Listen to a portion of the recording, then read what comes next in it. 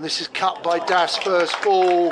It was just had a little bit of width, and it's just avoided the gully. And he plays, and has he nicked that behind? He has. And the decision has been given. Harry Finch with the catch behind. To answer any emails. Oh, that's a big shout for LBW, and given. Tom Wesley is out. LBW to Arshdeep Singh. The last ball of the day.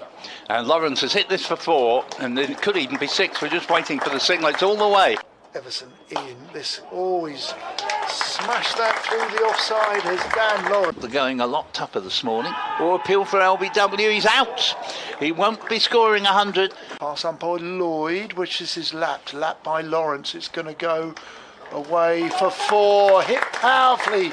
Right arm off spin over the wicket. This is a lap. He goes up for an LBW, and he's been given out. And Dan Lawrence of Essex and England has to go on this wicket.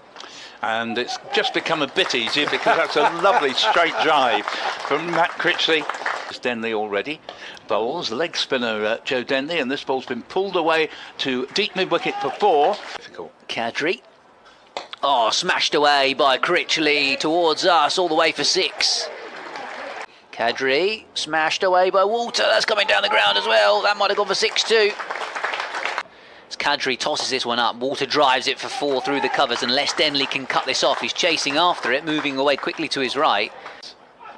Oh, knocks him over. That's a beauty from Arshdeep Singh. Top of off. Bales flying. A bouncer, it's pulled by Rossington, who collects 4. As Everson's in bowls, and it's driven straight for 4. It's a lovely shot from Adam Rossington here. Once more, turned away nicely into the onside by Critchley. That could be the half century. It beats mid-wicket. It's going to roll away for 4. And that is him through to 50 from 107 balls, Matt Critchley. Kadri's in, bowls, and that has cleaned out Adam Rossington. Bowls here, Kadri. Oh, down the ground goes Critchley. He's boshed it over the head and mid-on, all the way for 6. Arshdeep Singh in now with this newish ball, which is driven down the ground.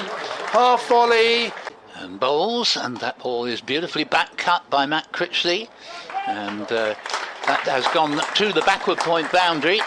And this ball is played back past the bowler. 4 glorious runs here, I think, although the fieldsman makes a very good effort, Matt Quinn. As in the 4, this is a reverse lap. Whether he saw it, it was a quicker ball, very full ball. Start of a new Quinn over, 4 runs, as though, unless there's a fielder down underneath me out of my sight, but there isn't. This one's tossed up, driven back past the bowler by Critchley, and straight as well, all the way for 4. Quinn switches to round the wicket. Critchley on 99, and there's his 100. Brilliant shot, pulls the ball away through mid-wicket. It was a little bit short from Quinn and on Midland leg, and Critchley needed no further encouragement, and that boundary gets a standing ovation. Critchley down the ground, high and over the head of long on for 6. Leaning to him again. Fires it in a bit flatter, goes again down the ground. Fielder underneath it. Holds on. Joey Everson with the catch. Bowls. Oh, he goes down the ground. Forget getting Harmer on strike. He's bopped it into the sight screen for 6. Bowls, and Harmer's gone for the big hit over mid-wicket and succeeded. That is 6. Harmer gets his 50. And Bowls, and Harmer goes for the big one this time, and that's going to go for 6. And fired in. Down the ground. Kadri over his head. 6 more. Delivery, and he's pulled this one mightily over mid-wicket, and that is another 6. So keen on declaring, and maybe they're not going to, and that's a stumping as Bracewell departs, stumped off Kadri. Midday will be able to go and enjoy his supper tonight if he survives this ball. And there's an LBW shout, and he doesn't! He's been adjudged LBW. He's going to have to go. Last ball of the day.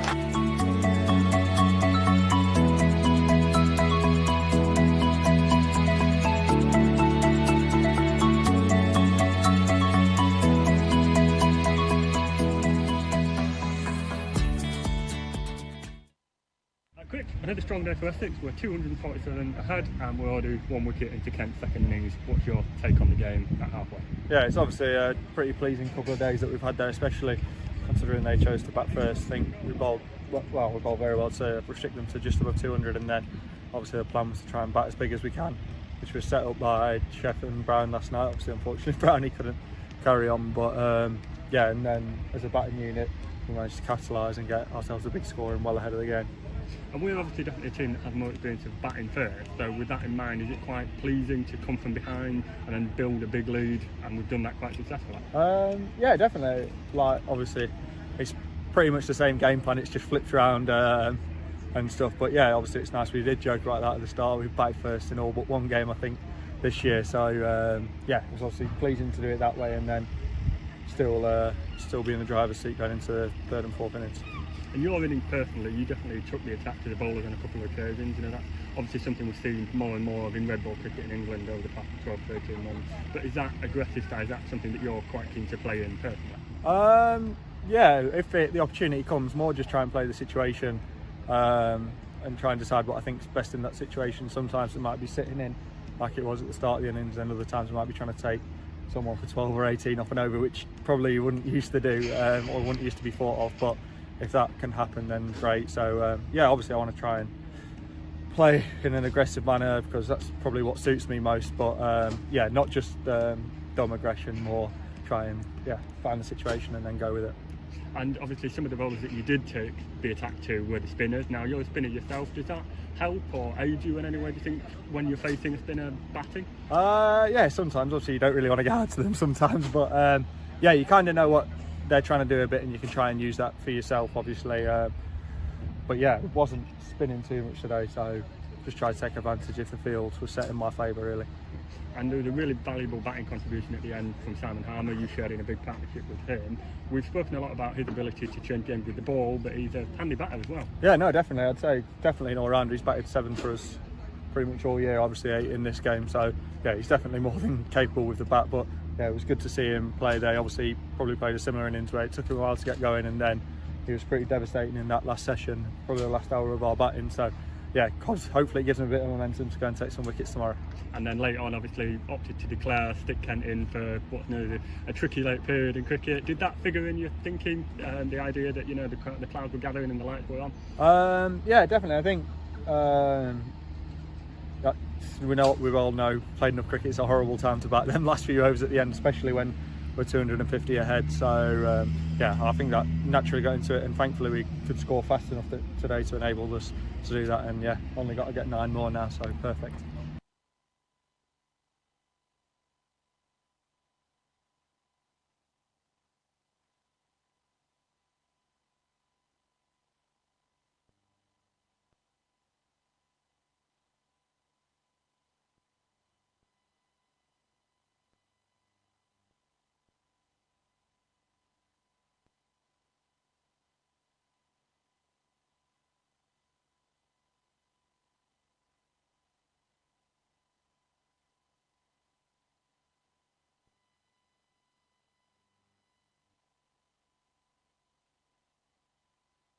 The bell has just been rung to signal the start of play on day 3 of this county championship match between Essex and Kent at the county ground.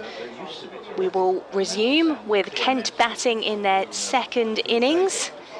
The 1 wicket to fall last night was that of Tawanda Mayeye, out LBW to Sam Cook for naught. It's Victoria Polly with you from BBC Essex. I'll be joined by our BBC Radio Kent colleague Ben Watts, and later on Paul Newton will be with us as well. Morning to you, Ben. Good Crucial morning. day for Kent. Yeah, very much so. I think it's a case of obviously the 247 run deficit. Kent have basically got to bat all day and pray for a lot of rain tomorrow. It doesn't feel like anything's going to happen necessarily tomorrow. We can bank on anything happening with the forecast, so it does feel like today is the day where it'll get decided one way or the other. Kent have got injuries as well to contend with Jordan Cox being off the field all day yesterday with a tight calf, and then Joe Denley wasn't on the field in the evening session, so in terms of the batting order we're not quite sure. They may well come in a bit down the order we are expecting them to bat, but as Essex showed in the first innings, they have more than enough bowling to skittle Kent out. So yeah, it's going to be an interesting day's play. Obviously Midday getting out for the last ball of play yesterday, an absolute beauty from Sam Cook that nipped back and got him out LBW. So yeah, it's the wicket is sort of played fairly slow. It looks like one of those that if you get in you can get runs, and obviously quick scoring ground anyway, as Simon Harmer showed yesterday. Matt Critchley, brilliant 100, played very well. The two teams about to come out. Ben Compton is ready, waiting to see who's going to be heading out with him for Kent. Yes, so because of those couple of injuries, I can see the other batter coming there now. So Harry Finch. Yeah. So Harry Finch comes in above Joe Denley in the Kent batting order. The Essex players are getting in a huddle on the pitch as the umpires Rob Bailey and Graham Lloyd make their way to the middle. So Kent will resume on 4 for 1, that deficit of 247 as Ben mentioned. Harry Finch just jogging out ahead of Ben Compton, doing a bit of shadow batting, some stretching in front of, well, there's quite a bit of cloud cover around at the moment. There is blue skies above us, but we have got a bit of overcast conditions, but plenty of people out on the Tom Pearce upper stand to our right hand side, hoping that they'll get to enjoy some sunshine. More sparsely populated over to our left in the public area, but it's a Friday, so hopefully things will start to fill up as we go through the day. Yeah, hopefully we can make the cricket last at least until this evening, and people can pop over from work to catch the late stages. Harry Finch, interestingly, having got 0 in the first innings, did the same last week and then got a half century in the second innings, and actually got a couple of hundreds recently in the second 11. Both of those were in the second innings as well. Often you see guys get big first innings runs, and then as the game goes on, maybe second innings they don't do as well, but Harry Finch for some reason tends to get more runs second time around. So Kent fans will be hoping that'll be the case today. Looks like Simon Harmer's going to get us up and running, and Ben Compton set to receive a pretty similar field that we had last night, aside from Paul Walter being about 5 yards back and no helmet on. It's the same field with the slip as well as to Cook, and then a leg slip and a short leg under the helmet. Looks like we're ready to go.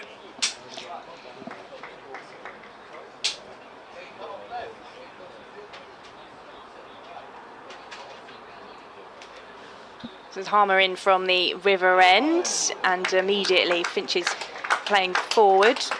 Compton even, sorry. Good start. And it's behind to Rossington, behind the stumps. There were a couple of oohs and ahs in those 5 overs that the Kent batters faced last night. Harmer still got his sunglasses on, as in comes to Compton, who's just pushing into the onside for no run. Yeah, it was a classic case of they had nothing to gain, did everything to dig everything out. Don said, Midday will be feeling better if he's not out overnight, and then he got out the final ball of the day. In comes Harmer to Compton, again forward defending, but missing, and through to Rossington behind the stumps. Third ball of the over. Kent yet to add to their overnight score of 4. Ben's off to update the BBC Radio Kent listeners. We'll update BBC Essex listeners in the next couple of minutes as well, as just a bit of a change in the field. Paul Walter is being pushed further out, and Dan Lawrence is coming in at second slip. In comes Harmer to Compton, just pushing back down the pitch to Harmer.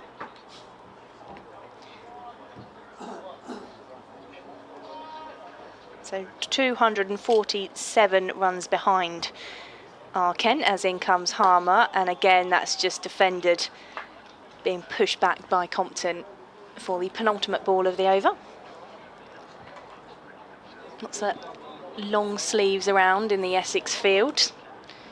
Hopefully a bit more sunshine to come as Harmer is in to Compton, and again just defends. Maiden over from Simon Harmer to start things off here on day 3. Kent remain on 4 for 1. Third maiden for Simon Harmer.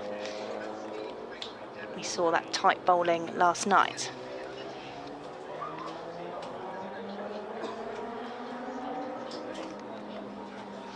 Sam Cook is going to continue to bowl from the Hayes close end, the man who got the breakthrough for Essex in the closing stages last night here at Chelmsford.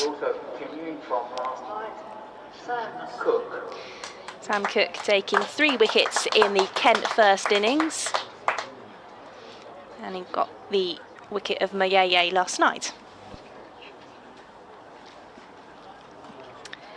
Well, it's going to be a crucial day for Kent, who are batting. Essex dominating with the bat yesterday and then putting Kent in for their second innings for 5 overs last night. Sam Cook with the breakthrough then, getting to under Midday LBW for naught. So Kent finished last night 4 for 1, a deficit of 247 there, yet to add to that overnight score yet this morning, as Cook is in bowling to Finch, who does get that first run of the morning for Kent. They've got a couple of injuries, so Harry Finch has come in up the batting order for Kent above Joe Denley, and we're yet to see where Jordan Cox will bat for them. But Essex looking for their 4th successive county championship win. Can they get it wrapped up with a day to spare? It's 4 for 1. Kent are 7 for 1. Kent are in their second innings.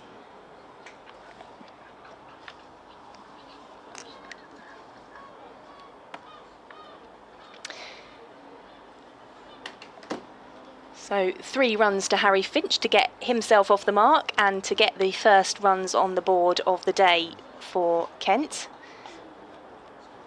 And that brings Ben Compton back onto strike.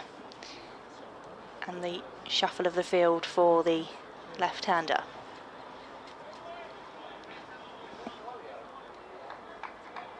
Just remarking out his guard.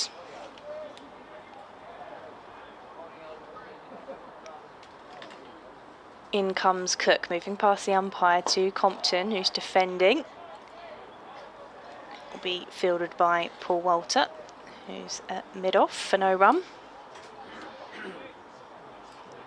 So Finch with 3 this morning. Compton yet to get off the mark, having faced 19 balls across those 5 overs last night and this morning. Kent trailing by 244 runs.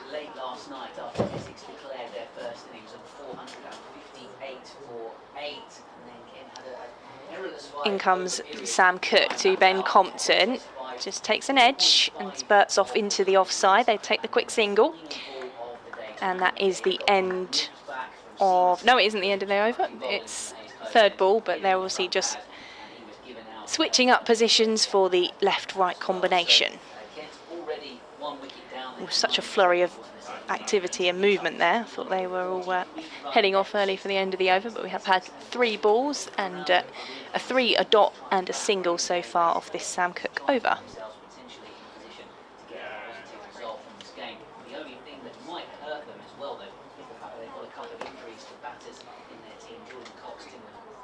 In comes Cook to Finch. He's driving through the covers. Paul Walter will chase. I think it will reach the boundary, or there'll be a slide on the boundary. Paul Walter has managed to save the 4 runs, and they will come back for 3. Nice shot, good fielding by Essex. Kent move to 11 for 1.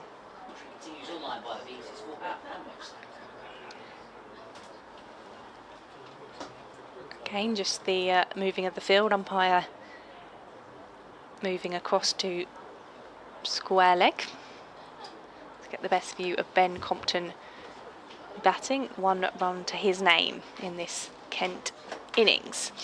In comes Cook around the wicket, and that's just pushed back to him by Compton for no run.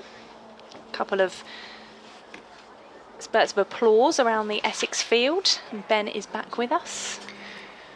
Indeed. I've just had a slight error because I moved Paul's mascots in front of my laptop, and now I've just moved my laptop, and so all the teddy bears have fallen over. And now they can't see the cricket now. They're staring at the ceiling of the commentary box. In comes Cook to Compton, and he turns that one into the onside for no run. And that is the end of the over. And Kent have moved on to 11 for 1. Couple of threes there in the innings so far this morning as Kent look to get their second innings underway. Finch is on 6 and Compton is on 1. Yeah, decent start from Harry Finch in particular. Nice little glide behind square on the offside to get himself off the mark, and then a push drive up the pitch away for a few runs. So yeah, they're one of the, well, keeping some eyes on games elsewhere, of course, today with day 3 at Old Trafford. England trying to build their lead over Australia. And then if you go on the BBC Sport website, there's the live blog, of course, all the action from every single county game, all the commentaries there. Jed Scott, Alex Hode, Gary Smee, dream team on the live blog today. And from a Kent point of view, at least Middlesex and Northants are struggling as well, as Harmer bowling here to Harry Finch. Back he goes in defence. Here Middlesex 184 for 5 after Surrey's 433 all out, and then Northants following on 151 for 6 in their second innings. This one pops up, taken by Robin Das at short leg. No bat involved. There was half an appeal for LBW as well. Some sharp turn from Harmer. This is basically a new ball that Simon Harmer is bowling with, and he still manages to extract turn. It is a used wicket. Fast deliveries. Hold it flatter there, and Finch once again in behind it, correctly defending. Might as well read out some of the scores from the other Division 1 games, seeing as I've mentioned a couple of them. Defended away by Finch, while Kent fans are very much interested in the bottom end of the table. Essex fans will be interested in the other end. Warwickshire 184 for 6, trailing Lancashire by 143 runs. Busy at Trent Bridge over the last couple of days as Finch, feeling for this one outside the off stump, and it turns back and not far away from clipping the top of off. Nottinghamshire are 19 for 1, chasing,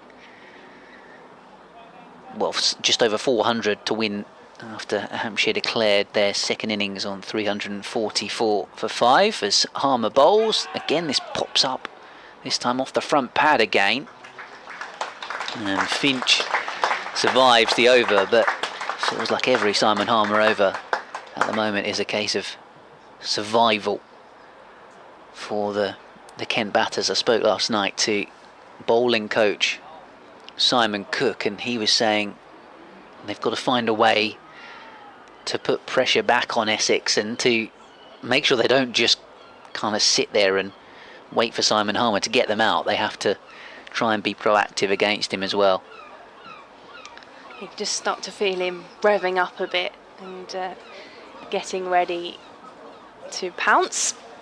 Sam Cook to continue from the Hayes Close end for Essex. BBC Essex Cricket at gmail.com if you want to get in touch on the emails, by the way. And you've got the Kent email as well. Yeah, kentcricket@gmail.com. You can have a chat with all of us, myself, Victoria Polly, Paul Newton and Ben Watts, with you on commentary of day 3 of this game as Cook is running in past the umpire into Compton, and he struck him on the pads.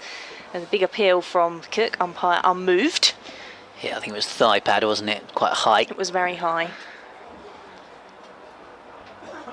Compton just coming down and giving the pitch a bit of a prod. What you say is a little bit more overcast so far today. I don't think I need it. I've got my sunglasses on, but I don't think I necessarily need it. It's making it much darker than it actually is. Kent 11 for 1, Cook turning on his mark. In he comes to Compton, gets bat on it this time, turns it into the leg side. Das is chasing. Bracewell is sweeping round to pick the ball up in the deep as they come back for 2 runs, 13 for 1. I find myself squinting a lot of the time when I do cricket commentary, and do end up just wearing my sunglasses because everything's just white out there, isn't it? Just the players in their kit, the sight screens. When the sun comes out, the glare is just... That's what I find anyway. Maybe for the sake of my frown lines, I'll put the sunglasses back on.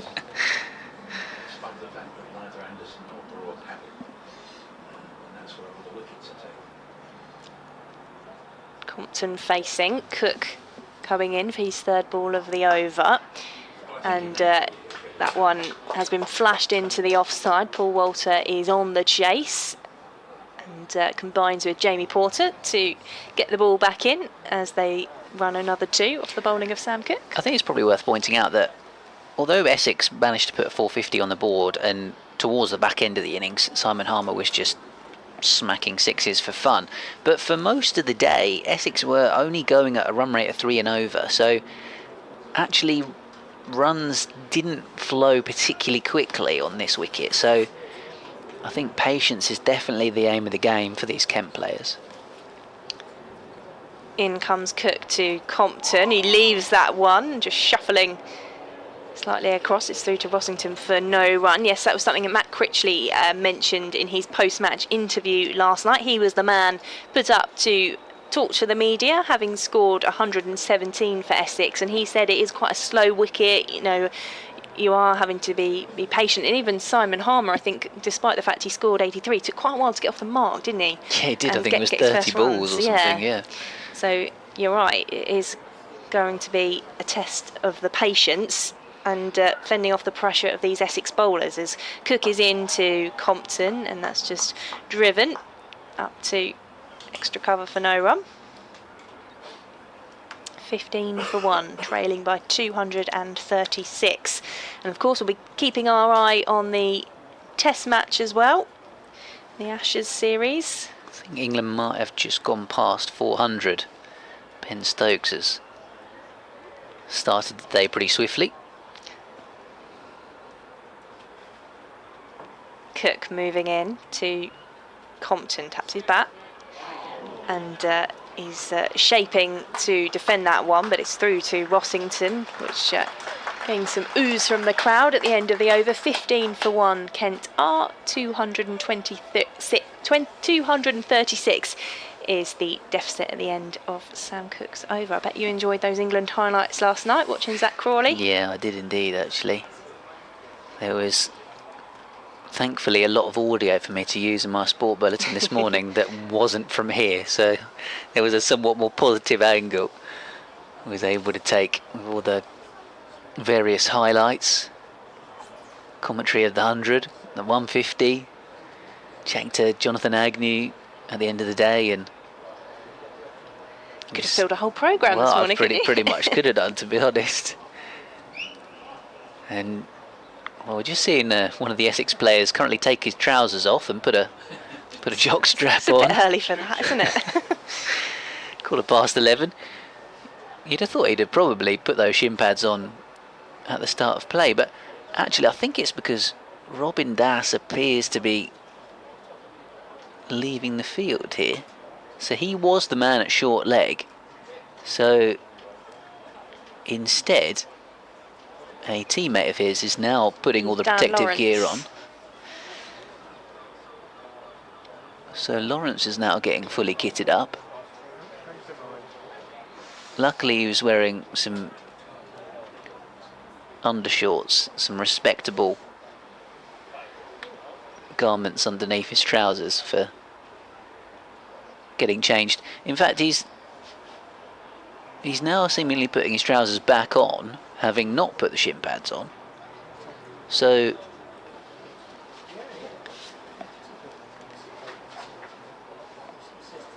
he's still got the box on, so I don't know what, now somebody else is putting the shin pads on. They've changed their mind. No, it's the sub fielder. I can't see who that.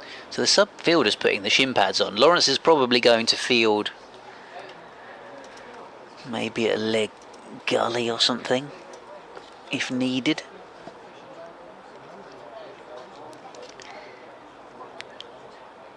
There's a lot of wardrobe changes for 15 or so minutes into the start of play.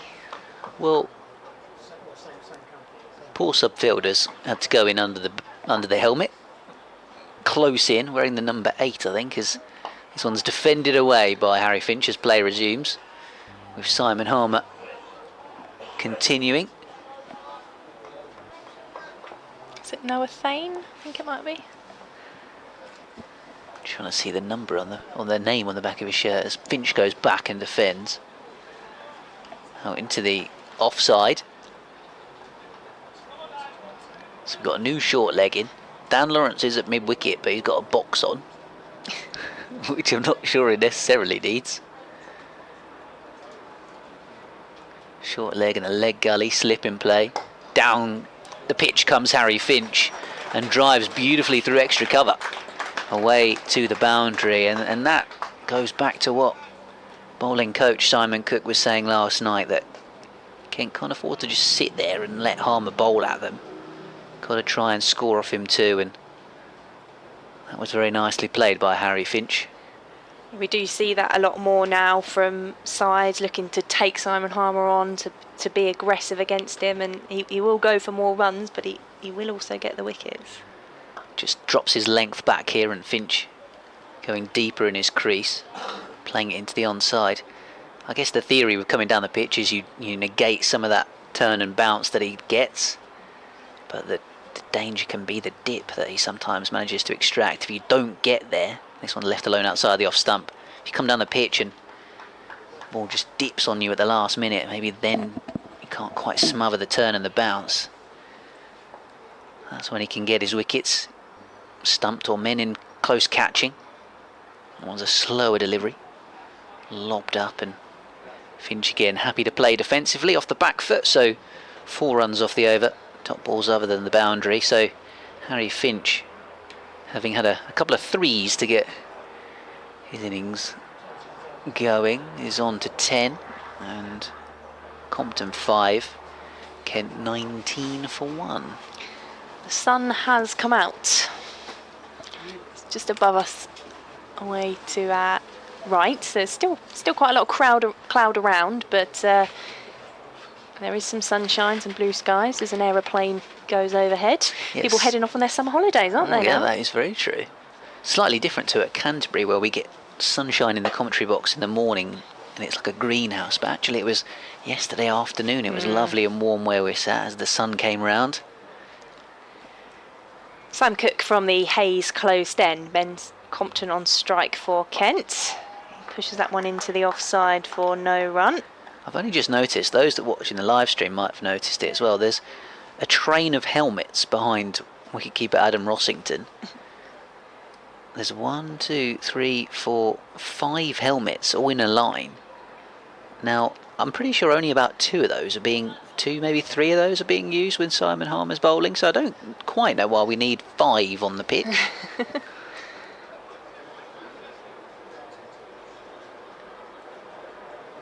19 for 1. In comes Cook to Compton, and he just clips that one round the corner. Dan Lawrence is scampering after it as they take the single. Yeah, leg by. I wasn't sure if he gloved it, but it was a soft sound, so maybe thigh pad. So on to the score, 20 for 1. And again, just the movement in the field as they negate this right-left combination. Harry Finch on strike, he's on 10. As Cook comes in over the wicket. Oh, full ball there from Sam Cook. I think it was an inside edge onto the front pad, hence the oohs and ahs. Rossington up to the stumps to force Finch back into his crease. He's got one of the helmets on. He has got one on, and so is short leg now, so there's just the 3 helmets loitering behind Sir Alistair Cook. 3 slips quite wide apart actually, as well as a leg gully now. In comes Cook to Finch. He's defending that one with a straight bat. No run. One of these bowlers, Sam Cook, that you look at him and think, well, he's not bowling express pace. Should be a player that you can get in behind and play, but he's just so relentless with his line and length. And then on top of that, just gets that nip, that seam movement. In comes Cook to Finch, who's defending that one into the onside for no run. There's a player that's certainly made his mark in the Essex team, having had that breakthrough in the first of the county championship winning seasons back in 2017, and has become an integral part of this Essex bowling attack, taking the new ball, Jamie Porter. As Cook comes in to Finch, who's just defending that one out into the offside for no run. And that is the end of Cook's over. 20 for 1 on the board for Kent. They trail by 231 runs. Compton is on 5 and Finch is on 10.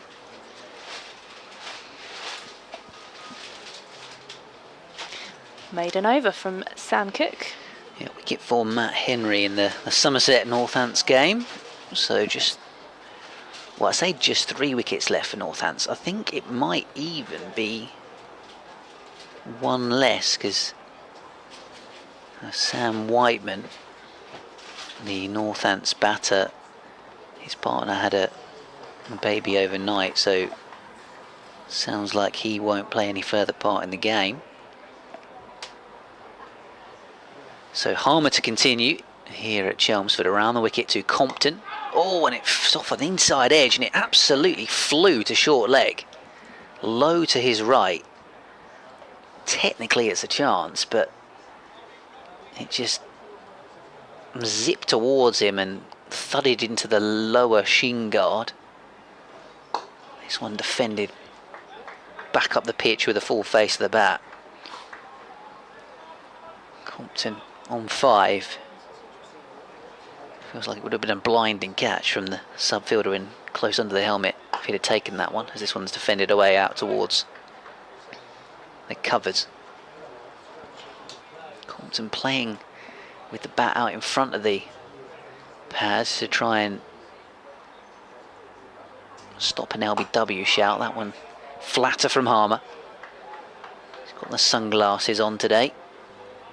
Played out into the covers. He didn't have them on last night, and I was slightly thrown because I don't think I've ever seen Simon Harmer not bowl in sunglasses. Even in T20s, he's normally got sunglasses on. Here he is again. Lobs this one right up. It was almost a moon ball. Gave it so much flight as it's defended away into the covers. Just seeing Jamie Porter do a bit of stretching. Haven't seen him bowl in this innings so far. Just whirling his arms round at square leg. Might be getting a bowl soonish. This one's defended away by Compton once more into the onside. 20 for 1. Kent and Harmer so far has bowled 6 overs and conceded just 4 runs. Yet to take a wicket in this innings. I think even when it was raining on T20 finals day and the lights were on, he still had his sunglasses on. It's all part of the... He's got his image to keep up. Yeah, well, yeah. It's as a spinner, there is a little bit of just kind of tomfoolery, isn't there? There's this kind of Shane Warne-esque environment around spin bowling, and the poker face with the sunglasses on is sort of part of it almost for many spinners. Sam Cook just having a chat with his captain Tom Wesley, who's shining the ball for him as he begins another over from the Hayes close end. In he comes to Finch, and that's just ended up into the hands of that subfielder under the lid. No run. Ben Compton just doing a bit of stretching at the non-striker's end. And a bit of gardening.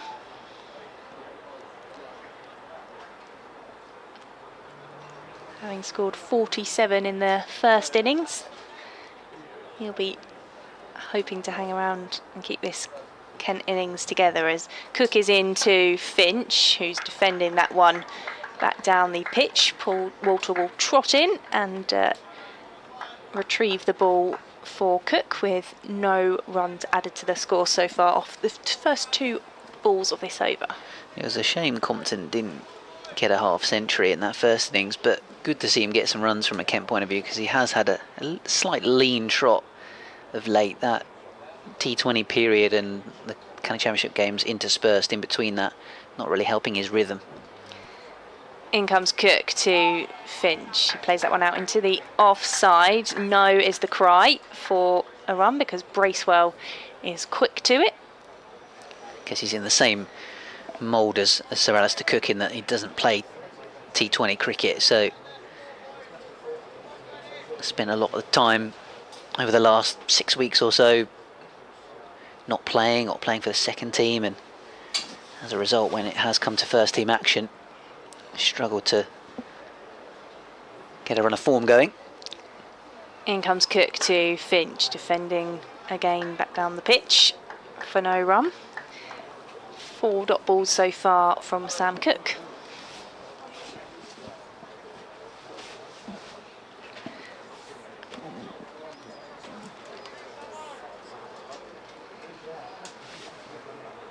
Another colleague of ours, Dick Davis, just joined us in the box here today. Not working. Not working, just enjoying. Just up to mischief. Enjoying Chelmsford on a sunny day. As Cook is in to Finch, and that's taken an edge. It will trickle down to third man. Harmer and Cook are having a bit of a race to see who's going to get to that one first, as the Kent fielders come back for 2 and then fumbled that one between the 2. Bit too much messing around to see who maybe was going to get there first. Cricketers are a funny breed, aren't they? Sprint after the ball, race one another, flicked it up to absolutely nobody. Then Simon Harmer fumbled the pickup as well.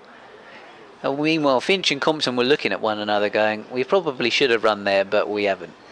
22 for 1 as Cook is in to Finch. Oh, as that's a full ball right up, getting Finch in a little bit of a tangle. Dot ball to finish the over, so just that 2 from it, 22 for 1. Yeah, Finch would have felt a bit silly if that ball had got him out when he could have got himself up the non-striker's end. With the possible overthrows, etc. But yeah, it looked a bit fuller than perhaps Harry Finch played it. He went back to it and arguably perhaps should have come forward. But yeah, last week in the game against Warwickshire, Harry Finch made 67 in the second innings, having made 100 for the second 11 against Gloucestershire at Rockhampton the week before. Both of those knocks in the second innings, defended away by Compton. He got 3 in the first innings in the twos game, and then he's got a couple of noughts in the first innings since he's come back into the first team. So Finch will be hoping that trend continues, that he gets second innings runs. Compton the man on strike though, clipping this one away nicely into the leg side. Probably only get 1 here. Racewell the man doing the fielding.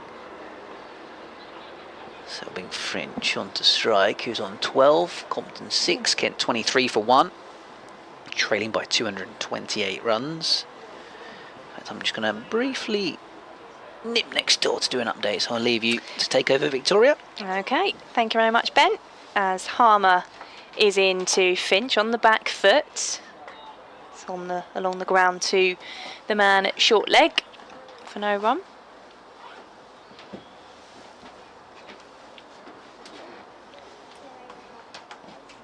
(23 for 1) as Harmer is in, and this time on the back foot. It's cut into the offside for a single to Harry Finch. 24 for 1. That brings the left-handed Ben Compton onto strike.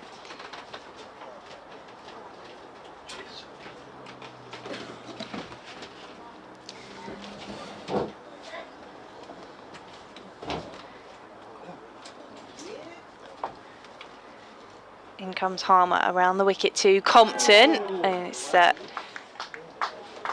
just flicked up and through to Rossington. Don't know how far away that was. I'm just waiting to see if we'll see the replay. I think Rossington was whipping off the bails as well, see if there was any chance for stumping, as this ball is wide of off stump. But only just from Harmer to finish the over. 24 for 1. Compton on 6, Finch on 13, and Kent trail by 227 runs. We're joined by Paul Newton on commentary in a moment, and then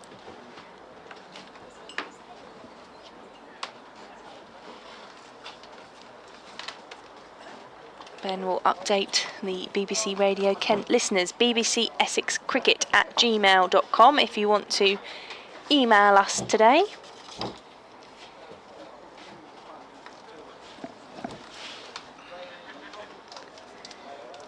Paul Newton is with us just in time for the start of Sam Cook's over. Thank you very much indeed, Victoria, as Cook comes in from the Hayes close end bowls and all played back down the pitch. Good resistance from this Kent second wicket pair so far this morning.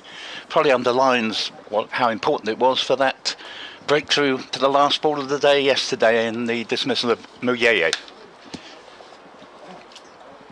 Cook making his way back.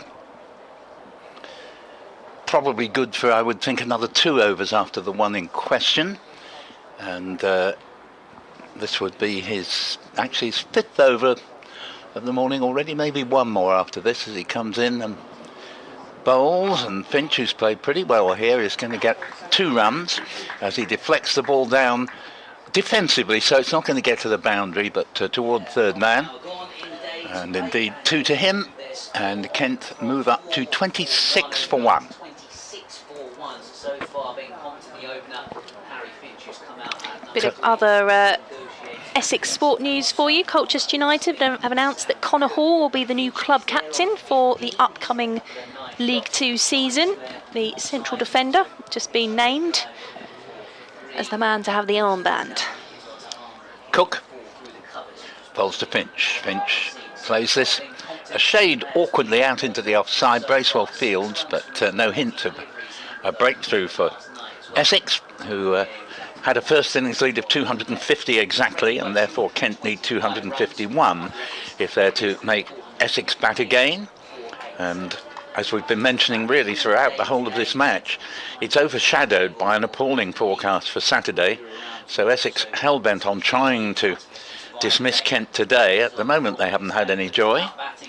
Harmer's had 1 or 2 that very nearly did the trick. Cook bowls, and this ball's going to... I thought there'd be a leg by there, but there isn't, as it goes away into the leg side, but a good bit of work in the field by Dan Lawrence there at 45 degrees, sort of leg gully. It was where he fielded it, but actually his position is leg slip. Cook is first slip in the conventional slips, Harmer second. A little bit surprised maybe that there isn't a third slip, but perhaps Cook is more inclined to be bowling off cutters this morning as he comes in. Bowls, and this ball's turned away to long leg, be a single. Jamie Porter does the fielding, and he's been rather usurped, Jamie, actually, from his usual slot, opening the bowling from the Hayes close end. But he's having a pretty decent season, so it's not because he isn't bowling well. 27 for no wicket on the board, 224 short of making Essex bat again.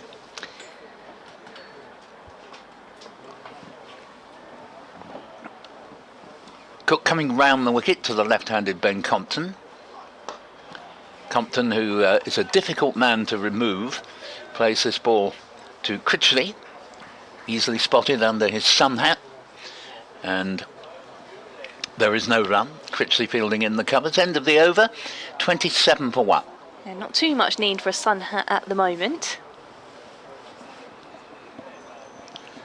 A little bit hard to understand why the board away to the right doesn't appear to have the wicket that's gone down there.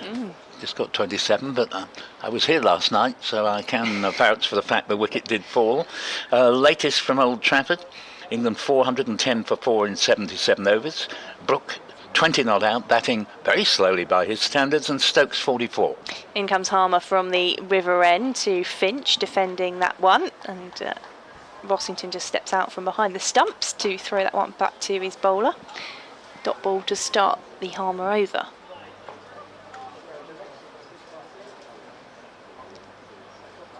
In comes Harmer over the wicket. Couple of steps down the pitch from Finch, and in fact it comes off the feet of Compton, which rather just took the pace out of the shot. They just get the single for that in the end.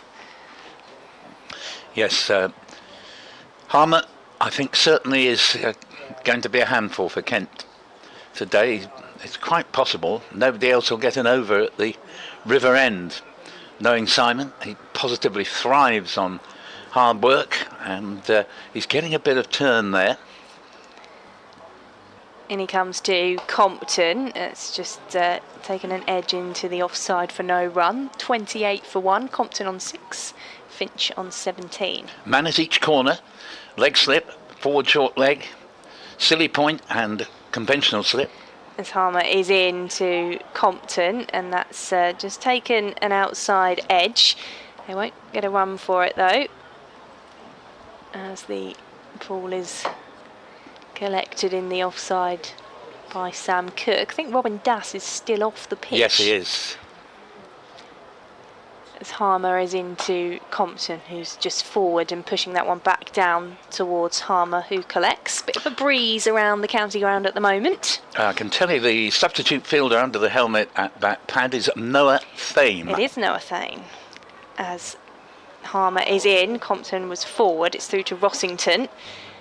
Just a bit of flight in that one. End of the over, 28 for 1. Finch on 17, Compton on 6, just the single from the over. Yeah, Noah Thane, I wonder how much we might see of him in the One Day Cup for Essex on his rookie contract this summer. Well, I thoroughly enjoyed his performance, actually. You did in the Ireland game, didn't you? That's right. As you'll recall, he reminded me enormously, both with bat and ball, of Graham Napier, because he's well built.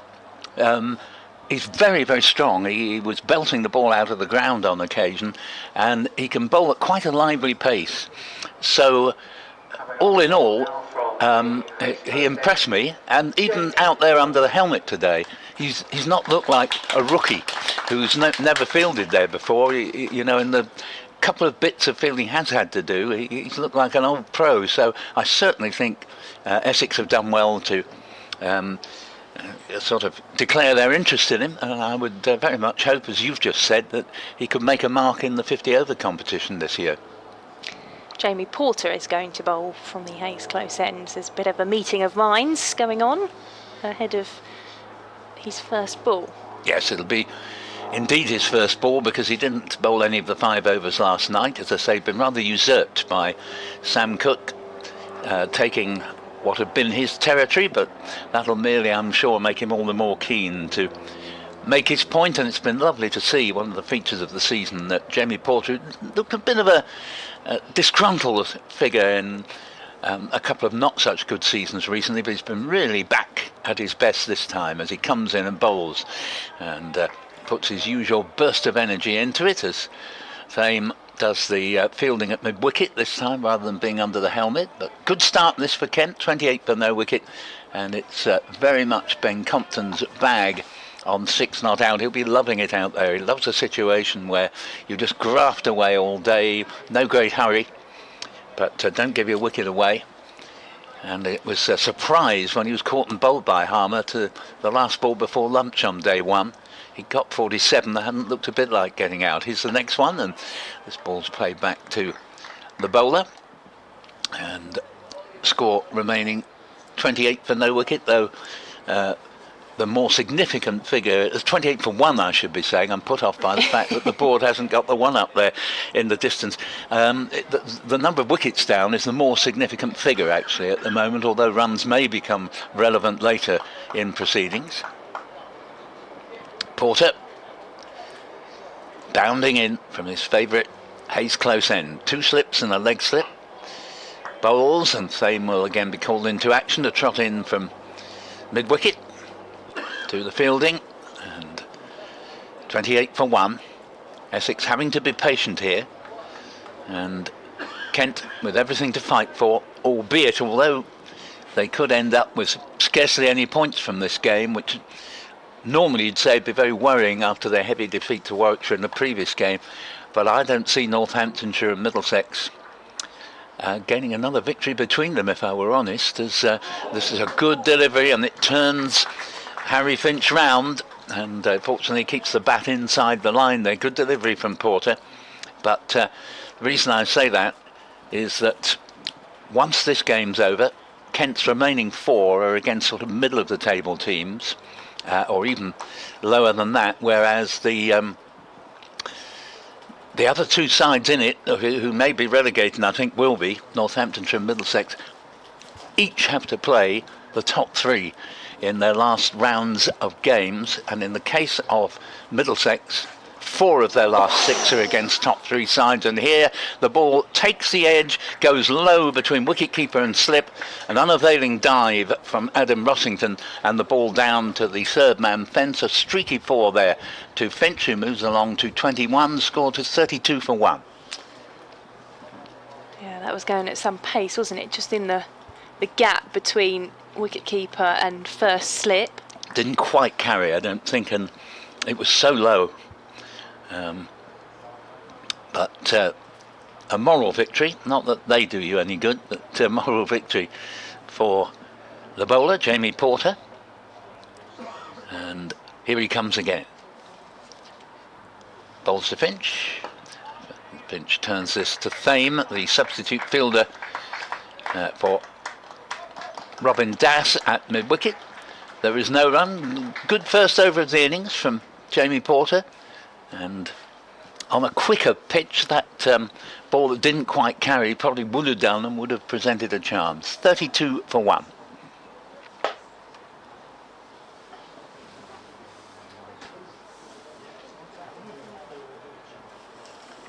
Simon Harmer now having a chat with his captain Tom Wesley ahead of his next over from the River End. Well, it looks, Victoria, as if the accelerator has been pushed at Old Trafford.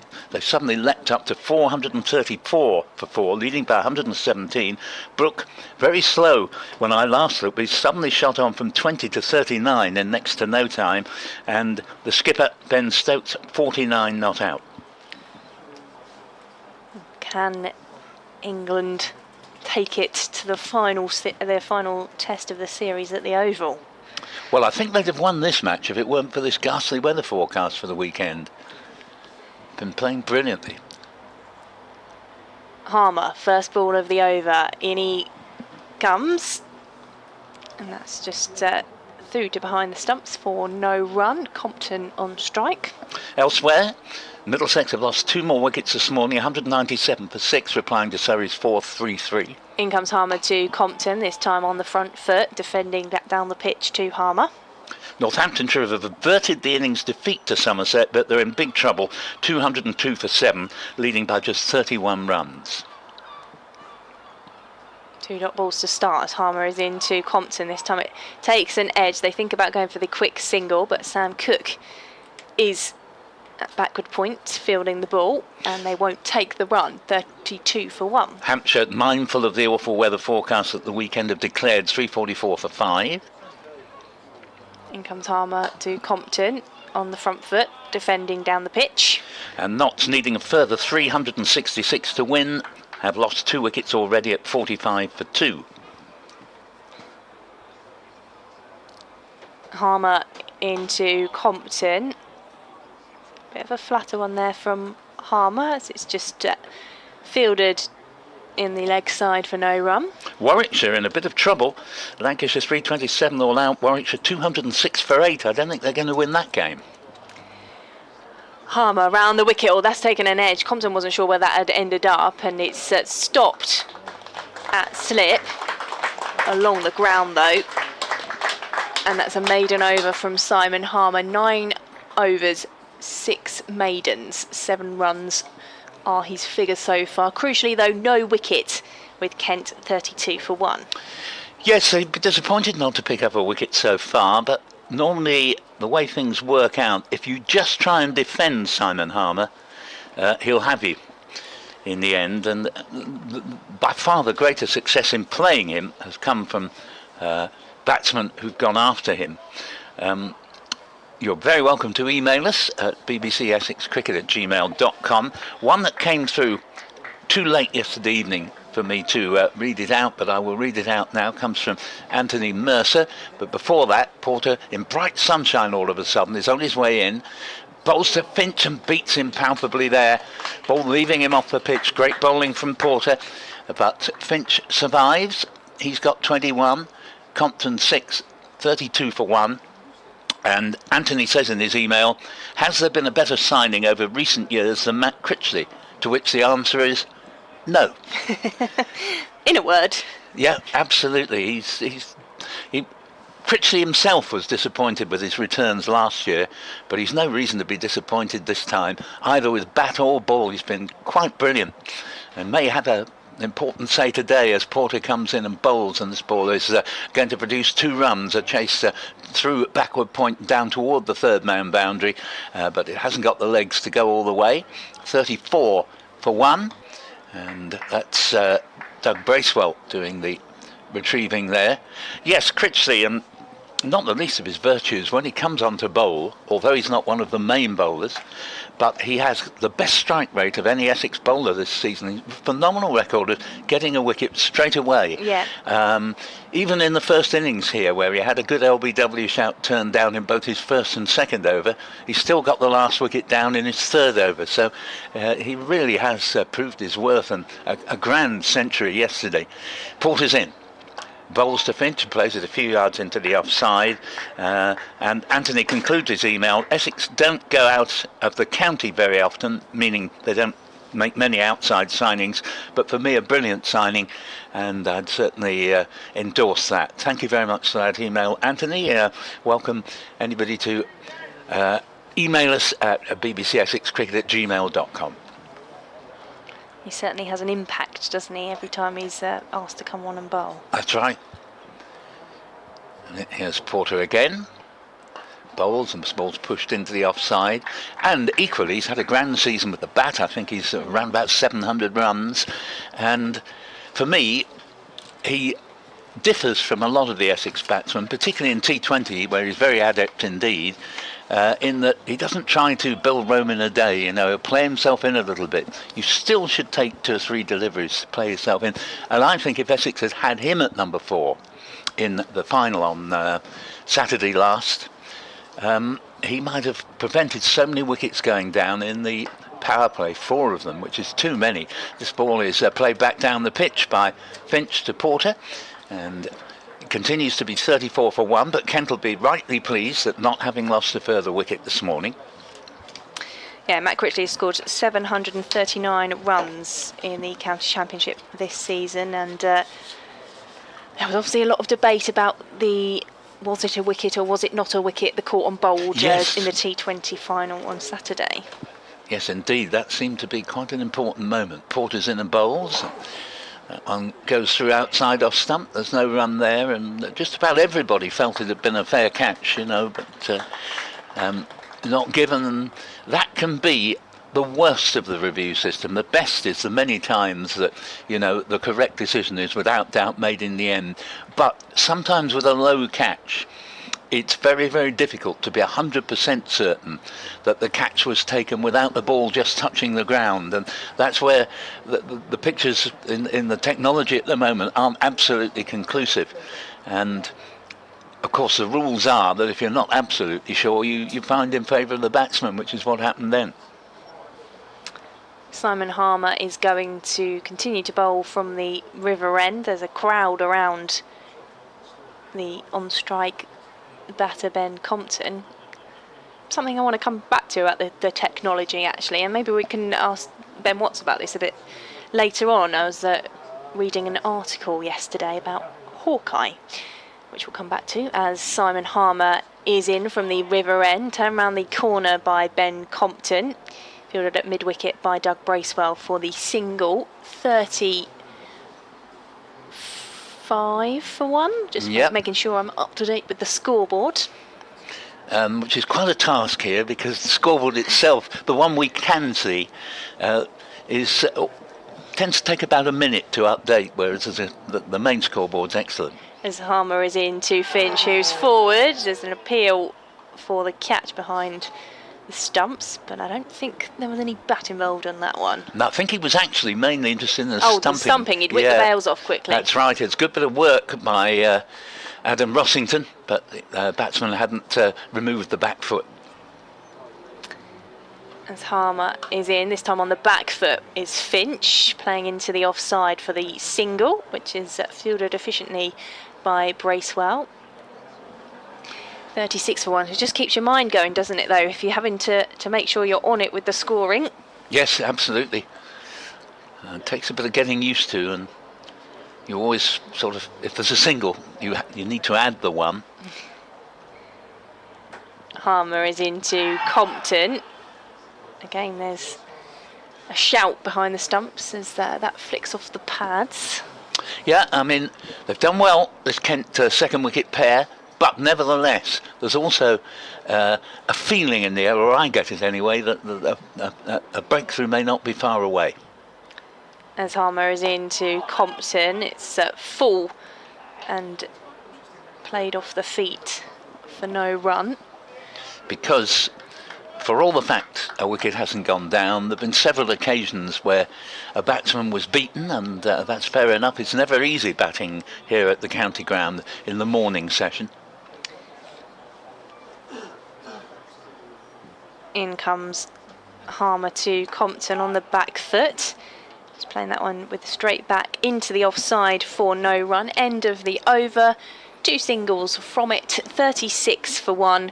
Kent are trailing by 215 runs. Yes, so I was reading an article about Hawkeye, and when Hawkeye was, at its height back in the day, Channel 4 with the cricket on Channel 4, and it actually all started from a Kent Village match where they first tested out Hawkeye and the technology of where the ball was pitching when they were looking at the LBW decisions, and then from that first initial test from a Kent Village match, it was then taken on the road and used at all the various big matches. And it was a game between Smarndon and Littlechart.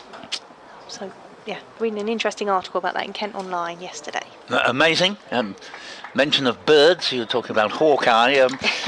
Yesterday, a lot of the emails were about seagulls after Matt Cole, BBC Radio Kent, asserted that seagulls weren't seagulls but should be called herring gulls. And Don latched onto this but would call them heron gulls, so we had an argument over pronunciation. Porter's in, bowls, and Porter appeals here, thinking that, no, it's gone through for 4. Probably appealing, I think, for an LBW, but there's a bit of bat in that according to the umpire, and score will shoot up to 40 for 1 and Finch to 28. So we were going on about that. I refused to call seagulls herring gulls on the basis that one of my heroes in inverted commas was a steam engine called Seagull in the Mallard class. My dad used to take me to the King's Cross to the North Line, and you'd see these marvellous creations steaming along. Here's Porter in and bowls, and this ball's pushed into the offside. And the reason I mention that, an email that's been forwarded to us that we didn't read out yesterday was from Kester Eddy, who says, Ben, talking to Ben Watts, of course, you can show this to your Essex commentator colleague for some amusement. It is my childhood Ian Allen combined volume, open at the first page of former LNER locomotives, London North Eastern region. To the left of centre you can see the loco 60033 Seagull. And he says, as far as I know, a number were named after birds. As I break in, Porter comes steaming in, yes, and bowls. Oh, that's a good ball, and very well taken by the upstanding Adam Rossington. Upstanding because Finch was getting on the front foot, moving out of the crease earlier on, and now he's keeping him honest. So just continuing that email, after birds, because Sir Nigel Gressler, the chief designer, was an ornithologist. Until about late 1962, it was allocated to King's Cross and was commonly seen at the southern end of the East Coast Main Line. I can confirm that is absolutely right. I often saw it and logged it as Porter's in at bowls, and this ball's played defensively into the covers to Paul Walter. No run, and he finishes off. Essex folk missed out on these engines, however, as all these locos were too heavy for use on the lines out of Liverpool Street, which is also bang on. Sadly, because I'd love to have seen them on the local line. 40 for no wicket here, and 251 needed to make Essex bat again. The key figure is, can Kent bat out the day and not be all out? Tomorrow might not be possible for any play at all, as Porter dashes in from the Hayes close end. Bowls, and Finch rums it down, and adroitly taken in the slips by Simon Harmer, moving to his right, as the word adroitly would imply, and stops the ball running down to the third man boundary. But still First breakthrough of the day, elusive for Essex. Can't see any seagulls around at the moment, though. I think they've all found somewhere better to be on their Friday morning. No, that's right, and there was an absolute, as you probably saw, enormous number of them throughout the final session yesterday. Here is Porter. Overcast at the moment, quite breezy. Bowls, and Finch comfortably plays him to short mid-wicket. And there is no run, and that is the end of the over with Kent. No alarms so far, 40 for 1.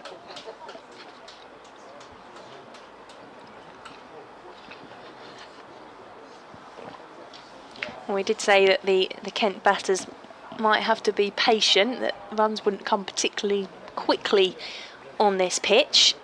And that's so far what Ben Compton and Harry Finch are doing, weathering the pressure of the Essex bowlers. They had the tricky 5 overs last night in which the wicket of Midday fell for Kent, but Finch and Compton keeping things going for the visitors in the morning session as we just tick over towards midday. But we've got 3 minutes until we are in to Friday afternoon. This Harmer is bowling from the river end into Compton, pushes down the pitch, no run as Bracewell comes in to collect, gives the ball a bit of a shine on his trousers, which are already a bit muddy from some sliding around in the field. Harmer into Compton, he's forwards on the pads, big appeal, umpire unmoved. Yes, I think rightly big so. Noise. Yeah, I think that might just have pitched outside leg stump. Just having a look at the replay here, he's also quite well forward. Been interesting to see that on an official review, but fair enough. In comes Harmer to Compton, this time gets bat on it, just using the wrist to flick it back down the pitch, and Harmer collects.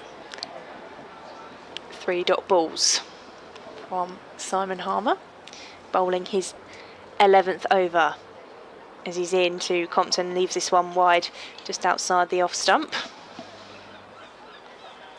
Yes, Harmer gets through his overs in next to no time, so Essex's over rate should be reasonably good here in spite of all the comings and goings with helmets. In he comes to Compton, who just taps that one forward again and fielded in the offside for no run. A couple of claps in the crowd on the field. Ben Watts will rejoin us when he's done his midday piece in a couple of minutes. As Harmer is in, a bit more flies in that one as it's pushed into the leg side for no run. End of Simon Harmer's over. Another maiden over from Simon Harmer. He's 7th in 11 overs, and Kent a 40 for 1. A couple more emails have come in on the subject of the seagulls. David Groom says, and he's from West Wales, I have followed your debates on the question of the correct nomenclature of these avian pirates with interest. I love his terminology, and finally resorted to my usual opinion. I looked it up. First, our battered copy of Collins' Birds of Great Britain. In the index we find the entry seagull. No answer there then. So on to a newish, shorter Oxford dictionary, 2 big volumes, where I find seagull equals gull, so no problem then. In my 80s now, and a dicky heart has slowed me down, but I really appreciate the live stream, which lets me escape the nonsense of Americanised franchise cricket.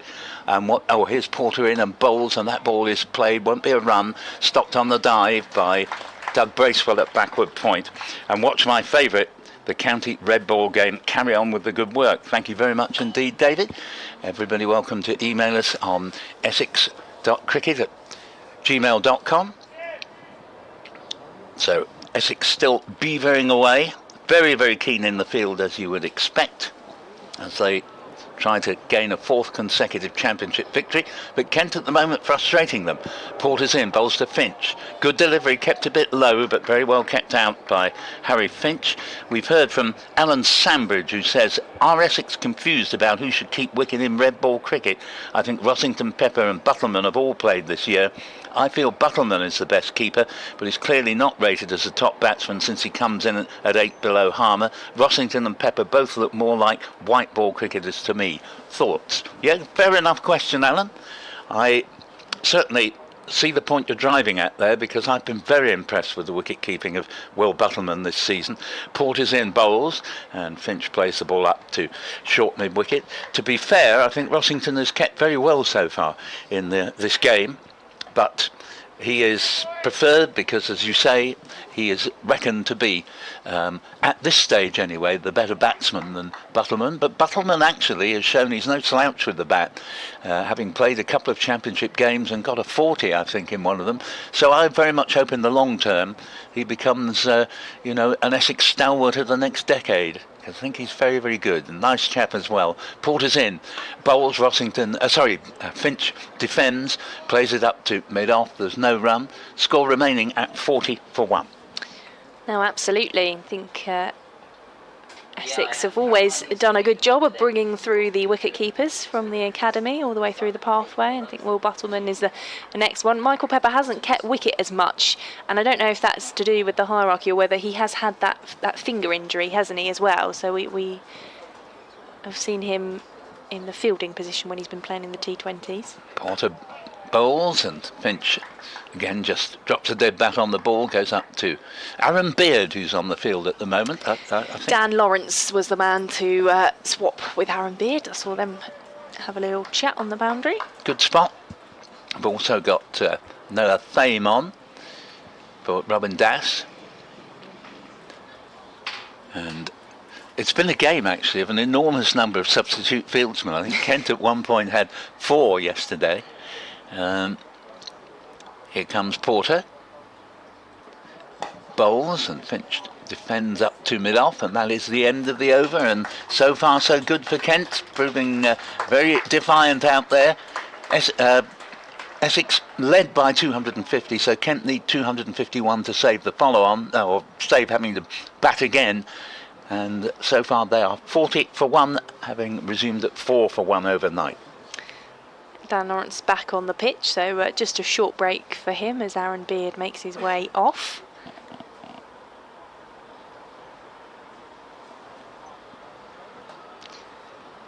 Breeze just picking up again around the county ground. Can feel that on the open windows of the commentary box where we are, with a well-populated river stand. England have lost another wicket now. They're 447 for 5. Just to give you the detail in a moment. It's Stokes bowled by Cummins for 51. Harry Brook, 48 not out, has played much more studiously than has been his wont hitherto. But how well he played to get England over the line at Headingley. And good that he's still there. He's just been joined by Johnny Bairstow. 447 for 5 equals a lead of 130. Would you like to take Simon Harmer over and I'll make way for Ben Watts once he's finished this update? Thank you very much. Victoria Polly just about to leave us. She'll be back at 12:30. And Ben Watts, you can probably hear him in the background just updating Kent listeners at midday, and will join me in a moment or two. Thank you very much, Victoria. So Simon Harmer with, very interestingly, not only a bat pad but an old-fashioned silly mid-off, Dan Lawrence. 10 yards from the bat, and he's just off the cut pitch as this ball is turned round the corner by Compton. Jamie Porterfield, it's a backward square leg. Still no advance on the 40, but the runs are to some extent irrelevant in the short term. Can Essex get a breakthrough? Well, not to this ball. It was a little bit short and played out for a single to Paul Walter.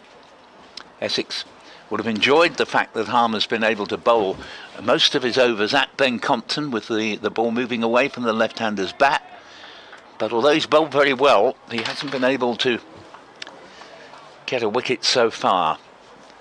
And the quite slight figure of Harry Finch, he'd probably only be about 5'8". Leans on his bat, played very well so far. Comes in, Harmer bowls to him, and he stops the ball literally on the edge of the crease. No run. Welcome back to Ben. Hello, hello. I was really tempted to just say you and Victoria carry on because you're doing a great job of taking no wickets in the last 40 minutes or so. Which is why we were so keen that you return. This next one goes through outside off stump, left by Finch, no change to the score. You can always rely on me to commentator's curse a batter out, that's for sure. Well, it seems that way, but I think probably the Kent batsmen also deserve some of the blame. Yeah, they've done okay so far. They have. They? No, fair play. Harmer's in, River End, bowls and all defence. Finch gets right over this. On the BBC Radio Kent News, they were talking about the Test match and the comments that Zach Crawley made overnight, saying, you know, we're going to come out tomorrow, we're going to bat as quick as we can, get as many runs as we can. Contrast to this. Harmer's in bowls and the ball is played back down the pitch. Yes, it is. You do well to mention that because you couldn't get a much greater contrast than the tempo at which Crawley made his brilliant 189 yesterday. And here, perfectly logically, we've got two batsmen who are intent only on survival. Yeah, Ben Compton, 8 off 63 balls. Harry Finch has also faced 63 balls now for 28 runs. Deficit down to 210. So Kent do need to score runs because there is a deficit to be had, but at the same time I don't think any of the Kent coaching staff will mind the fact that Ben Compton is going about things his way and grinding things out, just playing deliveries on merit. And yes, I mean, it's a slightly old-fashioned way of playing the red ball game, isn't it? It's something that's certainly not doesn't happen in the England team these days, but the art of not losing your wicket. Well, absolutely right, and there are 5 points for a draw, and those 5 points might mean all the difference. It was a very similar last season when Essex just managed to beat the Elements, to beat Kent in the game at Canterbury, and at the time there were great lamentations among the Kent fraternity, understandably so, because they thought they were going to pick up 5 for a draw, didn't get them, but in the end, thankfully, they didn't need them. Porter then from the Hayes close end, around the wicket to Ben Compton, up to the stumps, Rossington, and driven away by Compton for 4, out towards point. So Ben Compton with a rare boundary.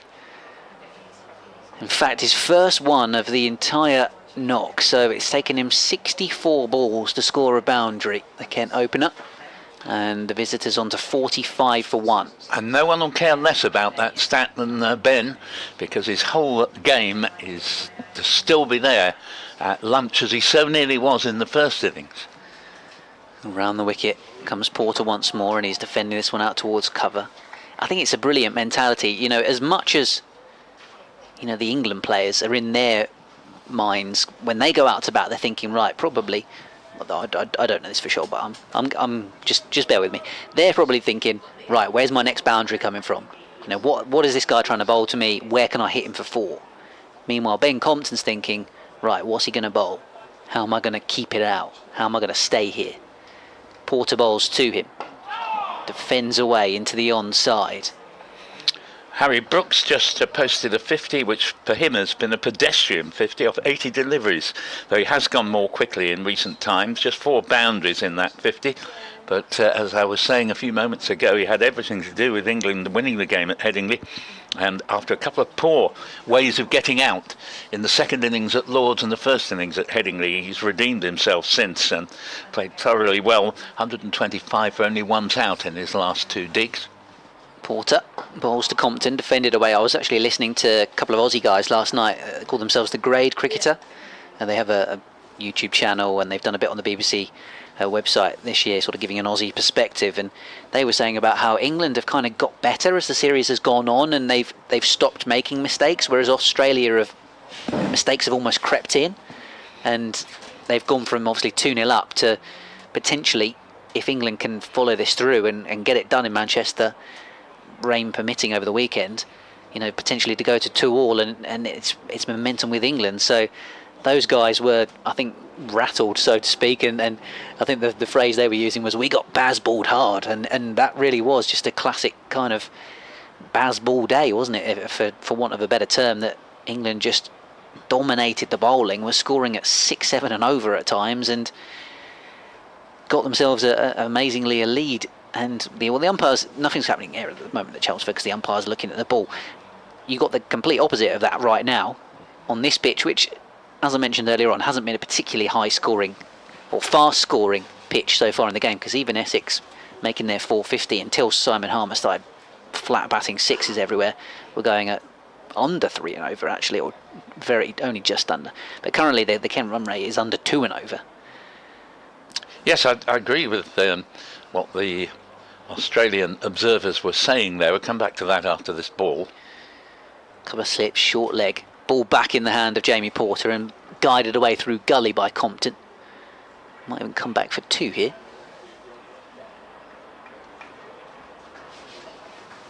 Yes, 2 runs indeed. 47 for 1, Compton to 14.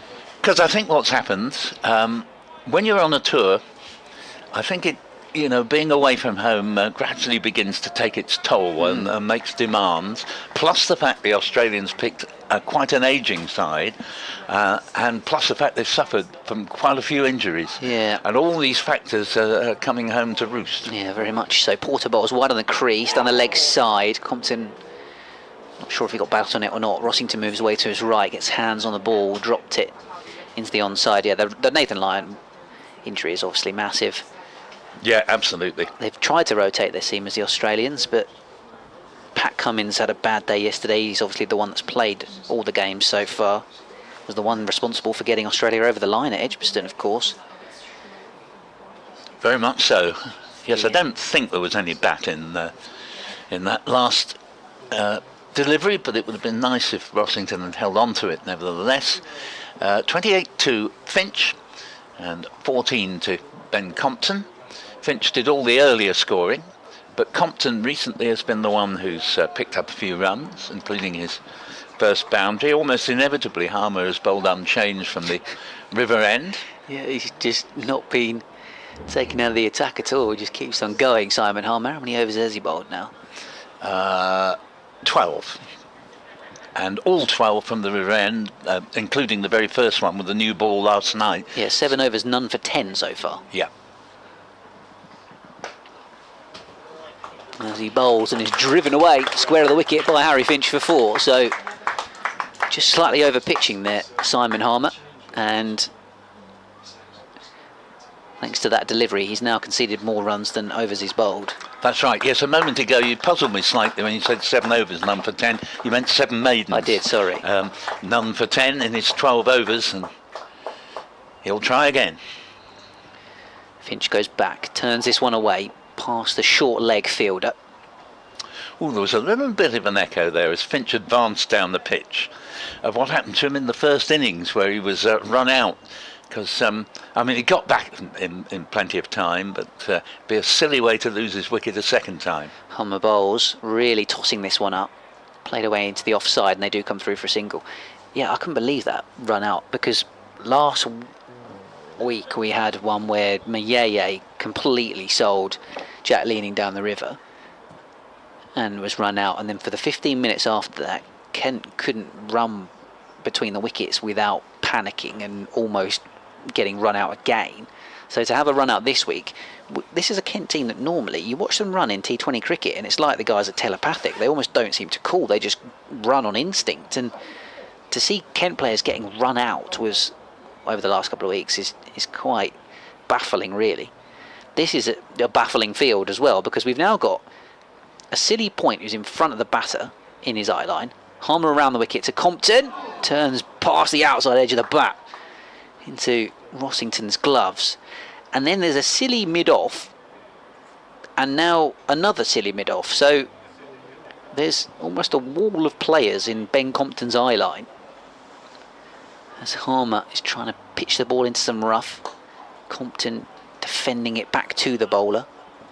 You can see those guys on the live stream as well, just right next to the wicket.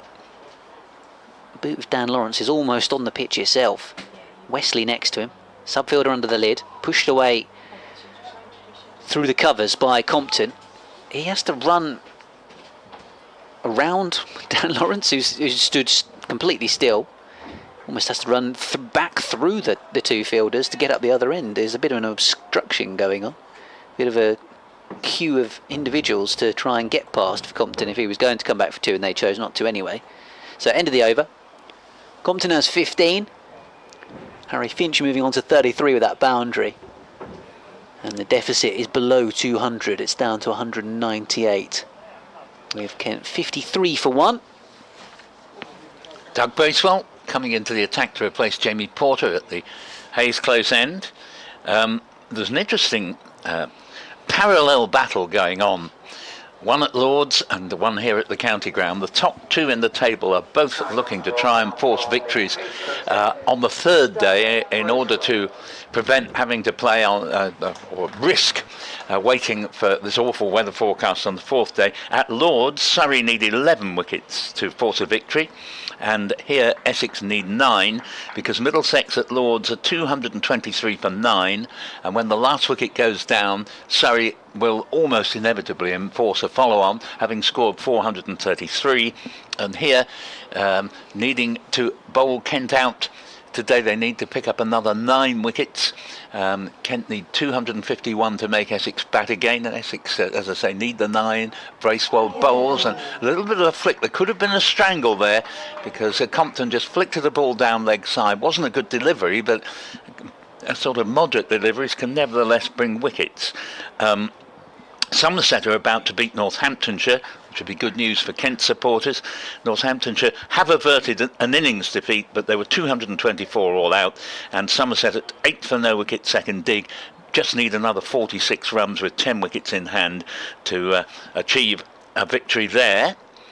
Hampshire have declared at 3:44 for 5, and there's a rain delay at Trent Bridge as Bracewell is in and bowls, and this ball is dug in short, and not sure he completely got over that, but he did roll the wrist, Ben Compton. It goes out for a single to Paul Walter at deep square leg, and so Compton moves to 16. It's 54 for 1 here. So yeah, Hampshire looking to force a victory over Notts, who were 100 all out first innings, 45 for 2 in the second when the rain came. Hopefully it won't arrive here. And Hampshire, as I say, look as though they would have an overwhelming victory there if the weather relented. And one team who won't be winning the current fixture unless something truly remarkable happens. When I say one team, one of the 3 involved in the race for the title are Warwickshire, who've been bowled out for 212 and trailed by 115 on first innings, as Finch plays the next ball down to mid-off, and there is no run. Bowler is Bracewell. So Lancashire were at one point on day 1, at tea on day 1, 150 for 7. Then there was a 145 run partnership before the 8th wicket fell. Lancs recovered to 327 all out, and they have removed Warwickshire for just 212, so no chance of a follow-on there, but it's going to be very difficult for Warwickshire to gain a victory in that match. And here are 2 runs to Finch at least, a possibility of a third, but I think they'll settle for 2. It goes out towards the mid-wicket boundary, and Finch moves along to 35 and the score to 56 for 1. I loved the phrase you just used there, Paul, which was that moderate balls, moderate deliveries sometimes take wickets, which is a slightly more PC way of a phrase that sometimes gets banded about on a village green every Saturday about your worst ball getting the wicket, and James Anderson's half volley first ball of yesterday's Test match being evidence of that. Very much so. Now there's an inside edge into the pad there, and Bracewell looks to the heavens because it was well pitched up, certainly wouldn't have gone over the top, and I think but for that inside edge Finch might be on his way back to pavilion, but he's got the inside edge, and there is no run either as the ball rebounded into the offside. 56 for 1.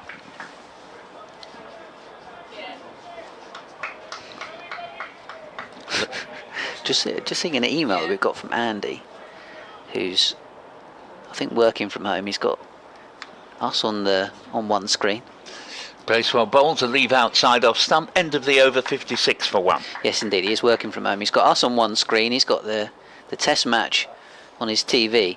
And we were saying yesterday, we were talking about Moeen Ali's finger and the story about somebody sent him some Manuka honey which helped heal it, and he was obviously trying to find the person that sent him this honey, As I think we're going to see a change in the bowling. Looks like Critchley's going to replace Simon Harmer. It's the first time that Harmer's going to be out of the attack. Anyway, this story sounds almost so baffling that it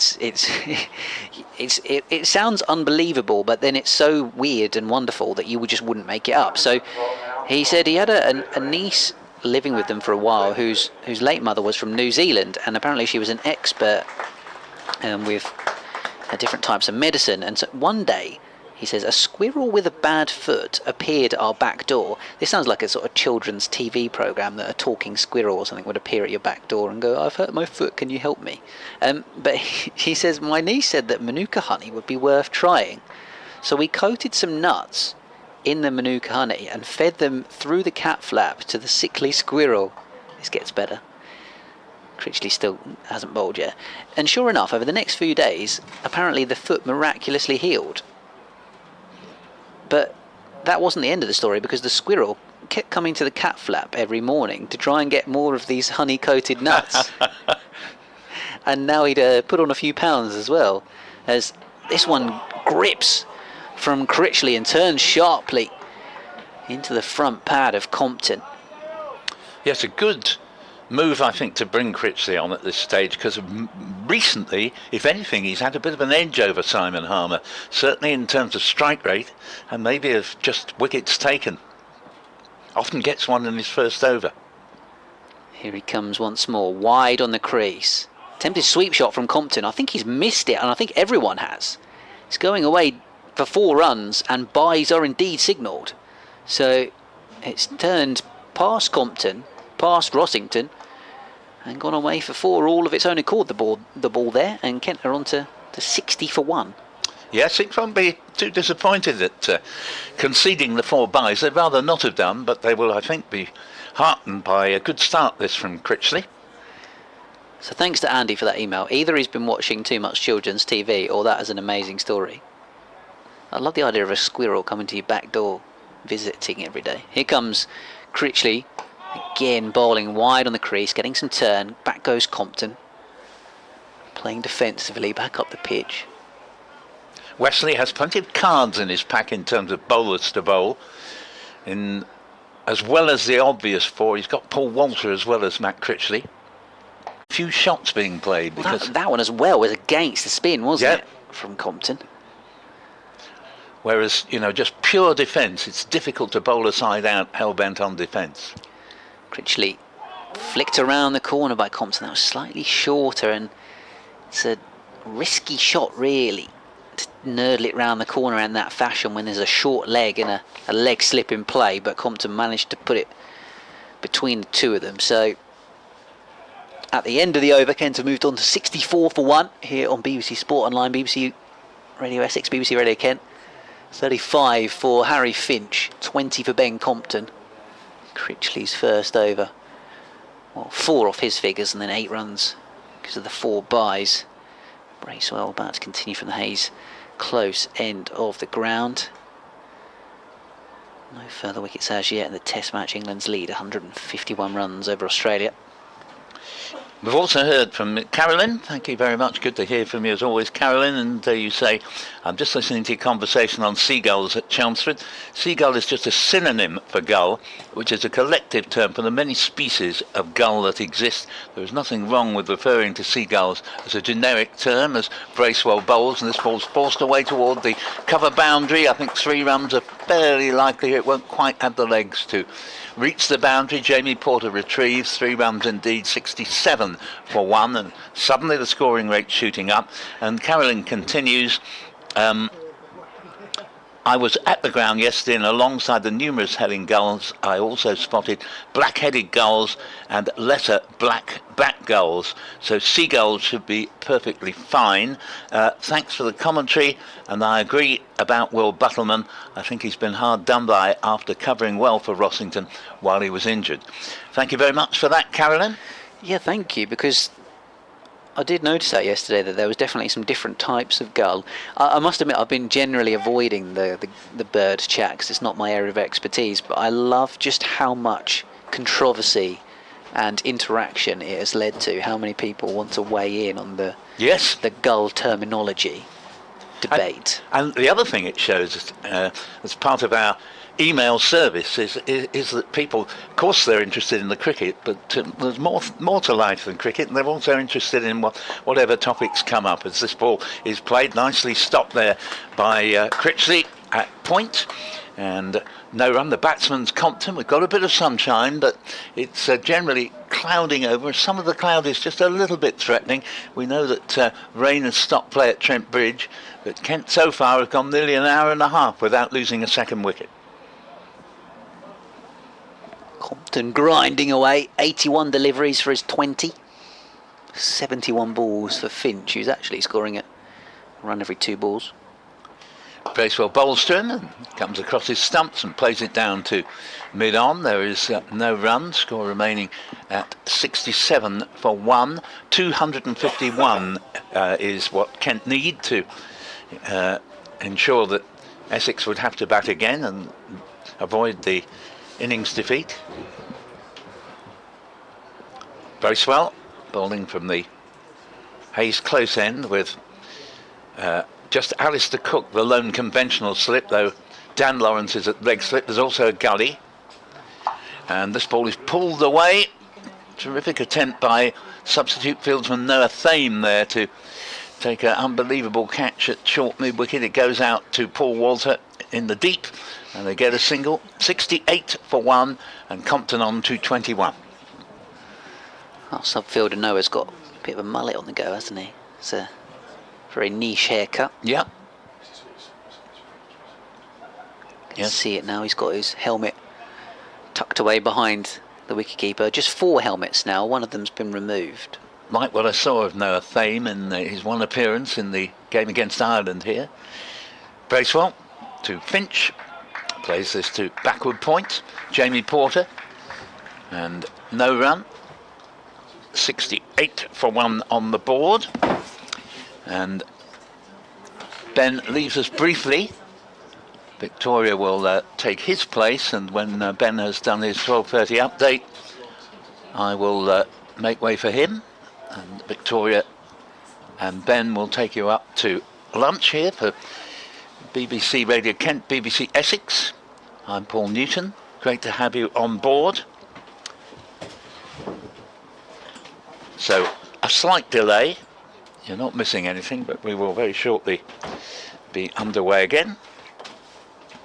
As Bracewell's on his way over the wicket, bowls to Finch, and Finch goes on the pull, doesn't really get it, but I'm not sure there's bat in that. We'll just wait and see if there's a signal, but I think there isn't going to be one. So another run to Finch. Ball only travelled about 15 yards from his attempted pull shot. He's moved up to 39, and Kent 69 for 1. Welcome back to Victoria. Thank you very much, Paul. Kent grinding away. Frustrating morning for Essex.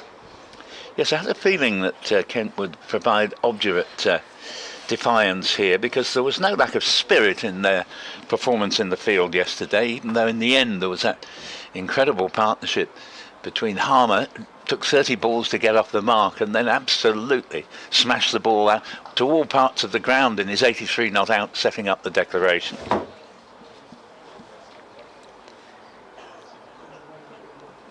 And still a bit of a delay as Tom Wesley gives his orders out to the field. Matt Critchley is going to continue to bowl, but he's hasn't even taken his sun hat off yet, because he's still talking to various members of the Essex team about where he wants them situated. And he sent Paul Walter out towards backward point. England 472 for 5. Continues to be a great time at the bat for England as Critchley is in wide of the off stump, left by Finch. So Kent 69 for 1, Finch on 39 and Compton on 21. That cloud cover is back over Chelmsford as Critchley is in, and again that's just left by Finch, who just steps across his stumps.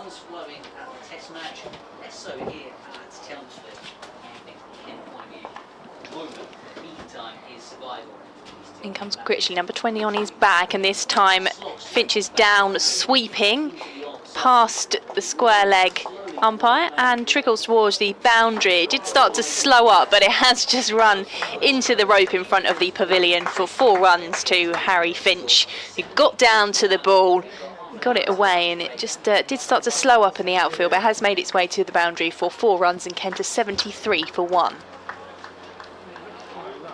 I saw that just a couple of overs ago when the ball was hit in that direction, and that time Jamie Porter did manage to get there as Critchley is in to Finch. This time he's cutting into the offside. Man comes in off the boundary to collect, and he will get a single this time. 74 for 1, and Ben is back with us. And nicely played by Harry Finch. I thought that ball was going to agonisingly stop. Just slowed up, didn't it? An as it inch reached from the rope, but it just made it. Just tapped into the rope to signal the 4 runs for Kent. Yeah, if there were some bales on the boundary's edge, they might not have fallen off. As Critchley is in, and this time it's dabbed into the offside by Compton. They'll take the quick single. 75 for 1. Kent just building the resistance here and continuing to frustrate Essex, who are yet to take a wicket on day 3. Last weekend, of course, we had all those high winds, and all club cricketers were having those heavy bales in their matches. Critchley is in to Finch, who's just pushing into the offside for no run. We have bales flying off every few overs, it felt like, but I think everyone had similar issues. Flying sight screens and covers that had to be tied down because of the high winds. I think it's going to be a different type of extreme weather potentially this weekend that might disrupt the club scene, with a bit of rain and weather around and forecast. We've actually got one of our lads works out in Madrid, and he's coming back to play this weekend, having come back for the start of the season when that was also rained off as well. So stay in Madrid, I say. He's in danger of attempting to play 3 games of cricket for us so far this season and not a single one happening due to bad weather, which is somewhat unfortunate. When you paid your train, not even your train, your flight, let alone your match fee. Kent 75 for 1 then. Tour in Madrid, I say instead. You all go out there, better weather. Certainly better weather at the moment. It's been hot in Europe, of course. This one defended away by Ben Compton. Away into the offside. Yeah, they have I think the team that he plays for out there, they only play on a sort of artificial wicket, and then it also doubles up as a baseball ground, actually. All right. The surface that they use, yeah, it's a little bit different. It's on a used pitch, of course, here at Chelmsford, and has obviously taken turn in the game so far. Bracewell at the moment trying to dislodge Ben Compton. He plays this one away into the onside and gets a single to move to 23. 175 runs the deficit. Kent are on to 76 for 1.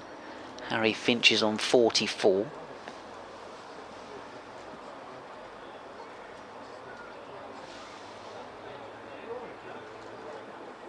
Got an email from David to bbcscricket@gmail.com that I'll bring you in a moment.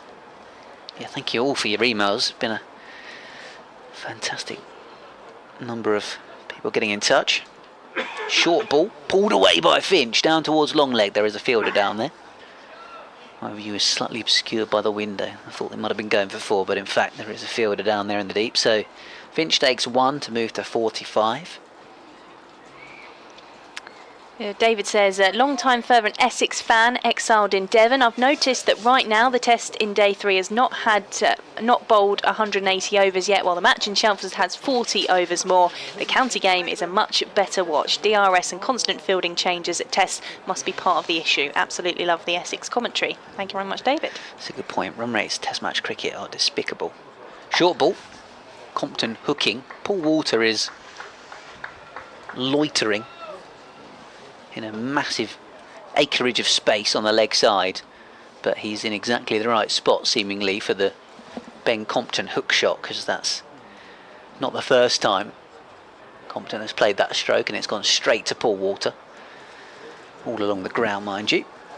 So to 24 Compton goes, 78 for 1.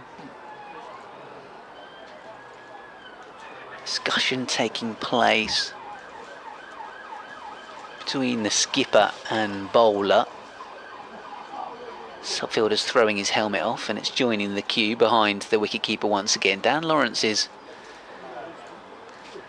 a sort of deepish leg gully. Expecting this one to be short, but it's full. It's the double bluff, and then in fact Finch has driven it straight into the off stump at the far end. Bale did indeed come off. That's rather unfortunate for Harry Finch, because he may well have got 4 runs for that if it had been an inch to the side of the stump. Yeah, nice shot, just the placing straight back down the pitch. And it had the umpire scrambling out the way. Did well, because the field setting is very much for short pitched bowling. When that's the case, you've got to make sure you still get right forward when the ball is in that area. Here he's just playing with soft hands into the onside. And a dot ball to end the over. So the ball 31 overs old. The Kent second innings has lasted that long. We've got 70 overs remaining in the day. And yeah, absolutely, referring back to our last emailer, if it's value for money you're looking for in terms of overs, county cricket is a much better product than test match cricket. But if you're looking for value for money in terms of entertainment, I'd suggest perhaps Old Trafford might be the one over the last couple of days, with the run rate that England have been scoring at compared to this game. Matt Critchley gets through his overs quickly with his leg spin. He is going to continue to bowl from the river end. Floppy sun hat off, sunglasses stay on. And he will be bowling to Ben Compton. In comes Critchley around the wicket, pushing forward is Compton. Fielded in the offside by Sam Cook for no run.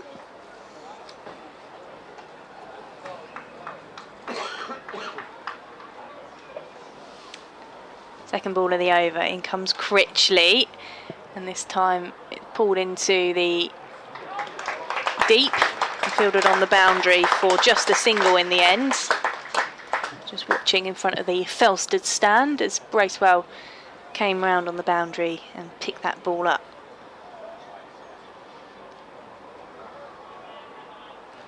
Yeah, looks like England have lost a wicket. Harry Brook out for 61. So they're still leading by 157 runs, but only 4 more wickets left. Critchley into Finch, who is low and driving into the offside for that one. Takes a single as again Bracewell is called into action. Gets the ball back in quickly. Kent moved to 80 for 1. Compton on 25, Finch on 46. Yeah, might well have been the single for the 50 if the drive in the previous over had gone past the stumps rather than hitting them. Left-hander Compton on strike as he takes a shuffle forward to the Critchley ball, and that's stopped in close from Simon Harmer, who was down quickly to his right-hand side. It was all a bit Strictly Come Dancing, wasn't it? The way Compton came down there and then readjusted his feet. Bit of fancy footwork as Critchley is into Compton, this time on the back foot, turns it round the corner, takes the single. 81 for 1. Compton moves to 26, brings Finch back on strike, who's on 46. Yeah, decent rotation of the strike in the last few overs or so from these two. Lawrence has got a helmet on it. Gully slipping a short leg in play as well. Critchley just moving Porter at short fine leg. In comes Critchley to Finch, he's sweeping, and this time it's fielded by the man who was just wide of square leg, Jamie Porter I think it is, under the hat. 81 for 1, end of the Critchley over. Kent trail by 170 runs. Yeah, one of those when you're in that short leg and you see the sweep shot coming out. Curl up into a ball like a hedgehog and hope the ball doesn't come in your direction. 81 for 1 then. And as Paul was saying, looks like Somerset are going to beat Northants as we get a change of bowling here. We did just see Dan Lawrence a moment ago warming up while at gully, or whirling his arm around, and he's going to get a bowl here, so spin from both ends. Hasn't bowled at all this season. In the county championship, that I is. wonder if he's still got his box on. He's going to bowl with a box on. He bowled a little bit in the T20, but we don't really see him as much as we used to. He's got that whirling action. Arms seem to go here, there and everywhere as it's defended away by Compton. Sort of skips into the wicket. Tall man, Dan Lawrence. Right arm goes behind him and then the left arm goes up. Bowls the delivery, which Compton watchfully plays once again. 26 from 93 balls, Ben Compton. Lawrence to him. Wider on the crease, defended away by Compton. Good captaincy by Tom Wesley to rotate his bowlers. Keep posing new challenges for these Kent batters. See if something might work for you. If someone can break the partnership. Lawrence defended away once more by Compton. To the offside. Yeah, since the arrival of Matt Critchley, Tom Wesley and Dan Lawrence haven't really come much into the bowling attack. Just seeing the bowling coach Mick Lewis walk around the boundary as well. Lawrence again.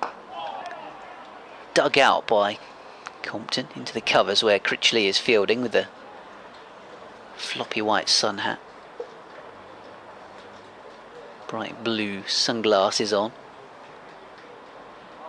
Here obviously a leg spinner. Critchley, the point of difference compared to Harmer, Lawrence, Wesley, all off spinners. This one defended away by Compton. Negotiates a maiden over from Dan Lawrence. We have 15 minutes until the lunch interval. And Kent have gone from 4 for 1 at the start of play to 81 for 1. Compton on 26 and Finch on 46. And the deficit down to 170 runs. Looks like Simon Harmer coming back on. Fancies a little stint before lunch. See if he can get an all-important breakthrough for Essex. Yep, so Simon Harmer back on from the river end, his favoured end, having a chat with Captain Tom Wesley.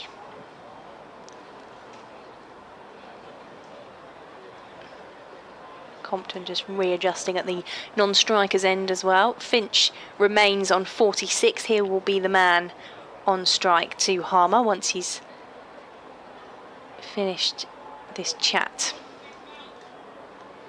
Tom Wesley backing away now. Harmer ready to bowl his first ball of the over. In he comes to Finch, who is coming forward for that one, and it just drops and trickles away behind the short leg fielder for no run. Yeah, turn straight away from Harmer. Nervy for Finch on the brink of 50. In comes Harmer to Finch on the back foot. Again, that just spurts out into the leg side for no run.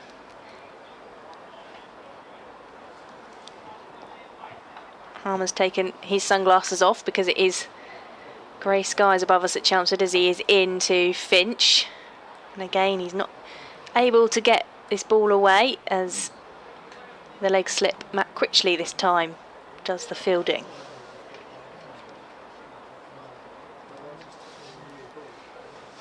Harmer into Finch, forward and pushing into, well, looking to push into the offside, but the way that ball turned, it just drops for Noah Thane under the helmet at short leg to fetch.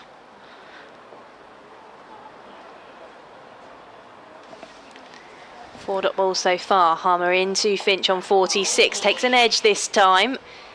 and Jamie Porter comes almost in line with the square leg umpire to field that one. Still not able to get a run from this Harmer over the Kent batters. Chris Works the hero in the last test with the bat, but out first ball at Old Trafford. Harmer is into Finch on the back foot again, looking to turn that one round the corner, and that just drops for Adam Rossington to collect. Maiden over from Simon Harmer. Kent 81 for 1. Certainly has clouded over here at Chelmsford. Just the wind getting up as well. Big windows in our commentary box just being blown around a little bit. A number of trees way out to our right that are almost the blockade in between the cricket ground and the city centre. Just swaying that bit more violently in the wind. You can see a gentleman who's got his Essex cap in his hand because he's taken it off to put an extra layer, a jumper on. Way to our right. Yeah, I can see another jumper going on at the front of the Tom Pearce upper stand as well. A few more jackets and fleeces being sought out by spectators with the sun having gone away. It's lovely and warm when the sun is out here, but when there's a bit of shade, it's a little bit chillier. Always feels like summer with Paul's Hawaiian shirts though. Yeah, what colour is Paul's shirt today? What have you gone for today, Paul? I can see a splash of pink. I think it's got flamingos on it. There you go. Blue base with flamingos. So Lawrence to continue from the Hayes Close end of the ground. Compton defending him away back up the pitch, but he's now got a silly point. Critchley, I think it is, who's the man under the lid. As well as a short leg and Sir Alistair Cook at slip. Dan Lawrence past the umpire once more, wide on the crease. Very slow delivery, that one. Compton had to really wait for it, going back and defending. Middlesex 238 all out in reply to Surrey's 433, and then 0 for 1 second time around. Peter Milan out to Dan Worrell. Cut away here by Compton, and that could well go for 4. Beats the fielder at backward point and will indeed go to the boundary to move Compton on to 30 not out, and the Kent score to 85 for 1 in their second innings. Somerset need just 20 more runs or so to beat Northamptonshire. And Lancashire 14 for 1 in their second innings, batting again, having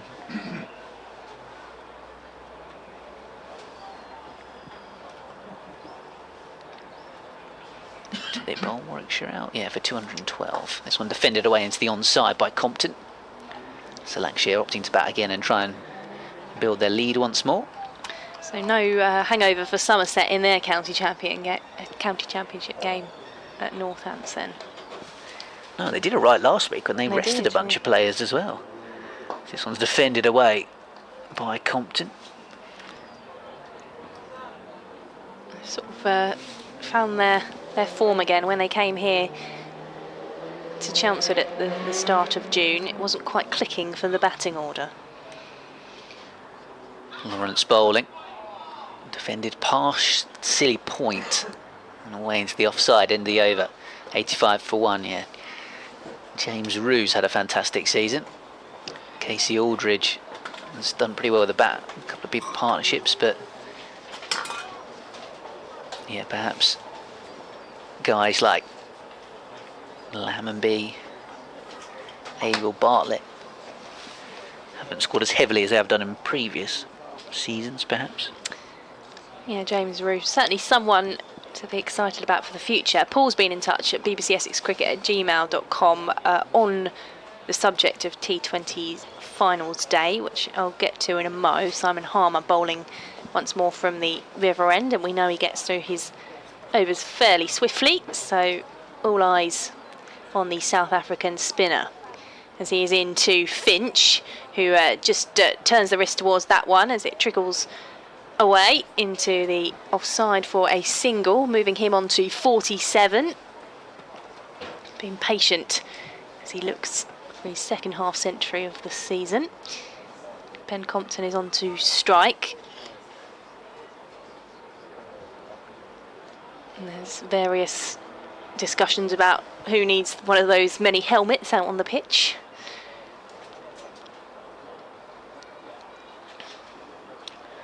Critchley's got one on at fly slip.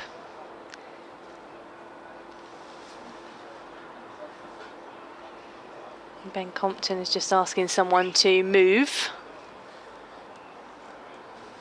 Someone behind the bowler's arm, just a bit of activity, which I think has now been sorted. So Harmer is into Compton, who was looking to push forward, and it's through to Rossington, who's quick to whip off the bails again, but Compton in his crease.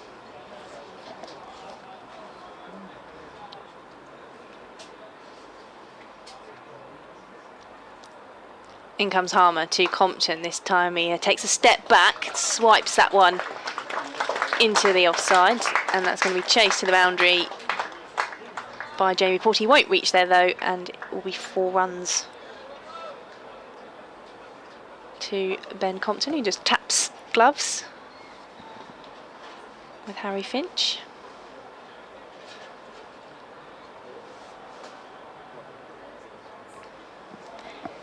$90 for 1. Compton moves to 34 from 105 balls.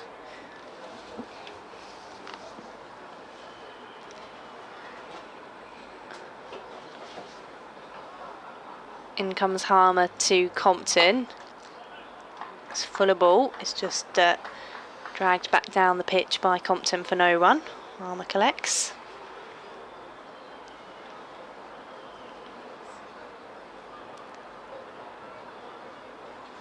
In he comes again, Simon Harmer. Forward defending is Ben Compton. And the penultimate ball of the over. I can hear the seagulls now. I can't see them. And we're in the distance. Maybe they're just waiting till some of the spectators have had their lunch to see what remains for them. As Harmer is into Compton, he's forward, pushing back down the pitch. Tom Wesley, the captain, fields for no run. Just the boundary and the single off the over. 90 for 1. Kent trail by 161. Paul has been in touch on the email bbcessexcricket@gmail.com. He wanted to talk about T20 finals day and the fact that there's been some criticism of Essex being too aggressive. Paul says, I watched Essex for years, open with the likes of Gallion, Patini, Smith and others, where it felt like we would average 30 in the power play and wasted some of the best years of players like Bapara, Napier, Foster and Tendasata. They never reached a final in 15 years or so. This team has brought fresh air, and with such good young talent, they can keep going from strength to strength. Again, thanks for the great coverage. Hope Essex can get this game done today. Well, they need a breakthrough if that's going to happen, Paul. Change of bowling at the Hayes close end of the ground. Matt Critchley's going to come on. I personally really admire the way Essex went about things in the T20, and I know that some of your colleagues, Victoria, have debated this long and hard throughout the group stage about whether Essex go too hard early on and lose too many wickets in the power play. This one's defended away by Harry Finch. But at the same time, that their mentality is almost, I'm going to hit every ball of this power play for 4. I'm going to make as maximum use of the fielding restrictions. And they have the batting depth, the length of batting lineup to do it. As this one's cut away by Harry Finch, he almost wrong foots Dan Lawrence at cover. That was so slow in arriving from Critchley. Finch had to wait for so long to get his cut shot away and then couldn't beat the fielder. Here he comes again, the leg spinner. Forward Finch just playing into the offside. And it was, I don't know, you felt that if they'd have, obviously only chasing 140, if they'd have had a little bit more joy in the power play, obviously in the end, towards the latter stages of it, they lost the wickets, but the way they went out so hard early on, you thought, this one's cut away by Finch. If they break the back of this run chase in the power play, then they are going to put themselves in a great position to go and win it, and they might well have done. Dan Sams was so close to winning it for them at the end, but for that brilliant catch from Kola Cadmore. Another day Essex win that. And we wouldn't be having this conversation. Exactly, and having squeaked through out of the group, as they did last time when they won it, of course, You know, Chris Jordan flicks that ball back over his head for a teammate.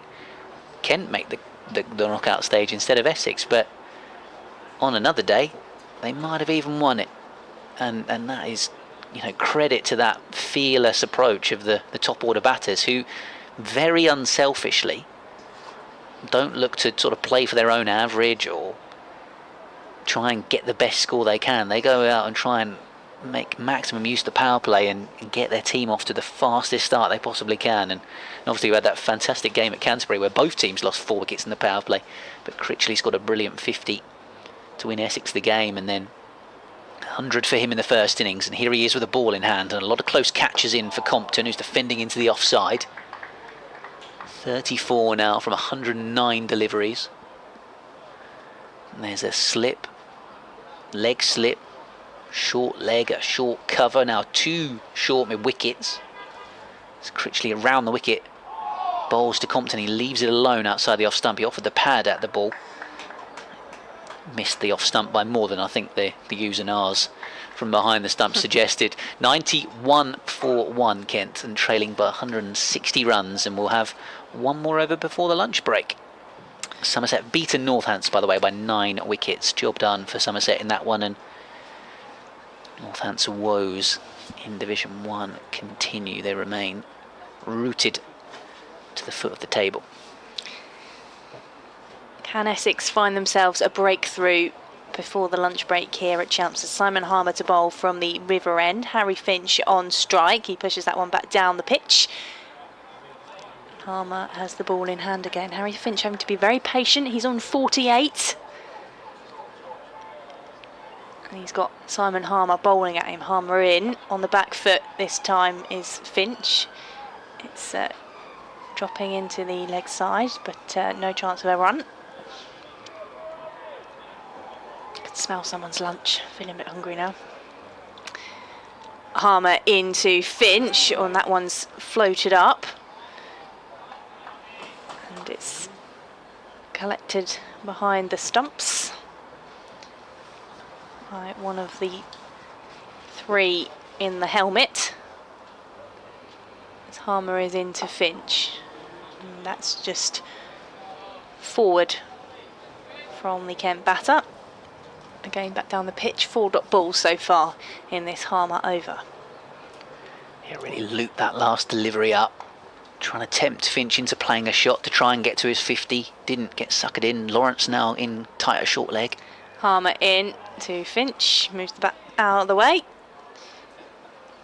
Rossington throws the ball back to his bowler. We're going to do an update into the BBC Essex News shortly, as Harmer is in to Finch, defending that one. Ball just drops short of the crease, and Kent 91 for 1. Another maiden over from Simon Harmer. 8, 9 even so far, as the players make their way off for lunch.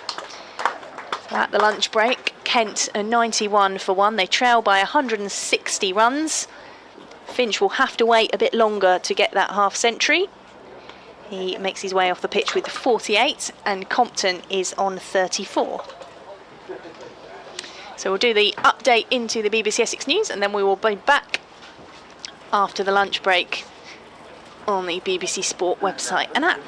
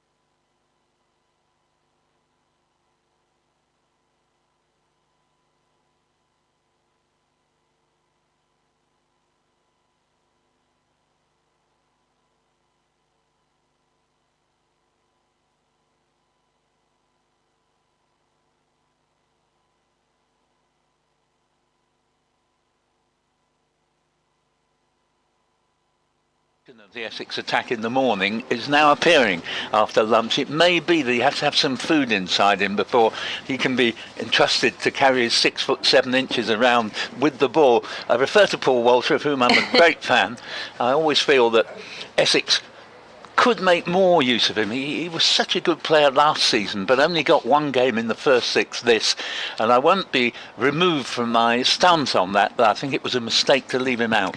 No, he had a good time, didn't he, at Blackpool last week in Essex's win over Lancashire. And talking of food, we've been well fed in the commentary box over lunch. And talking about cricket teas, weren't we, as well? And I'd be interested to know, if you play club cricket, whether or not, and if you're listening, bbcessexcricket@gmail.com to email, do you still have a cricket tea? Because lots of clubs have done away with them since COVID. And we were just talking about the good old days of a nice spread at tea time if you're playing club cricket. So just interested to know, just for our own benefit. Paul Walter, here he is at last. The Lord Lucan is in and bowls, and this ball is played to mid-on, and there is no run. For anyone who hasn't heard of Lord Lucan, he was a guy who disappeared mysteriously without trace many years ago now. I couldn't not let you commentate on Paul Walter's over after you thank you. No, I did showed your appreciate excitement. Did appreciate that. And well, Compton resumes on 34, and he's been in his element. This is entirely his scene, the thought of batting all day. He wouldn't be too bothered about how many runs he scored, but if he can glean his side 5 points, he will have done Kent an enormous favour, as Walter is in bowls, and there was quite a bit of pace on that, and Compton plays it into the onside for no run, no change to the lunchtime score of 91 for 1. As Victoria was saying, 87 added without any wicket going down. And to be fair to Kent, there was only odd moments where there was nearly a wicket. So 1 or 2 from Simon Harmer did grip and turn, but and having beaten the bat, but none of them knocked the stumps over. And already we have a slight delay here. Paul Walter's shoes. Yeah, that's right. Yes, he's one of his boots has come off, and well, send for the farrier. It's a bit like a scene on a racecourse, you know, where a horse has shed a plate, and he's had a replacement boot brought out. You don't see that very often. No, I don't know how I feel about just swapping one shoe. I feel like I'd want to wear a new pair. Yeah. There's a touch of Ravi Bopara about this, because he's only bowled a couple of deliveries, quite literally just a couple of deliveries, and already needing to change his footwear. Ravi was always a great one. He'd get out to the middle, and before you knew it, there'd be quite a long hold-up while he ordered a new pair of pants and goodness knows what. Anyway, it's Walter in. Left arm over, Hayes close end, bowls, and Ben Compton, left-hand bowler to left-hand batsman, just drops the ball a few yards into the offside, and there is no run. As those who were listening to BBC Essex's Around the Wicket on Wednesday, which came live from Chelmsford, will know, I had an exclusive look around the players' dressing room and the balcony area, and I asked Derek Harding, who's the players' steward, well, how do you make sure their kit doesn't get mixed up? They all have gloves and pads and boots, but I think you'll know which ones Paul Walter's boots are. As he comes in now and bowls, decent delivery, but Compton very happy just to play it down to mid-off, and again there is no run. Also bottles of champagne as well, just hanging around in the dressing room, sort of, that must have been either player of the match awards or, you know, presented as certain prizes at various points for players, and then have just taken pride of place in the dressing room rather than being drunk. Walter bowls down leg side, and just, I think, brushed the batsman's pad on its way through to Adam Rossington. And just to look at the latest situation from Old Trafford. Rain delay at Old Trafford with England on 508 for 8. Well, they knew that rain was coming tomorrow, but very disappointing that the rain has struck there today, as Walter comes in again, bowls, and this ball stylishly pulled away to backward square leg. They've taken 1, they're coming back for 2, and Those are the only runs off Walter's belated first over of the day. 93 for 1 and 36 to Ben Compton and 48 to Harry Finch.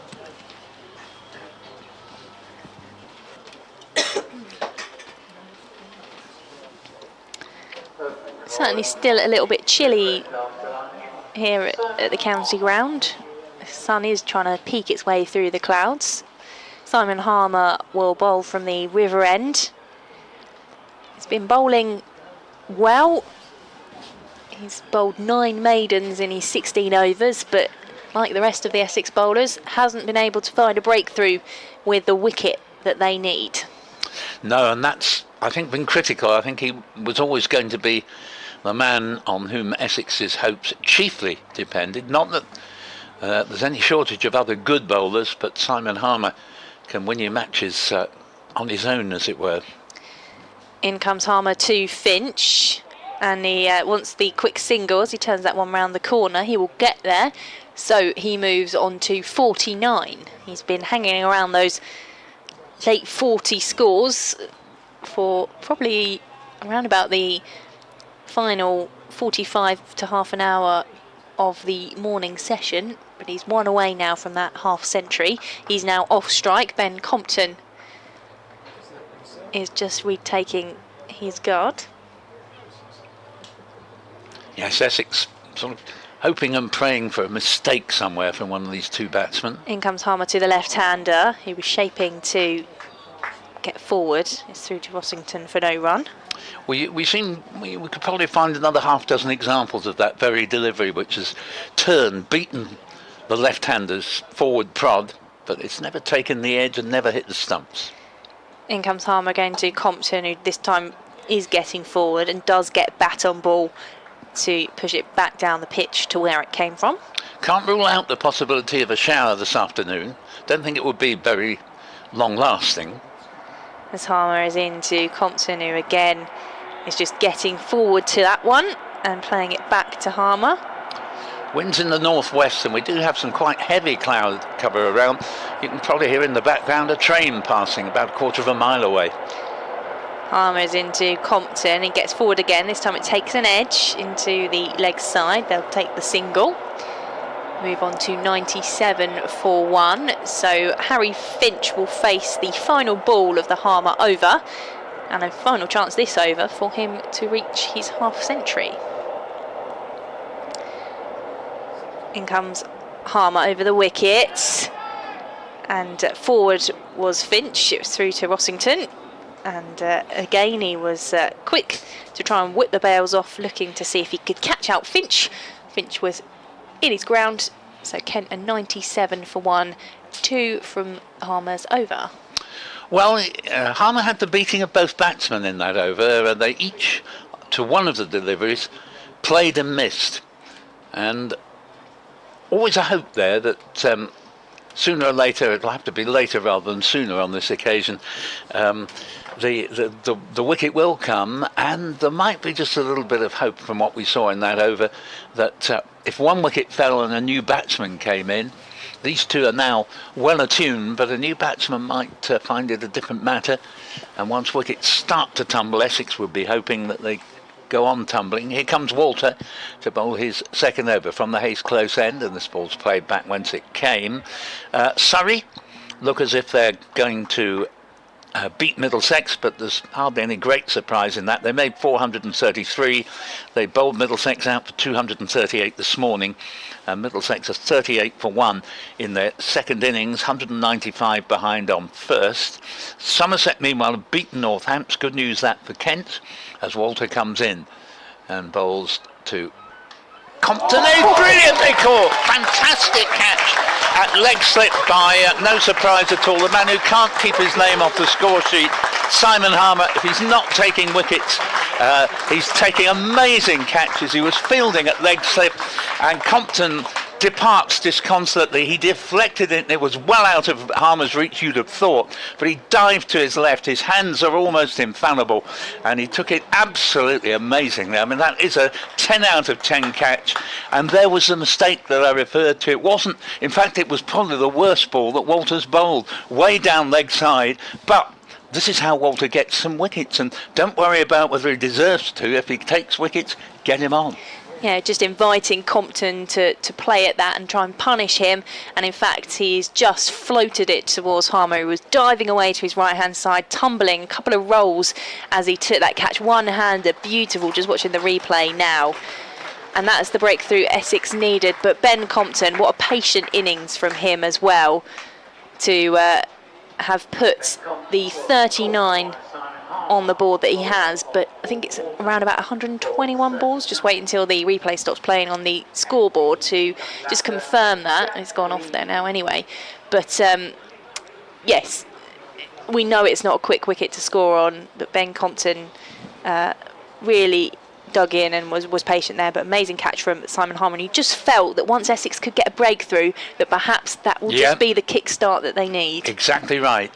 I don't think Walter will get a long spell here. It does just make you wonder, when he didn't get an over in the morning session but got one immediately afterwards, if Anthony McGrath rates Walter a little bit more than Tom Wesley, and when they went into lunch, Anthony McGrath might have just have said, I think he might have given Walter an over or two, and here he is, he's got the breakthrough. We might now see Sam Cook come back at that end, you know, to see if he can shift a few. But Walter, in the meantime, is in to bowl to the Kent skipper, Jack Leading, who takes the opportunity to leave a ball outside off stump to the offices of Adam Rossington. But, Walter, he's done it again. You felt like maybe Essex thought that the breakthrough might come from the spin, with Simon Harmer, Matt Critchley and even Dan Lawrence coming on to bowl in the morning session, but perhaps they're just thinking that the pitch is doing something different and that a bit of Paul Walter might help. So well done to Walter, even though the ball itself shouldn't really have taken the wicket. Here he is now, bowls, and this ball's played to mid-wicket. There's no run there, but one of the delights of cricket is that you can get a magnificent bowler for whom nothing will take a wicket, and then you can get one occasional bowler, and lo and behold, he does the trick. Another example of this, sometimes the worst balls take wickets. Ian Botham took a lot of wickets in his great career, obviously some of them with brilliant deliveries, but also some with rank long hops, as here is, Paul Walter doesn't bowl. He got all the way to the delivery stride, and I think he went over slightly on his ankle there. He's perfectly all right, but he's pulled out of letting go of the ball. I remember Botham had come back from a break from Test cricket on one occasion. He'd been out injured, and it was in the later stages of his career, and the first ball back, he bowled an atrocious delivery, and Gooch caught it at backward point, went up to Botham and said, "You jammy so-and-so." This ball, or some such expression anyway, this ball is played into the offside to be retrieved by Dan Lawrence. So Kent at last have lost the second wicket.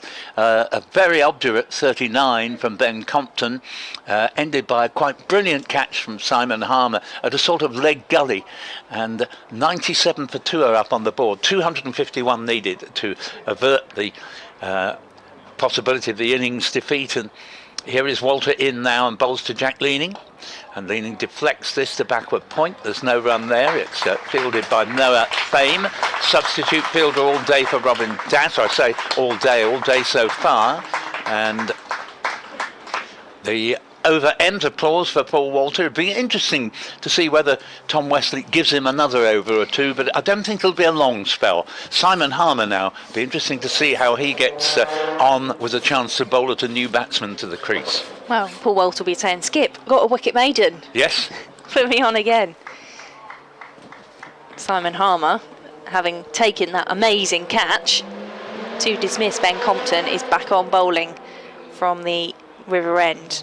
Harry Finch is still on 49 as Harmer is in to Finch. He looks to try and play that one round the corner, and it just rolls into the leg side for no run. Particularly noisy motorcycle drowning us out for a moment there. In comes Harmer to Finch, takes a couple of steps down the pitch and doesn't catch the ball, just misjudged the timing of it. And it just loops into the offside for no run. Yes, a rather strange shot that from Finch. He's looking to try and attack Harmer. As he is into Finch, he looped up, and this time Finch will get the single into the offside. That will be his 50 from 105 balls, his second 50 of the season. And having come out this morning to bat alongside Ben Compton, he has helped his side to reduce the deficit to 153 runs. Fine effort, played very, very well indeed, and very much in accordance with the needs of his side. Can he now enjoy a second lengthy partnership, this time with his skipper, who is on strike? Harmer into leaning on the back foot, just dabs that one into the leg side for no run.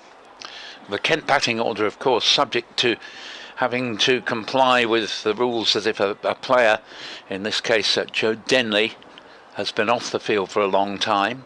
As Harmer is into leaning, who was looking to prod forward at that one, and it's jumped up and run away all the way to the boundary for 4 byes. Yep, that was Essex won't be totally disheartened by that. Rossington didn't manage to get in the way of it, but on another hand, it beat leaning, did a little bit, and shot through all the way to the boundary.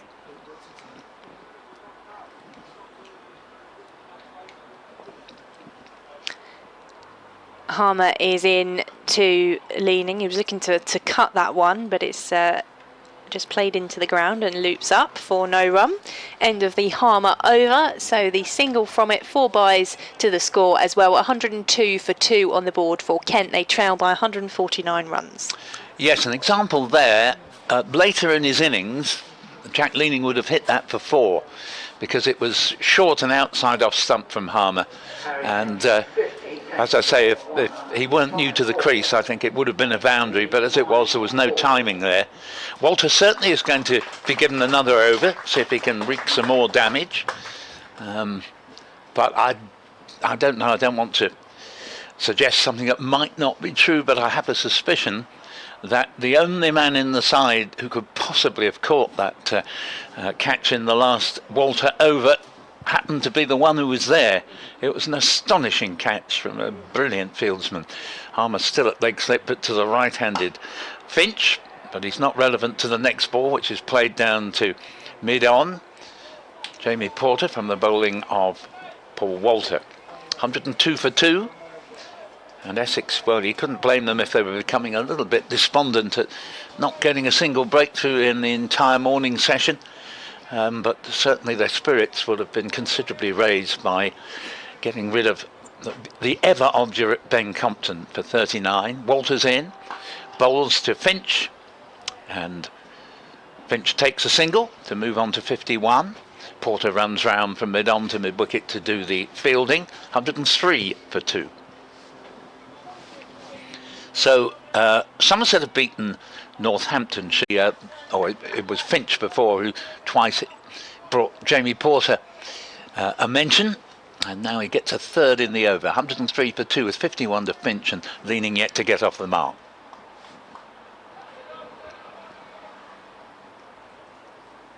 Wesley just making a few adjustments to his field. And now we're ready for Walter. Left arm over from the Hayes close end to bowl to the Kent skipper. Nudges this into the offside, gets off the mark, plays it sufficiently wide of Thame at point for the single to be safely undertaken, and scored to 104 for 2. I was just thinking about what we were saying about Joe Denley and Jordan Cox and the juggling of the Kent line-up. If we do get to a point where Essex need to bat again, I wonder if Robin Das will be okay to bat, and if so, where? Walter bowls, and it's outside off stump.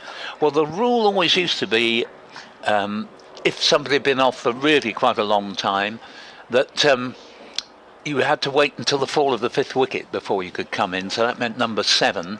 It may have changed now that you can't bat until the same amount of time as you've been off, sort of thing. Good news from Old Trafford, they're playing again, and England now are guaranteed a lead of over 200. 519 for 8. Walters in, bowls, and Finch plays the ball down the ground, the end of the Walter over.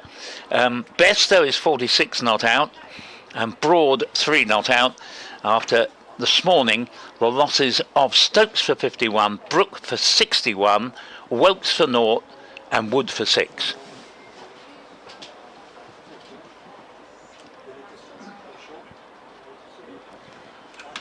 Little buzz around the ground now that might not have been there before that wicket of Compton. And Mr. Inevitable, who took that blinding catch, will now perform his usual role of continuing from the river end here at the county ground. Yeah, Jack Leaning just doing a bit of gardening. Harmer comes in, first ball of the over. Forward is Leaning, pushing that one back down the pitch. No run. Now, Dan Lawrence, who was fielding as a very silly mid-on earlier, is now at a rather more respectful distance at mid-on, about 16 yards from the bat.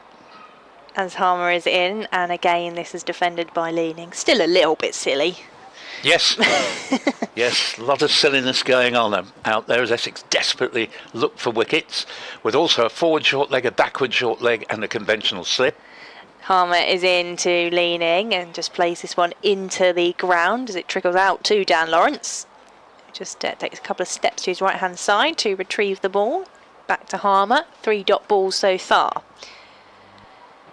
Harmer into Leaning with a straight back. His bat is defending. Drops into the offside, and Adam Rossington decides to stretch his legs from behind the stumps to get that one back to Harmer. Harmer with his long sleeves on into Leaning, who just plays that one into the leg side for no run. 5 dot balls. Yeah, there's a few short sleeve sweaters being worn by Essex fielders out there. It is pretty chilly. Harmer in for the final ball of the over to Leaning, gets that one fuller, and he has Leaning up on his toes defending. Maiden over from Simon Harmer, 10 of those so far for him in his 19 overs bowled. He's gone for 24 runs, and Kent are 104 for 2. So, typical maiden over from Simon Harmer. Of his 19 overs, more than half have been maidens. 19 overs, 10 maidens, none for 24. Just over a run and over, but so far hasn't got a wicket to his name. It will continue to be Walter from the Hayes Close end. Essex would be delighted if he could do the trick again and get a second wicket. He's going to be bowling to Harry Finch initially with slip, leg slip, and Gully, who's in quite close for a gully. Walter's on his way. Bowls has banged in short, and Finch shoulders arms, and just didn't quite get the direction on that right, because there's a man on the square leg boundary and also the long leg boundary waiting for the possibility of the hook shot leading to a catch, but it was just a bit too far outside off stump, and Finch quickly realised that he'd be best advised to leave that alone. Another boundary to England, 5:23 for 8, Bairstow up to 47. Walters in, bowls, very pleasant off drive, but it won't produce a run, as that goes close enough to mid-off, but there to be no chance of a single. It was also hit pretty firmly there as well, so 104 for 2.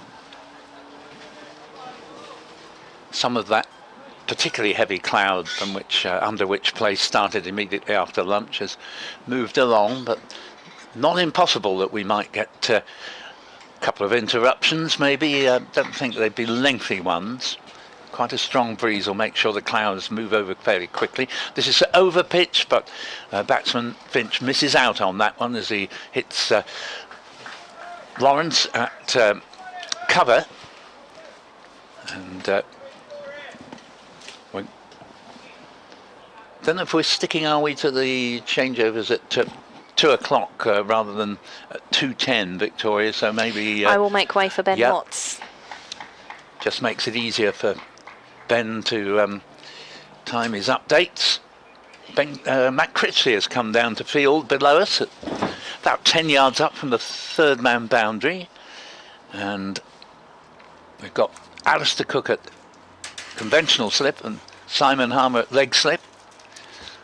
And you didn't used to see a leg slip terribly often a few years ago, but it's coming very much into fashion now as Walter bowls, bangs it in short, and clearly there's a bit of a theory going on here, because Walter wasn't banging it in his earlier overs, that maybe they can have Finch caught somewhere out on the leg side boundary. That one goes through to Rossington, and Finch, it wasn't a very high bouncer, but Finch showed no inclination to take it on. I think he's wised up already to the what the tactic is. Yeah, I don't think he'll take it on at all, to be honest. No. He's not that kind of player. There's a few of them in the Kent team that are somewhat compulsive hookers. Finch, I can't see it. And Walter again. Bowls, another one. It's become rather too obvious now. They Yeah, get under that's a no no ball ball into the bargain. So 100 and I think it's going to be 106 for 2. It is indeed. It's not everywhere it's the same when it comes to no balls. At Test cricket, I think it's only 1. Yeah, correct. But in county cricket, it's 2. I quite like 2 for a no ball. I agree. You shouldn't be overstepping, and maybe that would be a good lesson for the many oversteppings that have been in the Ashes series, including one yesterday from Wokes. Walter's in and bowls, and that's a fine take by Adam Rossington. Was a good take. Down leg side, dive, saved a certain 4 byes, and a bit of a less of a good over this from Walter. I think he's, at most try the short stuff twice in an over. Once you attacked it becomes obvious. You do make life easier rather than more difficult for the batsman. But he did at least get the breakthrough that Essex were desperate for. I think this might be the last over of this spell as he bowls outside off stump. And that is the end of the over. 4 overs, 1 maiden, 1 for 8.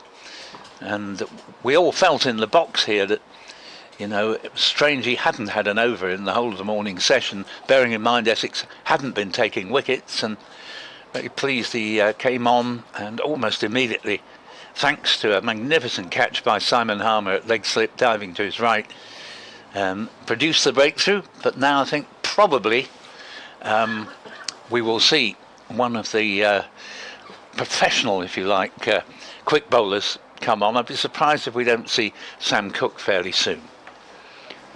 Harmer continuing then with the ball, and still looking for his first wicket. 19 overs in this second innings, 10 maidens, none for 24, but very much assisting that wicket of Ben Compton with the ridiculous, astonishing right-handed grab. And there's a 5th wicket for Josh Hazlewood at Old Trafford. Broad, caught and bowled for 7. Harmer bowls, leaning, all goes back and flicks. I don't think he got bat on it actually. It's come off the thigh pad, out towards short leg. So Bairstow still not quite got his 50, but if he does, it's quite a succession of middle order 50s there in the England scorecard. Indeed, yeah. About 5 in a row, I think. Harmer bowls, back goes leaning. This time there is bat involved. Yeah, good spot on your part. 3, Moeen Ali 54, 4, Joe Root 84, 5, Harry Brook 61, 6, Ben Stokes 51, and would it be 7 Bairstow? He's on 49, not out. Harmer lobs this one up, defended away by leaning. Yeah, Ben Duckett's the odd one out, isn't he, in the top order? The one man to miss out. Yes, he must feel a bit bad about that, but he'll definitely play at the Oval even if he bats a second time and doesn't score either. Harmer bowls, leaning goes back again, plays this away in front of the short leg fielder on the leg side. Yeah, I'm sure he will. 100th over being bowled, and what a scoring rate for England. 526 for 9 in the 100th over. Harmer here at Chelmsford. Flatter delivery which leaning plays nicely. firmly wide of mid-on for a single. He moves to 2.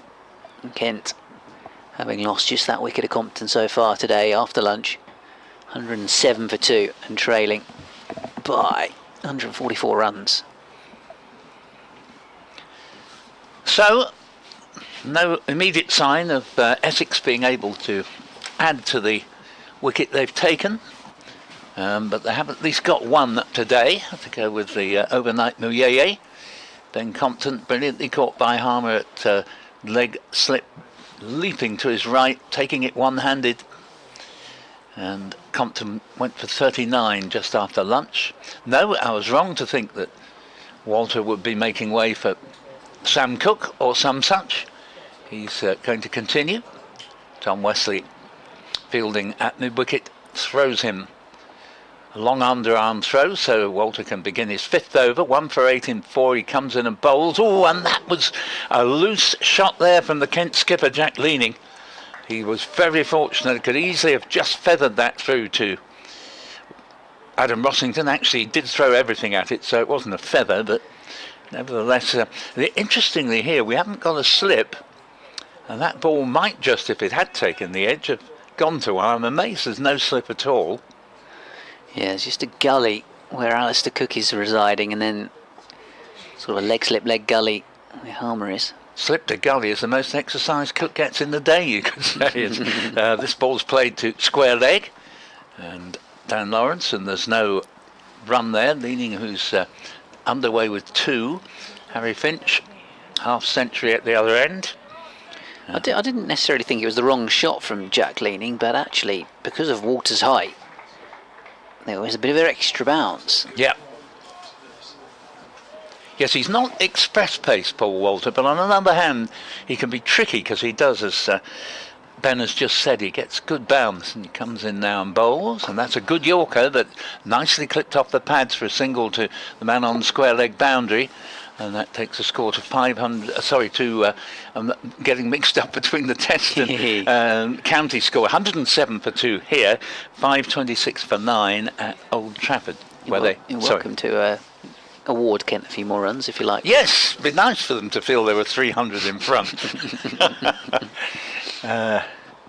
But meanwhile, we see the next delivery on its way to Harry Finch from Paul Walter. Working out quite a good rhythm in this over, and they'll go for a very quick single.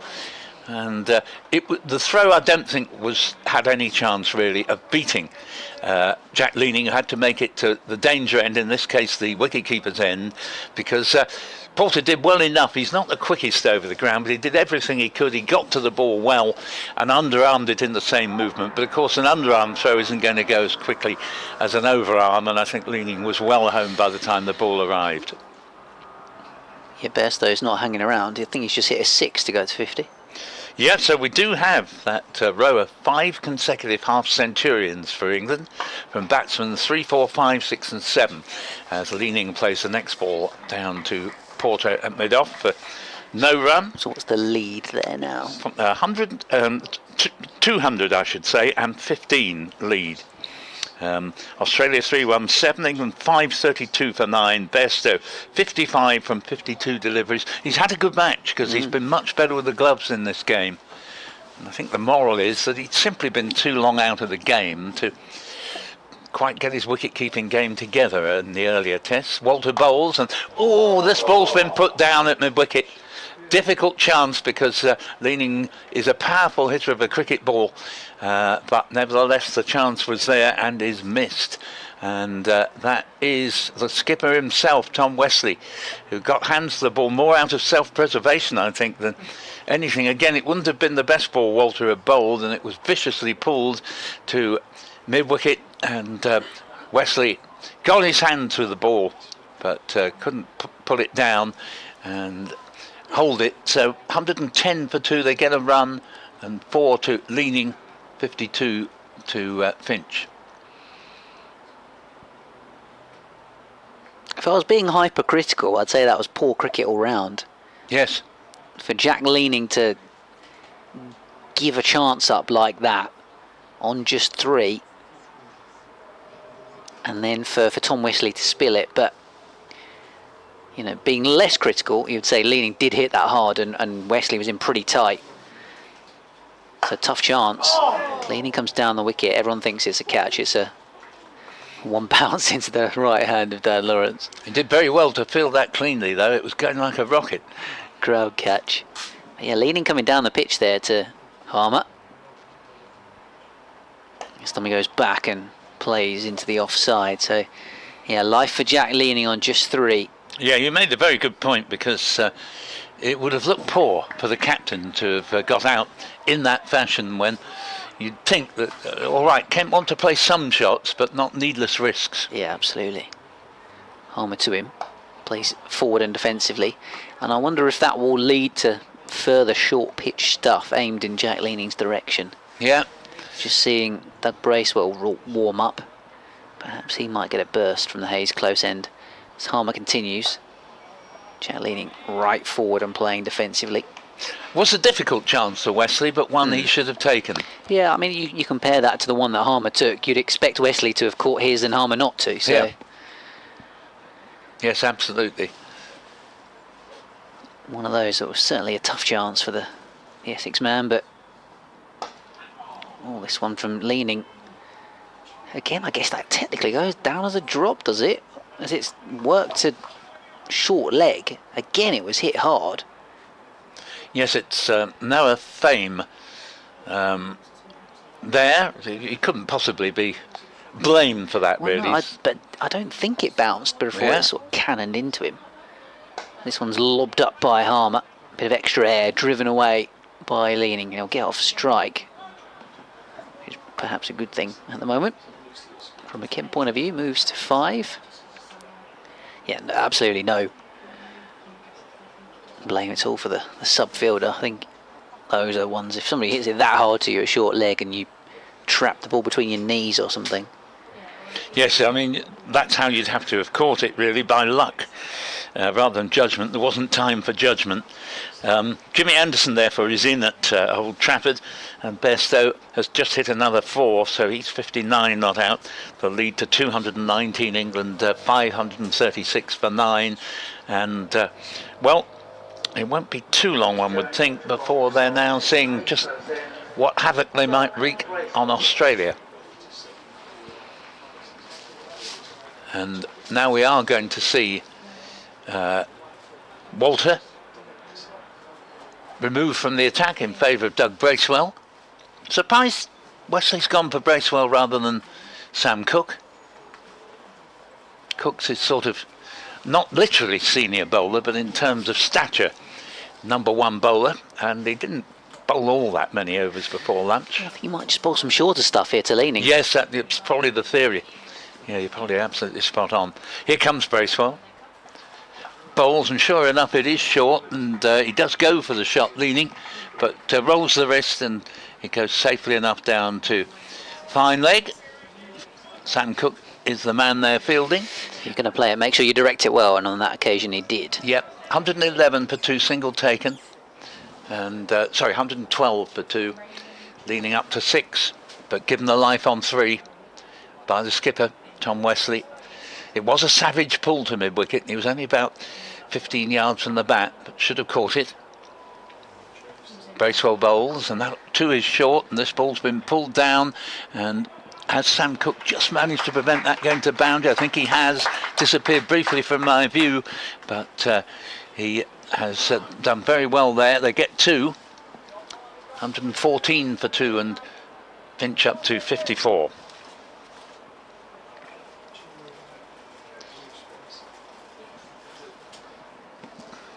Just looking at the other scores from Division 1.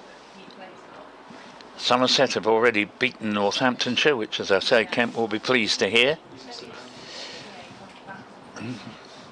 Surrey looked like beating Middlesex, 65 for 2 Middlesex in their second innings following on, 195 behind on first, and this time there is a boundary conceded from Bracewell. It does tend to be rather expensive, and that again was leg theory and belted away by Harry Finch. Yeah, it was well played. It was indeed, 118 for 2, 58 to Finch. Lancashire 41 for 3, leading by 115 on first innings at Edgbaston, so they're currently 156 ahead, losing early wickets. Bracewell, Finch has pulled this one away, and that'll be 4 more, and 122 I think that's going to be. It is indeed, with Finch up to 62 consecutive boundaries, and tactic not in any case working from the point of view that the pull shots have been kept down, so the attempt to have somebody caught on the either square leg or long leg boundary not really relevant anyway, because I'll be tempted to give him one more, see if he can play that shot one more time. yeah, well, there it is, but he's almost chopped on. Or good thought on your part, Ben, because it did very nearly lead to a wicket. Narrowly beat leg stump as it took an inside edge. He just tried to angle it down towards third man, didn't he? And Yeah, chopped it down. I don't quite know how it hasn't collided with off stump there, the ball. no, it went straight into the ground, and that just allowed it to bounce over the stumps, in fact. Fortunate escape. It's going around the wicket now, Bracewell. Notts are 87 for 4 at Trent Bridge, requiring a further and highly improbable 324 to win. Bracewell bowls, he's banged this one in, but again, very good rolling of the wrists by Harry Finch to get it along the ground to Sam Cook on the long leg boundary. 123 for 2, and pretty expensive over that one. 63 to Finch, and 6 to Leaning. Yeah, well played by Harry Finch, actually. Didn't seem particularly interested in playing any hook shots to pull water, but more inclined to take on Bracewell in that over, and doing so to good effect. Second half century in as many games, back in the first team for Harry Finch. Both of those coming in second innings after he got a duck in the first innings. Bairstow 63 not out. Is there an outside chance if Anderson blocks up one end that he could get 100? He'd have to go some. Simon Harmer bowling to Harry Finch, plays this square of the wicket out towards deep point. Sam Cook chasing after it, nobody's on the boundary, so they take 2. It was decent intent there from the Kent batters, but always likely to only be 2.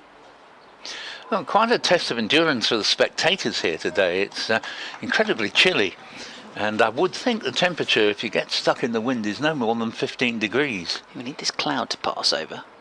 As Harmer bowls and Finch is forward defensively. Need this cloud to wander off so we can get some blue skies and sunshine back. Another boundary for Bairstow, 67 not out. Simon Harmer here at Chelmsford. Defended away by Harry Finch, covering up on the back foot. To the offside, 65 for him. Kent trail by 126 runs. They're 125 for 2. Yes, very much been Kent's day so far. Compton the one man to go for 39. As Finch defends into the offside, a little hint of an outside edge. Good chase from Sir Alistair Cook to keep it to just 1. Finch moves to 66. So Leaning will have a couple of balls to face in this Harmer over. Just waiting for Cook to return that slip. South African bowls once more. Forward comes the Kent captain, playing defensively. So having a chat with a fellow journalist who follows Kent at lunchtime, and we were sort of wondering what might happen if Jordan Cox's calf prevents him from playing at Trent Bridge next week. Will there be a bit of an SOS to Sam Billings to get him back in the red ball team? Or will Harry Finch take the gloves for that one, as this one's defended away by Leaning? Into the over. 126 for 2 Kent. And 6 for Leaning. 66 for Harry Finch. 125 the deficit. Jimmy Anderson has hit a boundary. Ooh. And England lead by 232 at 549 for 9. And I think however much longer England last, I think that score will go up fairly quickly, with Bairstow at the crease. 67 off 60 deliveries so far. I'm just reading the live text on the BBC Sport website. It says, haha, James Anderson has just charged Pat Cummins and clubbed him away for 4. The party stand absolutely loved that. I bet they did, yes. Doug Bracewell to continue from the river end. And we now have 3 men on the leg side boundary. Fine leg, long leg, or perhaps a more even deep backward square leg. And the man just in front of... in fact, the man who was just in front of the wicket, backward, just forward of square leg, has now come in to a sort of mid-wicket position. Biggest cheer of the day at Old Trafford, that one. Apparently Ben Stokes was banging the window, not for a declaration, but just because he was enjoying James Anderson's intent. So it looks as if they still haven't made their mind up exactly where they want this field. There's no disguising the fact they're hoping for a catch in the leg side. Trouble is that they got one from Jack Leaning that was put down. So we've now got more comings and goings. At last we can have some cricket. And Bracewell's in. Bowls, and Finch plays the ball to none of those leg side fielders. Up to Jamie Porter, an old-fashioned mid-off. Yeah, it is a bit more old-fashioned now, the field, but I think it's a bit more sensible. You've got a slip and a gully, catching mid-wicket, a couple of men out. In fact, just one man out along leg. So I think maybe they've abandoned the short ball tactic to Finch for the moment and are going to try and get him out in a more orthodox fashion. Bracewell bowls and Finch defends. And yes, we've just got long leg, deep backward square leg near the boundary. We've got a shortish mid-wicket, the position in which Leaning was put down by Wesley 4 overs ago. We've got deepish mid-on and man just in front of square leg, Dan Lawrence. Slip, gully, backward point mid-off on the offside. Bracewell, 4.2 overs, no maiden, none for 23. Bowls, and they get another delivery, just defended into the offside, where Noah Thaim, T-H-A-I-M, the fieldsman, who's on for Robin Das today. Don't know quite what the problem is with Das, but he's not out there. Hazelwood has got a 5-wicket haul for Australia. England 549 for 9, lead by 232. And I will be making way very shortly for Victoria Polly to join Ben Watts, who's just gone off to do his latest update. Now this next ball is pulled away and brilliantly stopped just forward of square leg by Dan Lawrence. No, sorry, it's gone for 4. I beg your pardon. I thought he'd actually pulled the ball up, but he hasn't. It's gone all the way to the fence. It was hit very firmly, and 4 handsome runs there for Harry Finch, who moves along to 70 out of 130 for 2, and Kent just need another 121 now to avoid the innings defeat. And the way they're going, they might be able to get quite a useful lead beyond that, unless Essex can get a few breakthroughs in the meantime. As Bracewell's in. Bowls and deflected down to backward square leg for the single. 131 for 2. Finch is playing extremely well out there, let it be said. He's playing with great facility. He's been there from first ball this morning. Welcome back to Victoria. Thank you very much, Paul. Good few runs have come since Ben Compton was caught by Harmer. I think Tom Wesley's fingers must still be stinging. That's right. And probably his morale as well, having It wasn't an easy catch, no one would pretend it was, but he would have expected to catch it. Bracewell bowls, that's been spooned in the air and lands just in front of Porter, lunging forward at mid-off. And Porter maintains his pose there as he lunged forward. I don't think it was a catch to him. I'm not saying he should have caught it. Someone a little bit quicker off the mark, because you know, Porter's there to be a quick bowler. He's not there to be the nimblest in the field, and maybe someone like Dan Lawrence might just have been able to get there and get his hands underneath it. But as it was, I wouldn't actually put it down as a chance. He just needed to be a couple of yards in, didn't he? Yeah, that's because right. it was always That's right. dropping before it was going to reach him. I mean, he did all he could.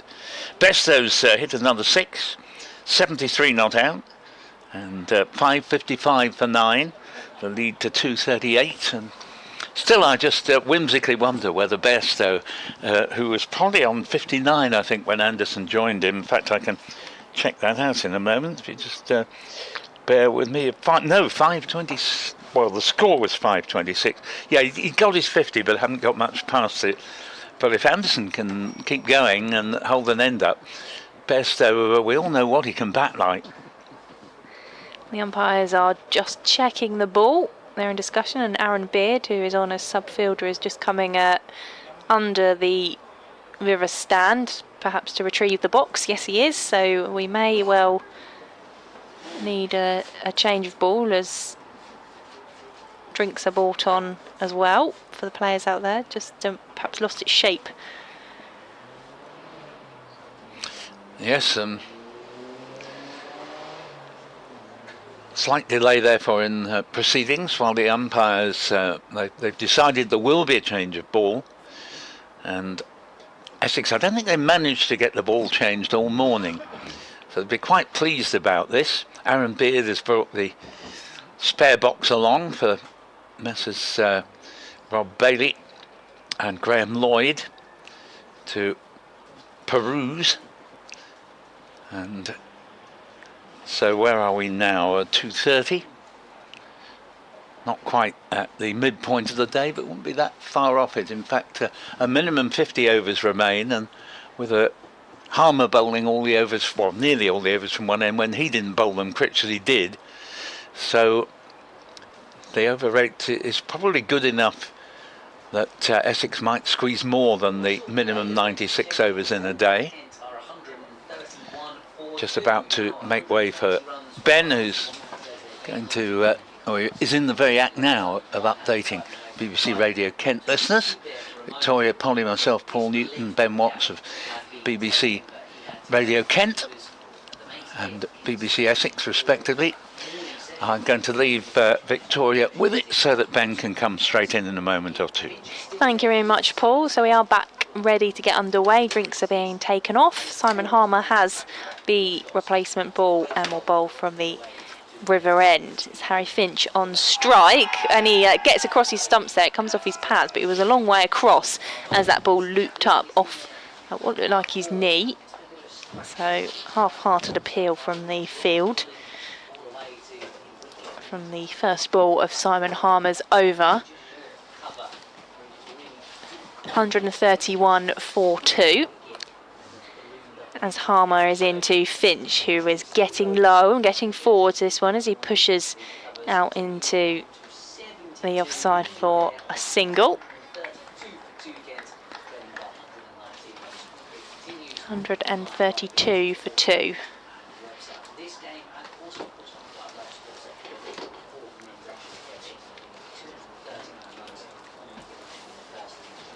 Jack Leaning on strike now, 6 runs to his name, but a couple of opportunities not taken by Essex to get the Kent captain out as he is forward, pushing the Simon Harmer delivery back down the pitch for no run.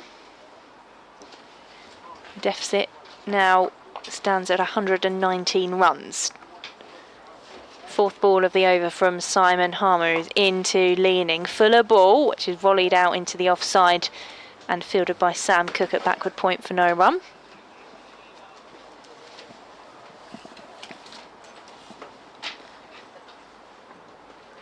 And Ben Watts is back with us. Simon Harmer into leaning. Getting forward, just dabs into the offside. Simon Harmer scurries across to collect the ball. Another dot, just the single so far from the 5 balls of this over gone. A slightly scratchy knock from leaning so far. In comes Harmer to leaning. He's on the back foot. Comes off the pads, big appeal. Simon Harmer goes down on his haunches as the umpire says no. And that is the end of the over. And just the 1 run from it. Hands on heads from the Essex field. We're just about to see the replay. It looked quite high. Yeah, I mean, there's 2 decisions for the umpire to make there, isn't there? LBW and then the catch. So clearly deeming that there wasn't any bat. So yeah, must have been height. The thought process from the umpire. Leaning did go back, and it has hit him fairly high, so probably was just passing over the top of the stumps. But he's been there for 40 balls for his 6 runs and hasn't looked particularly convincing, the Kent skipper. Sam Cookie's coming on, and it's almost like they planned it, that the floodlights have been brought on just as Sam Cook's about to be handed the ball because of the cloud cover. I don't think I realised quite how dark it was until the lights came on and you suddenly went, oh, okay, that's a bit brighter, and realised that it's actually been pretty gloomy since lunch. So Cook from the Hayes close end to try and repeat the trick from last night when he removed Tawanda Mayeye. Here he comes, 2 slips. Finch on strike, plays softly, defending out into the offside. 132 for 2. Kent trailing by 119 runs. Had a tweet earlier on from Andrew, listening in from Japan, saying he was pleased to see Harry Finch in the runs, and it's always good to see when a batter who's had to work hard for their opportunity, grinding out scores in the 2s to get a go in the first team, to then convert that into runs for the 1s, if you will, as this one's defended away. Yeah, he's played very nicely, and my word, did he have to wait for that half century to come this morning. A nervy lunchtime for him, I bet. Yeah, absolutely. That's the worst kind of lunchtime, when you're 2 away from a landmark and suddenly you're not quite as hungry as you thought you might be. Of course, formerly of Sussex, having been released by them, feels like he's getting a bit of a second chance in pro cricket with Kent, left alone outside the off stump. Could well be that we see him keeping quite a lot in the One Day Cup, with Cox and Billings away at the 100. And of course Ollie Robinson moving on to Durham in the off season, so yeah, they're keeping that he's been doing in this county championship game, something that he'll be doing plenty more of, you would assume, in August. And he is facing Sam Cook here, running in past the umpire. Guides this out towards Dan Lawrence at point. Simon Harmer very close currently at second slip. He's a good yard forward of where Alistair Cook is at slip, and he's further forward as well. Normally your second slip would be pretty much level with the wicketkeeper, with Rossington, and Harmer's a lot closer. Rossington now sort of skips into his main position, turned away into the onside by Finch. Half stop and then gathered by Bracewell, square leg.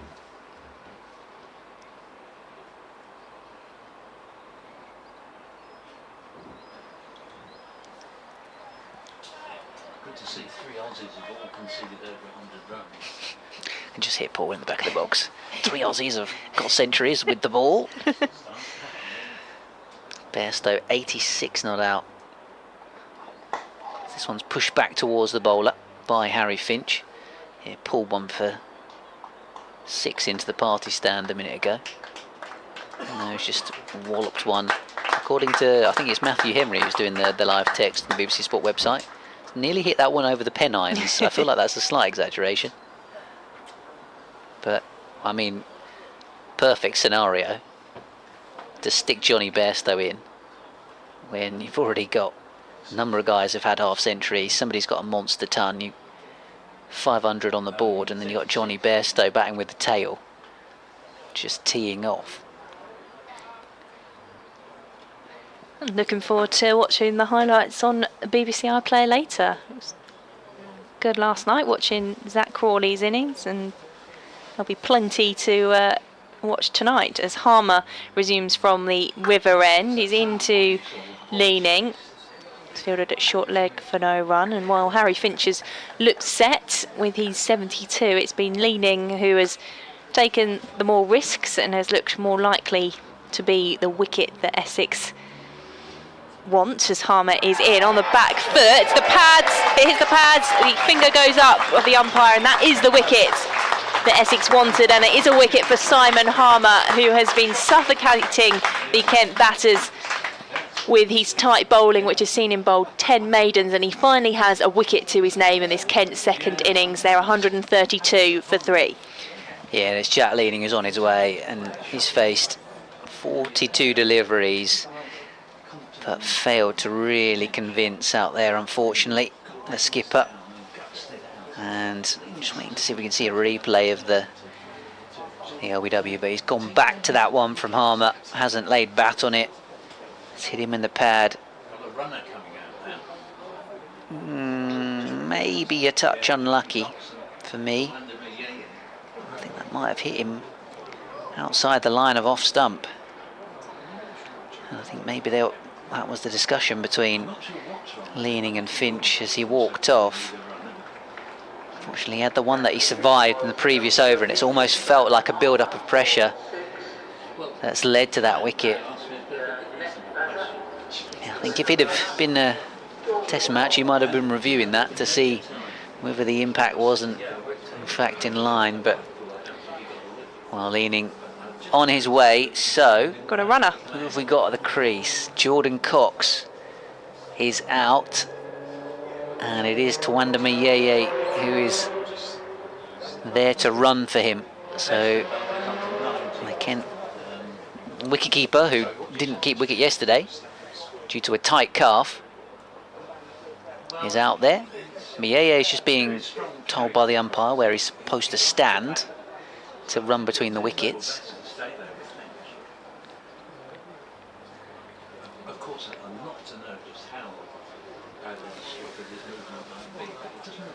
He will be running on the square, virtually in line with us on the commentary box. We're sort of looking away to our left-hand side on the pitch Essex are playing on in this match against Kent. I always think it's bizarre that you would make the runner stand so far away, because how are you supposed to call? How are you supposed to like communicate between the wickets? Because Finch's got a shout to square leg.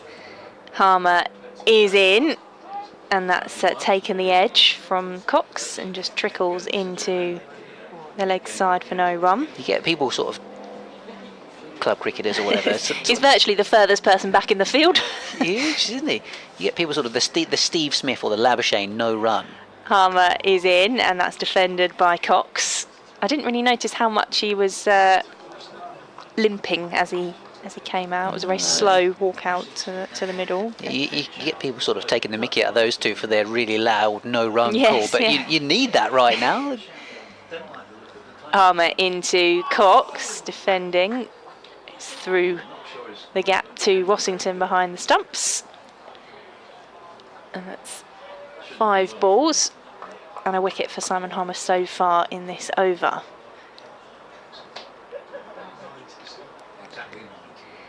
In comes Harmer. Cox is forward this time, pushes it into the offside for no run. End of Harmer's over. Wicket maiden, 132 for 3. The wicket of the captain, the Kent captain, Jack Leaning, going LBW to Harmer during that over. So Kent, as you say, 132 for 3, trailing Essex by 119 runs still.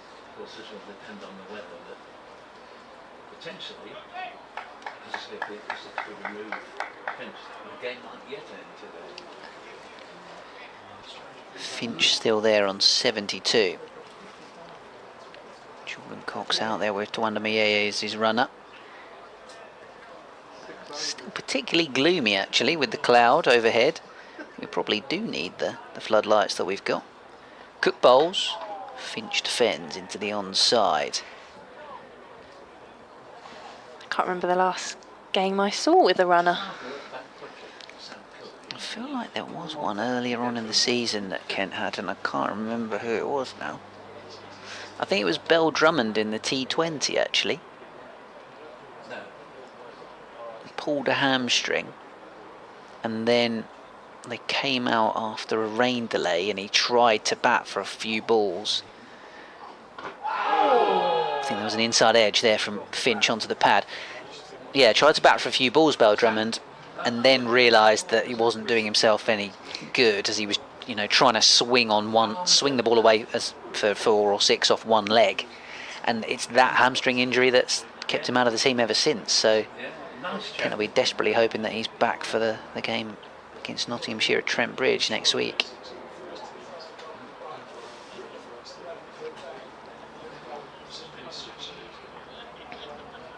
Cook to Finch.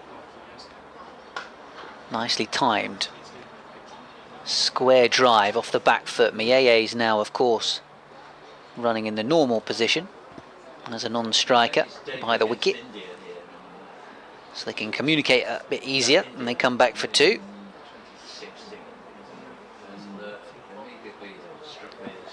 So Leaning and Compton are 2 men to 4 in this session. England are still batting. Johnny Bairstow's on 98. As Cook bowls, Finch lets it go outside the off stump. I wonder how much pressure Jimmy Anderson is feeling. 5 not out, Anderson. Lead up to 273 runs. England are certainly giving themselves a chance of not having to bat again in the game. And as you say, Victoria, today at the test, the highlights on the website could be fun later. Cook in the gloom. Balls to Finch, defended away into the offside. I don't reckon we're probably sort of close-ish to umpires having a look at light. Normally the indicator is when you start to see really pronounced shadows from the fielders, from all the floodlights, and just starting to see those shadows a little bit more. Here comes Cook, defended away up towards mid-on. Yeah, it's blanket cloud overhead at the moment, no sort of sign of that letting up. Doesn't look like it. Well, we could get a shower, but it doesn't look like rain. It's just very gloomy and grey and overcast. And a bit breezy and chilly for the spectators around the county ground. Hopefully they bought more layers than you did, Ben. Yeah, I know. I've made a mistake today. Had a jumper with me yesterday. Left the house and it was sunny and warm on the drive up, thinking I didn't need it today. Harmer to bowl from the river end to Cox. He turns that one into the leg side. Noah Thane under the helmet at short leg just collects that one on the ground. Mieye back in his runner position with Cox on strike. Harmer is in, and that one's looped up in the air and just bounces in the offside for no run. 2 dot balls. That was a decent enough foot movement at the crease for Cox. Get back and across to play the stroke. Harmer's into Cox. He just shuffles his foot across as he comes forward to play that one back down the pitch to Harmer. Bairstow's taken a single to move to 99 at the Test match. In comes Harmer to Cox into the leg side. Or Walter trotting in to field that one. No run. Almost a mix-up, seemingly, as they were trying to get back for the second. In comes Harmer to Cox, and that one is just misjudged by the Kent batter as it loops into the offside. It was flighted by Harmer, and the turn just caught Cox off guard. 134 for 3. Nothing so far from this Harmer over as he's into Cox, who just prods at that one. There's a couple of Essex players just go after it at the end of the over. No chance of a run, so another maiden to Simon Harmer. He's bowled 12 of those from his 25 overs, and Kent are 134 for 3, trailing by 117 runs.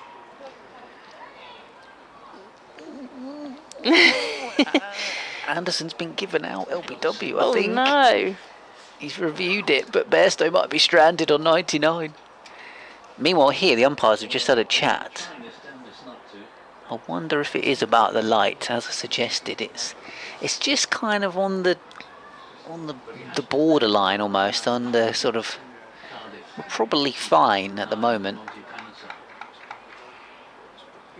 And if it got any worse, we'd probably have to come off. Wicket keeper up to the stumps, Rossington, flicked away behind square on the onside by Finch. I think England might be all out and Bairstow stranded on 99. Well, it's possible. Have you actually heard that's true?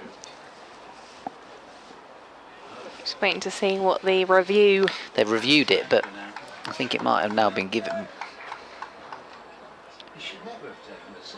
Well, I think they tried to take 2 seemingly, and then there was they couldn't make it back due to some good fielding, and there was a bit of a mix-up.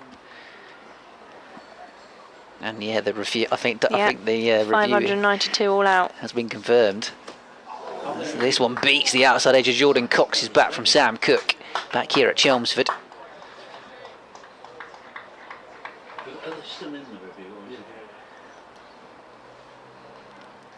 So Bairstow joins the 99 club. 99 not out. Decent total that from England though. Decent lead. 275 runs to play with.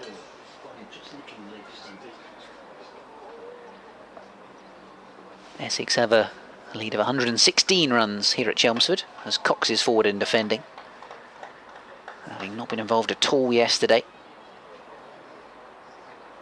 due to that tight calf. Harry Finch kept wicket.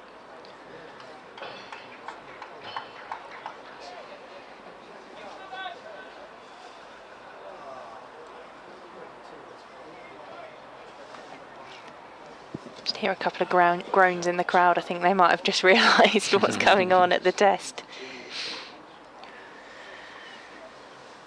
Cook once more.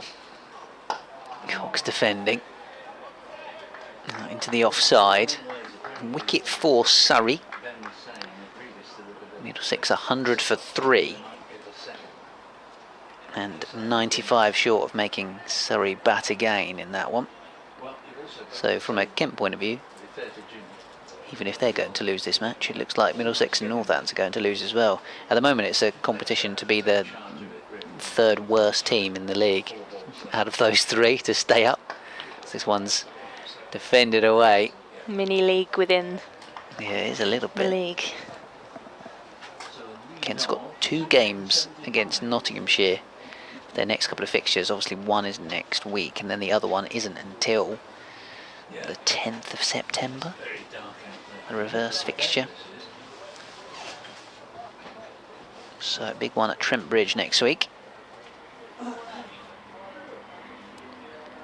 Cox waiting for Sam Cook here, 2 slips.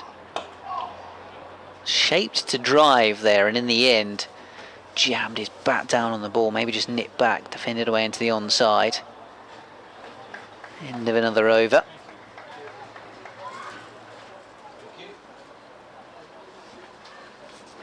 Harmer to continue. Yeah, and it hasn't got any less gloomy. No improvement in the light. But I think crucially it hasn't got any worse. Because if it did, we might have a short delay.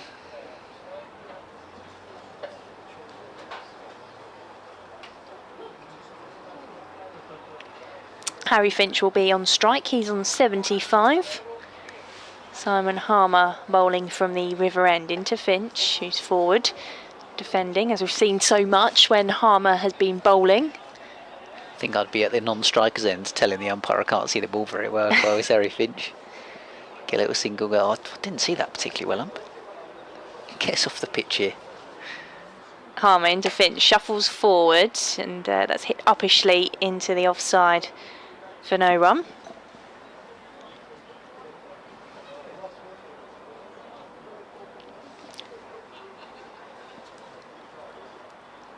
In comes Harmer to Finch, and that takes an edge through the gap, and it's picked up behind the stumps.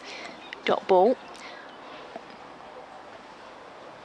I was talking earlier, Ben, when Paul was on commentary about Hawkeye, as Harmer is in, and this time Finch is sweeping to the boundary for 4 runs just in front of the executive suite.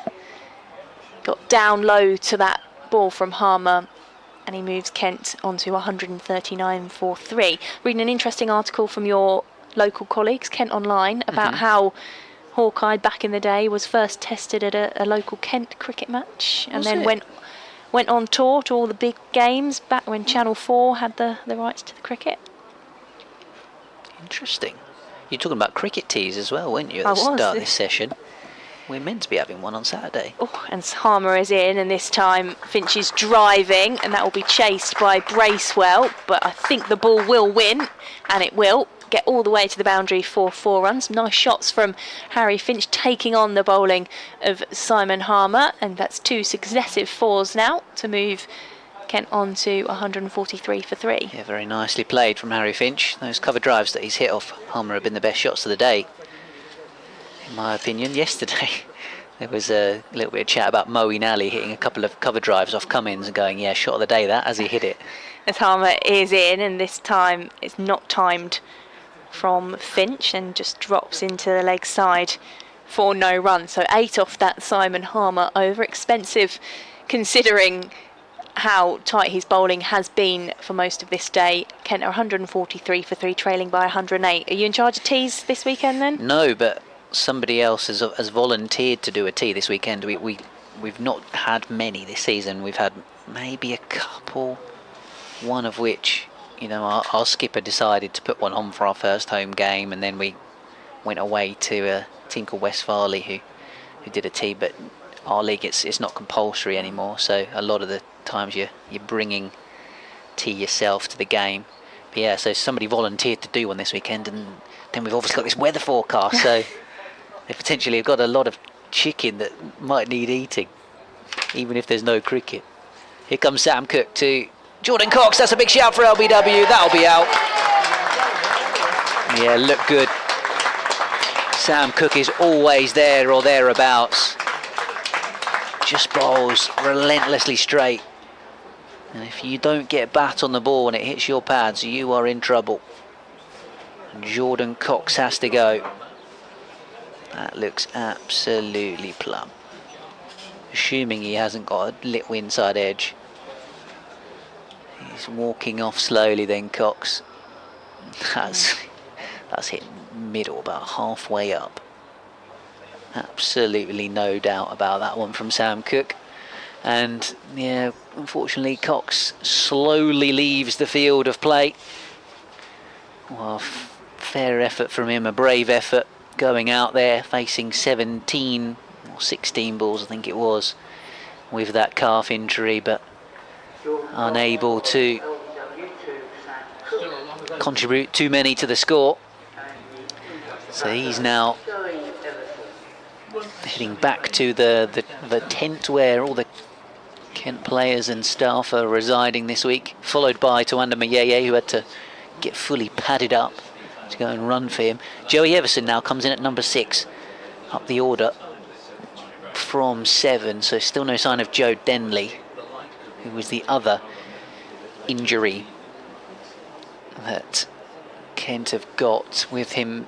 He bowled 1 over and then was immediately withdrawn from the attack and then didn't come out to field yesterday evening, Denley, so means Everson is up the order, and then Kent have got further injury issues heading into that game next week, with already the likes of Bell Drummond and Hogan and Gilchrist and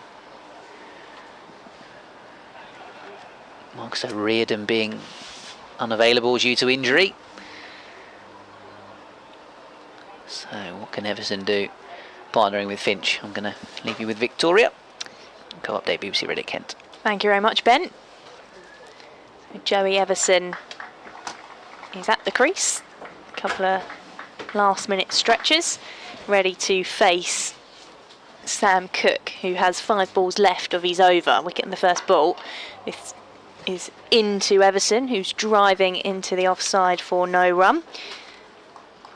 Everson, who came through the Lincolnshire pathway, spent time at Nottinghamshire where he made his first-class debut, and then was joined Kent on a 3-year deal for the 2023 season.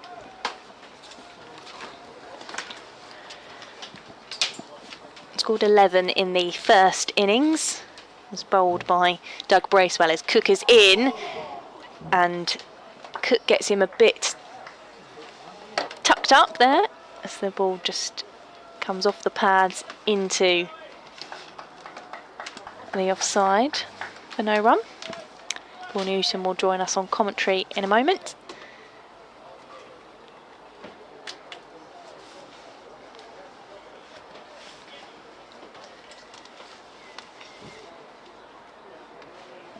$143 for 4.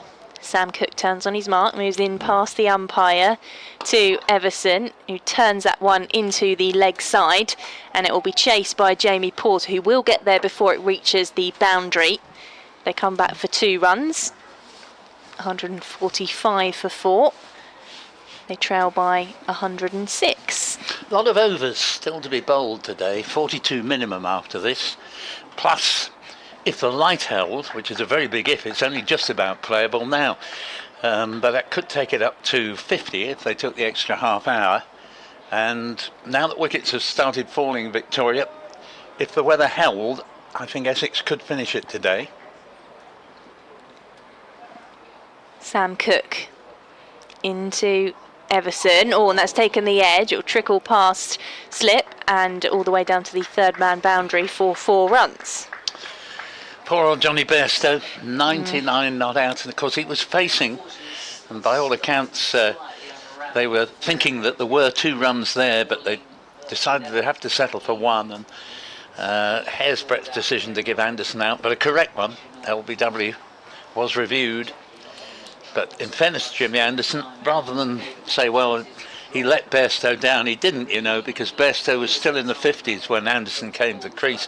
I did say, you know, we're going to see Bairstow rush to 100. He so nearly made it, but it's the 99 you do get that really matter.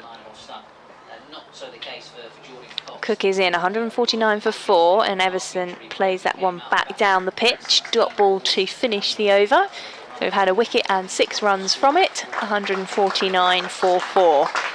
Yeah, I'm sure Jimmy would be feeling that he did let Johnny Bairstow down, but by all means he didn't. No, exactly. Noble effort from Jordan Cox to come in when he did, because actually, I mean, sometimes you see someone who's a bit injured come in and they can do well enough, but he could hardly move out there. I'm sure that if he'd had full movement, he probably wouldn't have been out LBW, but there we are. Well done to him for trying. So 102 short of making, avoiding the innings defeat Kent. 149 for 4, and if they got 101 more, they would make Essex just bat again. Harry Finch has been the highlight of the day. He's played absolutely superbly for Kent. So here's Harmer, continuing in pretty poor light, floodlights on, bowls, and driven out to extra cover for a single. And that takes the score to 150. Kent's 150 comes up, but wickets have begun to tumble in this second session. 3 of them have gone down. Compton's sensational catch by Harmer at leg slip off Walter for 39 was the first wicket to fall today. Then Leaning, who really didn't play well for a captain to go against the tactics as the rest of his team have been showing. Fortunate even to get to 6, LBW to Harmer, having been dropped on 3. Harmer's in, bowls, and this ball played back to the bowler. There's no run, and Cox a few moments ago, LBW to Sam Cook for 0. Everson 6 not out, Finch 83 not out from 152 deliveries with 10 fours. Harmer's in, bowls to Everson. And appeal here, not out. I was rather masked there. There's all sorts of people in the way. Dan Lawrence, for instance, is standing almost on the pitch there, but that is given not out. 150 for 4. Light just fractionally improving as Harmer's in and bowls. Now that's got to be close, but no. Going on the sweep there, Everson. I wouldn't think Harry Finch is particularly in approval of that. He's battled away all day for his 84, and it was a rather risky shot, to say the least, by Everson there on the sweep. Harmer bowls to him again, and played back toward the bowler. Lawrence does the bending down and picking up to save Harmer the effort. So this game continues to be thoroughly good watch as Harmer's in shorter, flatter delivery. Walter at mid-wicket prevents a run. End of Harmer's over. 27 overs and 1 for 39. I think that probably was a maiden, in which case he's bowled 13 maidens. No, it wasn't, in fact. 27 overs, 12 maidens, 1 for 39.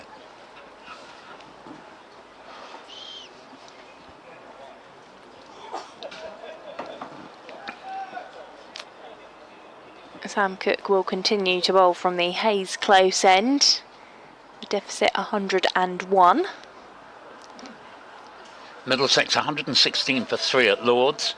Still need a further 79 to prevent the innings defeat to Surrey. In comes Cook to Finch, who misses that one, and Bossington, who's quick to whip off the bail just in case he caught Finch out of his crease, which he didn't. 150 for 4. Yeah, he's wicket kept very well today, Rossington, because it can't be easy standing up to someone of Cook's pace, and the ball would have disappeared from his view behind as it approached the batsman there. Did very well not only to take it but whip the bails up. Sirens blaring past the county ground as Cook is in, and that one is just knocked into the ground and up in the air from Finch. He was looking to see if it had gone far enough that he could take the quick single, but it was easily collected by Rossington, and there's no run. I'm sure Joe Denley would bat if he possibly could, but obviously we don't know for sure that he's fit to come out, so Essex might only need another 5 wickets, and if they were to get Harry Finch out, you would feel that they'd begin to fancy their chances of finishing the job off today. Finch, who's on 84, is on strike. He turns that one round the corner, and he is very quick off the mark to get the single and bring Everson on to strike. 151 for 4. Finch moves to 85. Having said that, the times when Finch has looked in the least bit likely to get out today are very few indeed. He's played magnificently and with increasing facility as his innings has progressed. In, of course, from the very start, after Moyeye was out LBW to the last ball yesterday. So Finch came in batting higher than he normally would at 3, and he's made a fantastic job of it, because he hasn't scored all that slowly either. When you think that he and Ben Compton set off with just mere survival foremost in their thoughts. Cook moving in past the umpire to Everson, who's playing that on with a straight bat. No run. Dan Lawrence strolls in to collect the ball. England led by 275 runs on first innings after that near miss for Johnny Bairstow, left on 99 not out. But Australia are 3 for no wickets so far, 272 behind. A couple of early wickets there would be good at Old Trafford. You're right, and maybe England can get them. From an Essex point of view, a couple more wickets here as Sam Cook is in to Everson, plays it back down the pitch. But Kent are holding firm with Harry Finch leading the way on 85. He's faced 156 balls and he's been joined by Joey Everson, who scored 6 from the 12 he's faced. Yes, I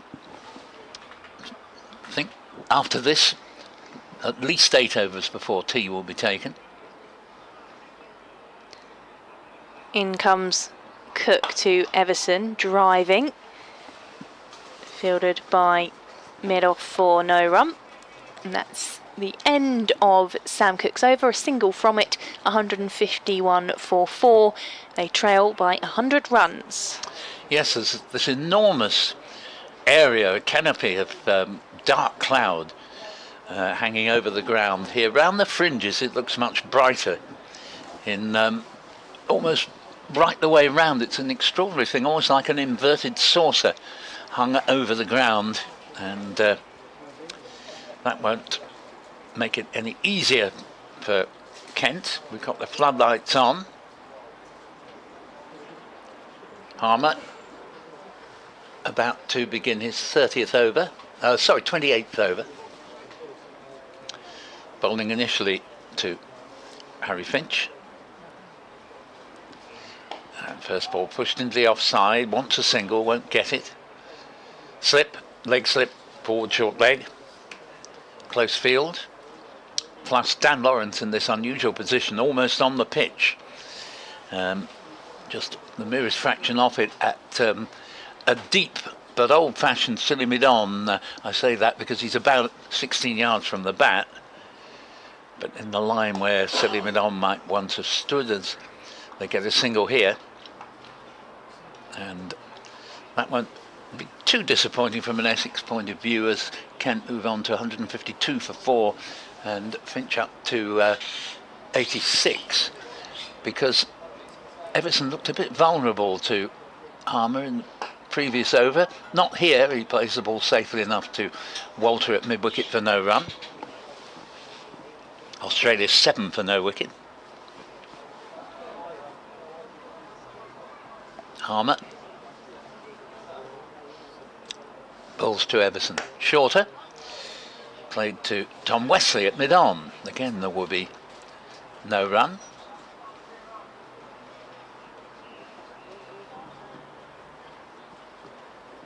Harmer again, past umpire Rob Bailey. Goes on the sweep. Again, he doesn't pull it off. Again, Rossington takes it nicely, removes the bails. But Everson had kept the back foot planted.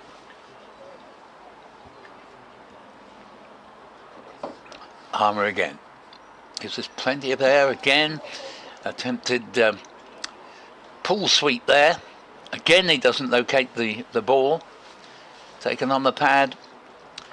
The over ends almost as soon as it started, really. He's so quick through his over is Simon Harmer. Just the 1 run from it. And Kent needing 251 to avoid the innings defeat. 152 for 4. Yes, Kent just chipping away at this. It's not the quick wicket where they can really attack the Essex bowling and make that deficit dwindle quickly, but they are just chipping away with making the Essex bowlers work for the wickets that they have taken. Jamie Porter is back on from the Hayes close end. Took 3 wickets in the first innings.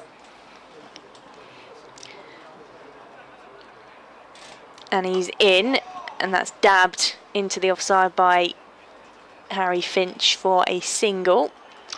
Very patient knock this from Finch, and it's not that he hasn't played some very good attacking shots as well, but he seems quite happy to take an early in the over single and leave Everson on strike.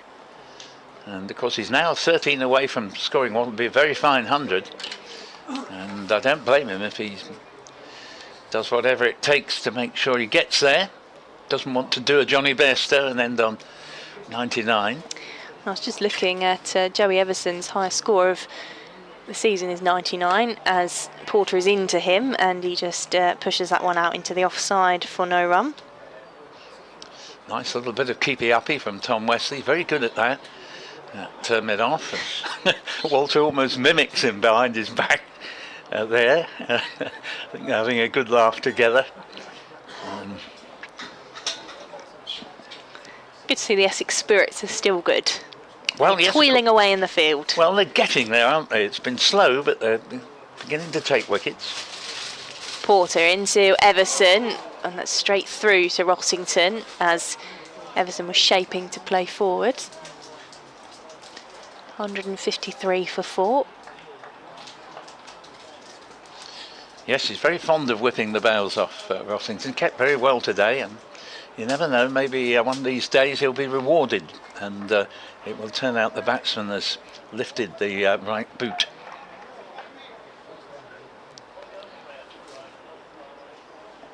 In comes Jamie Porter. Everson is on 6, and he plays that one as it's fielded at mid-wicket by Noah Thane. Still on the pitch in place of Robin Das, who was the replacement, the concussion replacement for Nick Brown, having been replaced by Dan Lawrence on the first day. That's right, if you can follow that. And I'm sure we won't see Robin Das today. Clearly, I think he'd be back by now if he were all right. We've no idea what his problem is. Perhaps he isn't well. 153 for 4. Jamie Porter bounding in, and this is dug out by Everson, and he's played that one off the feet all the way to the boundary for 4 runs. Just getting forward and taking the boundary off the bowling of Jamie Porter to move Kent on to 157 for 4. Good shot from Joey Everson.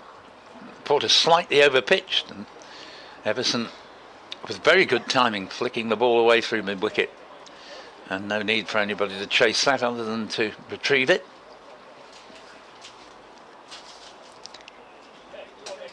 .94 is the deficit as Porter is into Everson, and this time it's a play and a miss, and Rossington was down, ready to pounce. Yeah, I just wonder if that was a missed opportunity there from Rossington. Let's just see this again. This time he lifted his back foot, and if he'd taken that one cleanly and whipped the bails off, that would have been a stumping. So I'm afraid, ironically, he'd done some very, very good takes from Sam Cook and whipped the bails off, and another one in this over from Porter. And then tragically, the one time the batsman did raise his right boot, he didn't field it cleanly. No, just comes out of his gloves, and then by the time he gets down to it, the foot is backgrounded by Everson. So it's the end of the Porter over, 157 for 4. So Essex have missed 1 or 2 chances today. We had the drop from Leaning that didn't prove expensive in the end, but Wesley dropped him on 3. He was out for 6. Missed stumping there, and Harmer begins a new over. To Finch, goes through outside leg stump. Everson missed on 10. It'd be interesting. He's no mug with the bat, Everson. That might prove very expensive in more ways than one, because he might take up a lot of time in having been reprieved. Finch returns the ball to Harmer from the next delivery.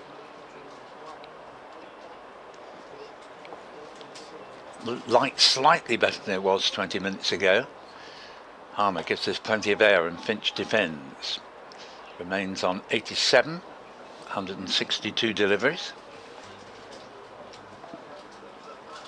Australia 11 for no wicket, trailing by 275 on first innings. Harmer in, bowls reverse sweep, and just be the single as the score moves along to 158 for 4. And Finch to 88.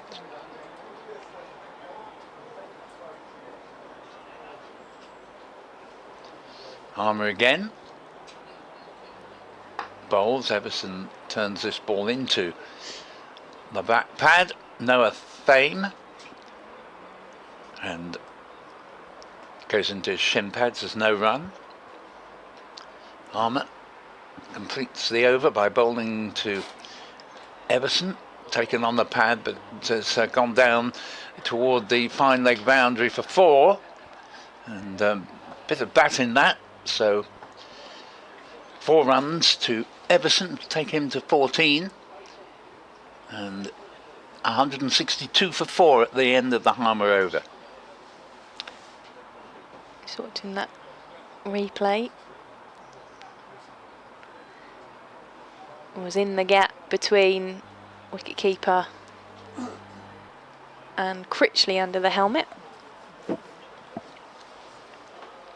So Essex will, I think, rue that mis-stumping a moment ago. Kent would be 5 down.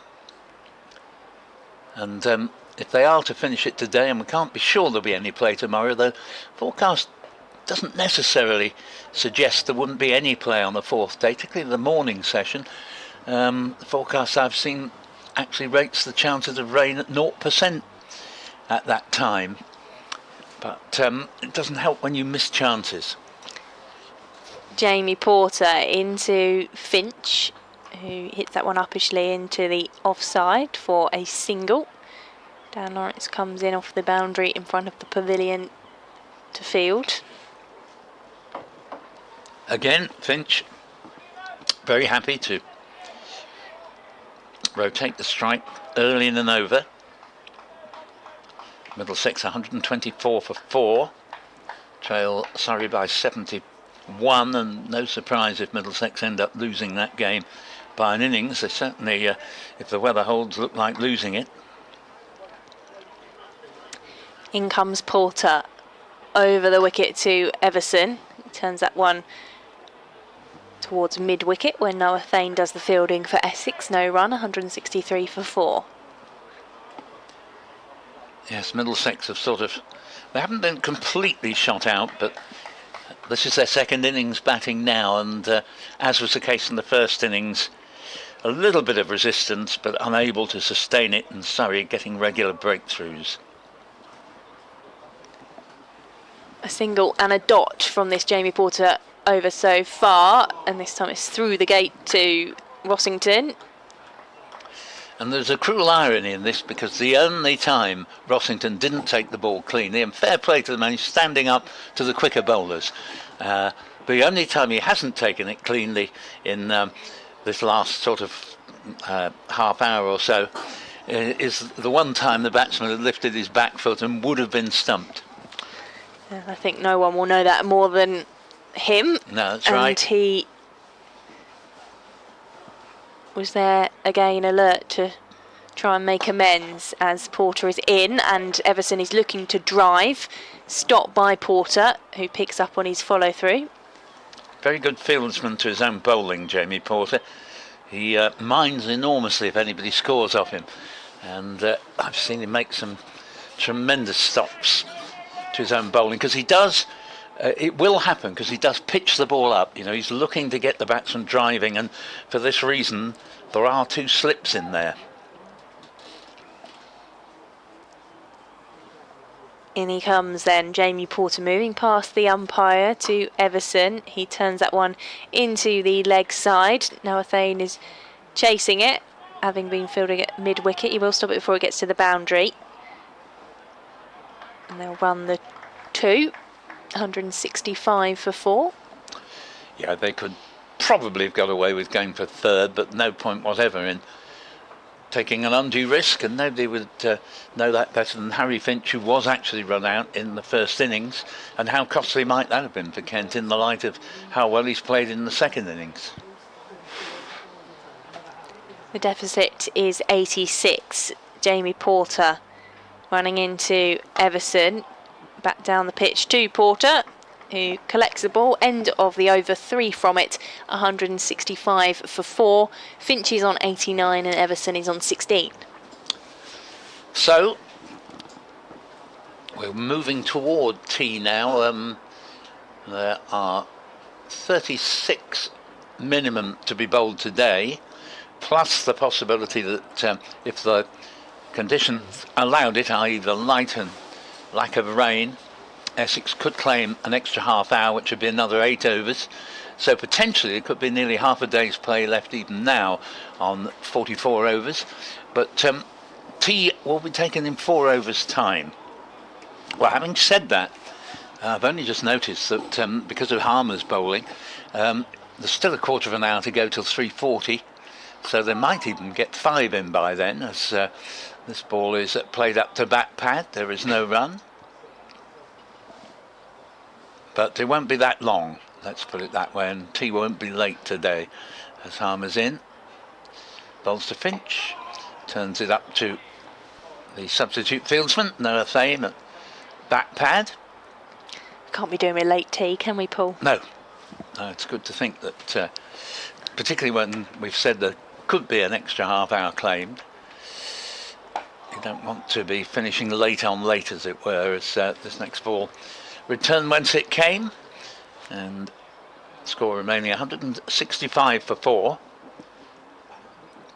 Harmer, River End passed up by Rob Bailey, tosses the next one up, single, as Finch plays a pleasant extra cover drive, and fieldsman there is right back within about 8 yards of the boundary, and never going to be more than the single, but equally never going to be less, as Bracewell did the fielding. Oh, and Harmer bowls a beauty, and to be fair to Everson, he did the right thing and got well forward outside the line of off stump, and it bounced more than most and took him on the thigh pad and rolls down past back pad for no run. And Harmer now electing on this last ball of the over, and this is his 30th over, 1 for 46 hitherto. He's going to bowl to Everson again, coming round the wicket. Bowls, and that kept a little bit low, and he's done well to keep that one out, and the over ends with Kent on 166 for 4.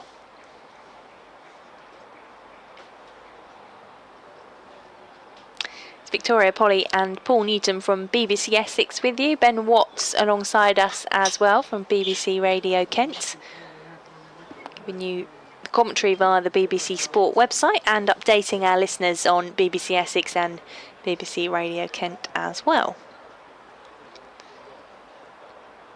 Can Essex add to their wicket tally before tea? Well, they've passed up a chance of doing so with that missed stumping 3 overs ago. They'd love to think so, but certainly Finch hasn't looked like getting out. Jamie Porter bowling from the Hayes close end.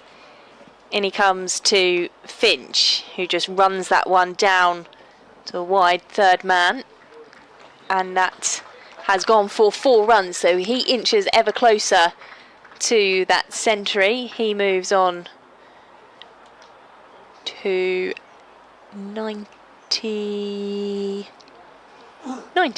That's right. Of course, we begin now to move into the territory where even if Essex were to bowl Kent out today, they may well have got the 250 they need to make Essex bat again, and may well have gone a few ahead of that. So looks as if Essex may well require a 4th day and the weather to hold off. Porter into Finch, defending that one with a straight bat. No run. And if that is the case, Kent will owe a great deal to Harry Finch for a quite excellent innings.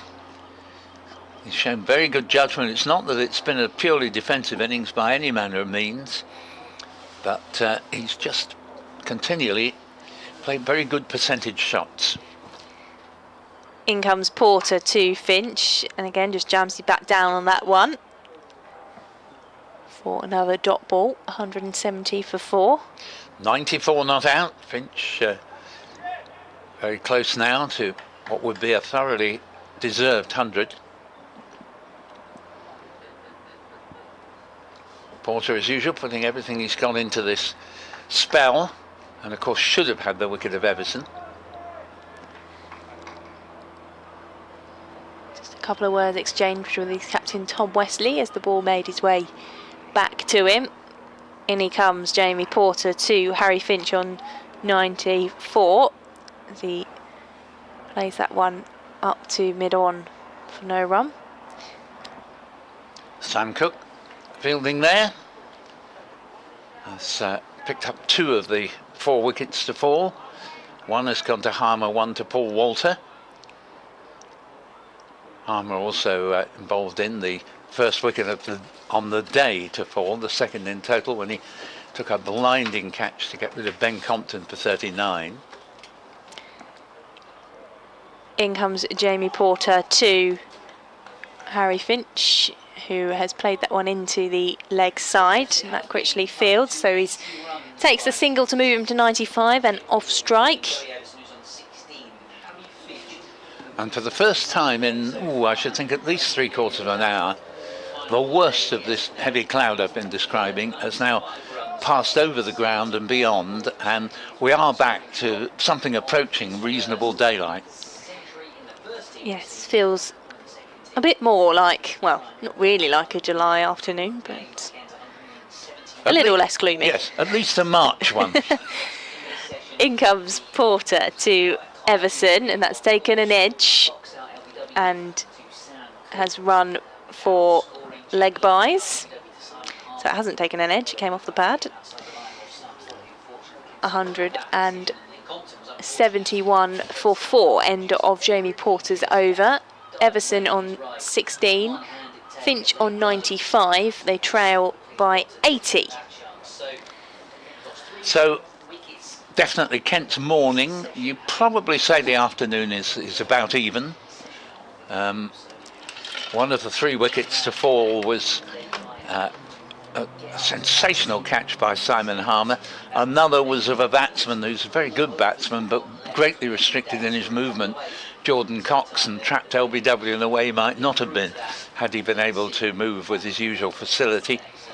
We're going to see Matt Critchley as we approach tee come on, just to give Simon Harmer a brief respite and just to see if a different bowler might be able to get this wicket, and Critchley certainly has a good record of getting wickets.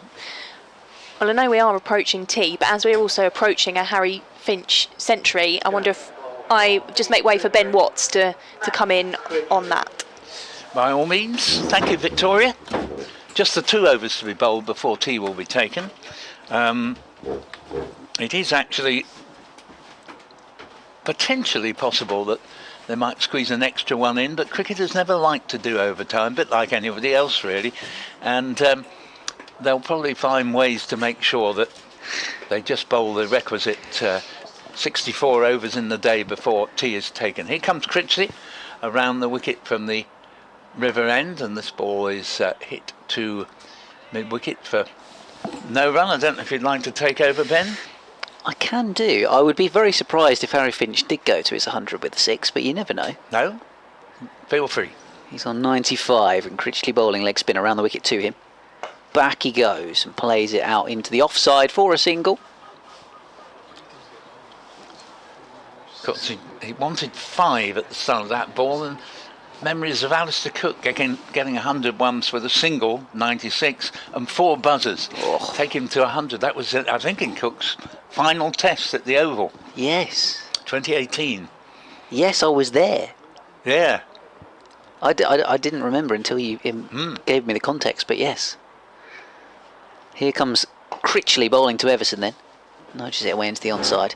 Yeah, that's a pretty satisfying way, isn't it, to go to 100? Well, it is. You know, I think Alistair was very thrilled. Of course, he got that reception that seemed to go on forever. Yeah, that was amazing, that reception. Critchley bowls.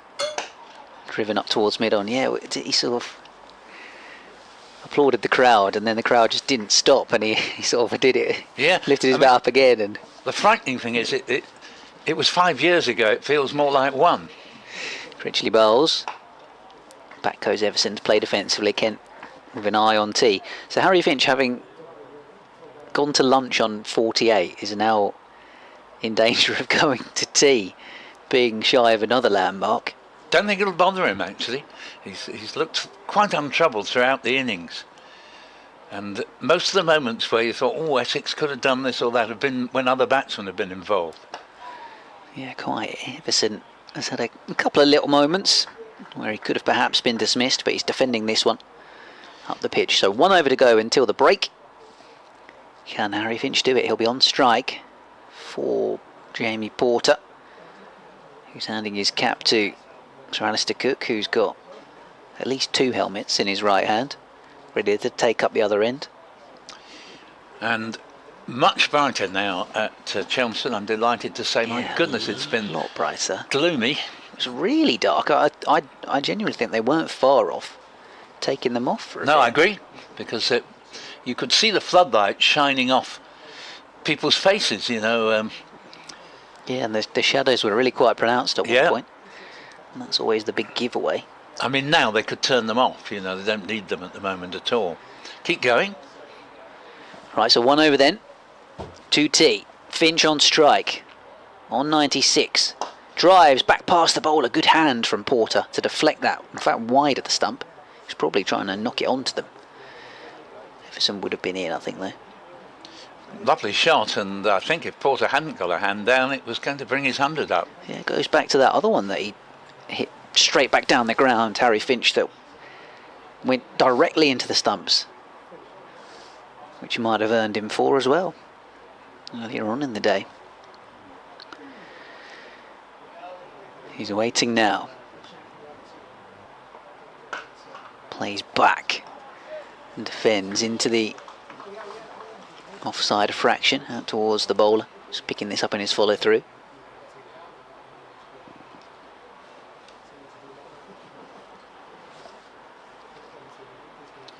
Yes, Kent continuing to fight doggedly here. The one man who didn't was the captain. Yeah, the captain had a difficult time out there. I actually thought he was unlucky with the eventual dismissal. This one is an attempted run down towards third man from Finch, but it's dropped out into slip. I've seen it again a couple of times, and it looked like it hit outside the line of off stump. A few others have seen the clip on social media, commenting likewise. But yeah, it didn't look comfortable at all out there, really. No, he didn't. Middlesex have lost yet another wicket, and still trail Surrey by 46 with only 5 wickets remaining. So Kent, whatever happens in this game, can be comforted by the earlier defeat of Northamptonshire and the imminent defeat of Middlesex. Porter to Finch, drives, but this won't be for 4, it'll be for a single. Dan Lawrence is out a deep point, so he may well be heading into tea on 97 not out, Harry Finch. How many balls have we got left? 2 to go. Just the 2. Yes, Essex would very much have liked a 5th wicket before the tea interval, and should have had one when the one time a batsman had lifted his heel was the one time Rossington didn't take the ball cleanly, standing up in fairness to the quicker bowlers. As he's doing here to Porter.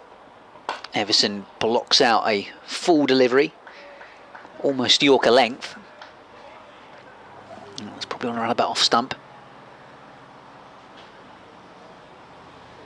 177 for 4. Lancashire 91 for 5 in their second innings, but they are 206 runs in front of Warwickshire at Edgbaston. Porter, last ball of the session, in and bowling. Clipped nicely by Everson. Thinks about a single after the stop from the subfielder at mid-wicket, but deflects into space. Finch says no, don't worry about it. Gives him a little thumbs up, and the 2 Kent batters will head off, having done their job for the moment. Certainly Harry Finch has done his job today, that's for sure, whatever he ends up with, having batted through 2 sessions. Kent losing 3 in this one. Compton just after lunch to that brilliant Simon Harmer catch. The LBW of Jack Leaning, and then the one that was definitely out, the LBW of Jordan Cox, the keeper with the calf issue.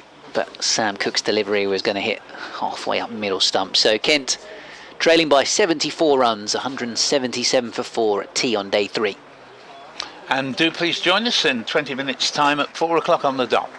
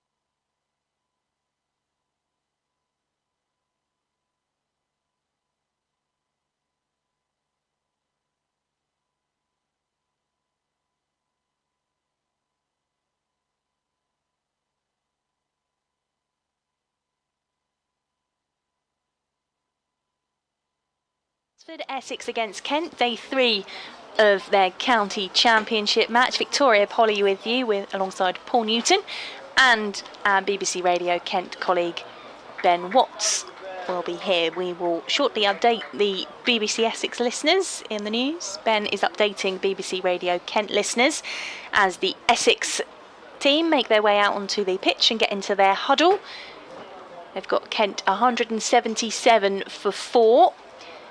Harry Finch is on 97, Joey Everson is on 16, and while the morning session definitely belonged to Kent, Essex did get the breakthrough with 3 wickets in the afternoon, but Kent are holding firm, and Essex will be hoping for a couple of more wickets in this evening session, Paul Newton.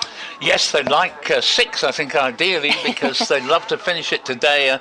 It's not definite that there wouldn't be a ball bowled tomorrow, and I've looked at the forecast, which actually suggests that there's a 0% chance of rain in the sort of period up to lunch. So they may still be able to finish the job off tomorrow if they can't do it today. They haven't helped their cause by one particular chance that went begging a stumping about half an hour before the tea interval, when Everson should have been out when he was on 10. He's now on 16. But yeah, it's been hard work for Essex today, and even with 3 wickets in the afternoon session, I wouldn't call it Essex's session. I think fairly even, that session from lunch through to tea, but it was a brilliant catch by Harmer that got rid of Ben Compton. Harry Finch, on the other hand, who's been in all day long, has played quite magnificently for his 97 not out, and is about to face the first ball after tea. And Doug Bracewell's going to bowl it, switching from his hitherto Hayes close end, and going to come up the slight slope from the river end. Yep, Doug Bracewell to bowl from the river end. Harry Finch, 97 from 179 balls. Still just doing a couple of warm-ups with his captain Tom Wesley, while the batters get themselves ready for the first ball after tea. 4:01, and Doug Bracewell is ready for the first ball of the evening session, and he comes bowling to Harry Finch, who is just reaching for that one and pushes it into the offside. He thought about coming back for 2, but there was a cry of no, and he will just take the single to move on to 98, and they will get a second run for the overthrow in the end. Careless from Essex. They won't regret it if it turns out that he's now out, facing when he wouldn't have been, but although it was a good bit of initial fielding by Dan Lawrence, his throw went astray, and Kent get the extra run there, and it has been just occasionally a little bit slipshod there from Essex. As Bracewell is in, and that one is defended by Harry Finch. We're just hearing the BBC Essex news in our ears as we wait to do the update. Dot ball from that one from Doug Bracewell. Well, we've had 199 this afternoon, but that was Johnny Bairstow at Old Trafford in the Test match, the Ashes Test match, stranded on 99 not out when the last England wicket fell. But that won't happen to Harry Finch in terms of being not out. He either gets his 100 or he doesn't here. As Bracewell moves in past the umpire to Finch, and he defends that one back down the pitch. And Sam Cook is there with the long barrier. A little bit, well, I wouldn't say lighter, but not quite as gloomy as we had during the afternoon session. Floodlights still coming into play a little bit here at Chelmsford. Play is paused for the consumption of tea. Kent trailed by 74 runs with 6 wickets remaining a moment ago. Victoria Polly's watching. Yeah, Doug Bracewell bowling the first over after tea for Essex, and if the morning session belonged to Kent, as Harry Finch gets 100 for Kent, he has played a very patient innings, and he's very much been a thorn in Essex's side as Chelmsford stands to applaud the Kent batter who gets to his century. Essex took 3 wickets in the afternoon session, but he has been the one that hasn't ever looked like getting out. Ben Compton was caught, a fantastic catch by Simon Harmer off the bowling of Paul Walton, then an LBW for Simon Harmer to get the captain Jack Leaning, and Jordan Cox was LBW to Sam Cook as well. So things haven't been moving along as quickly as Essex would like, and that's thanks to that man Harry Finch, who's keeping things together for Kent and digging in to keep this game going. Essex needs 6 wickets to win this one, possibly 5 depending if Kent batter Joe Denley is fit, but Kent trail by 69 runs. They are 182 for 4. Bracewell is in, and that is straight drive from Everson.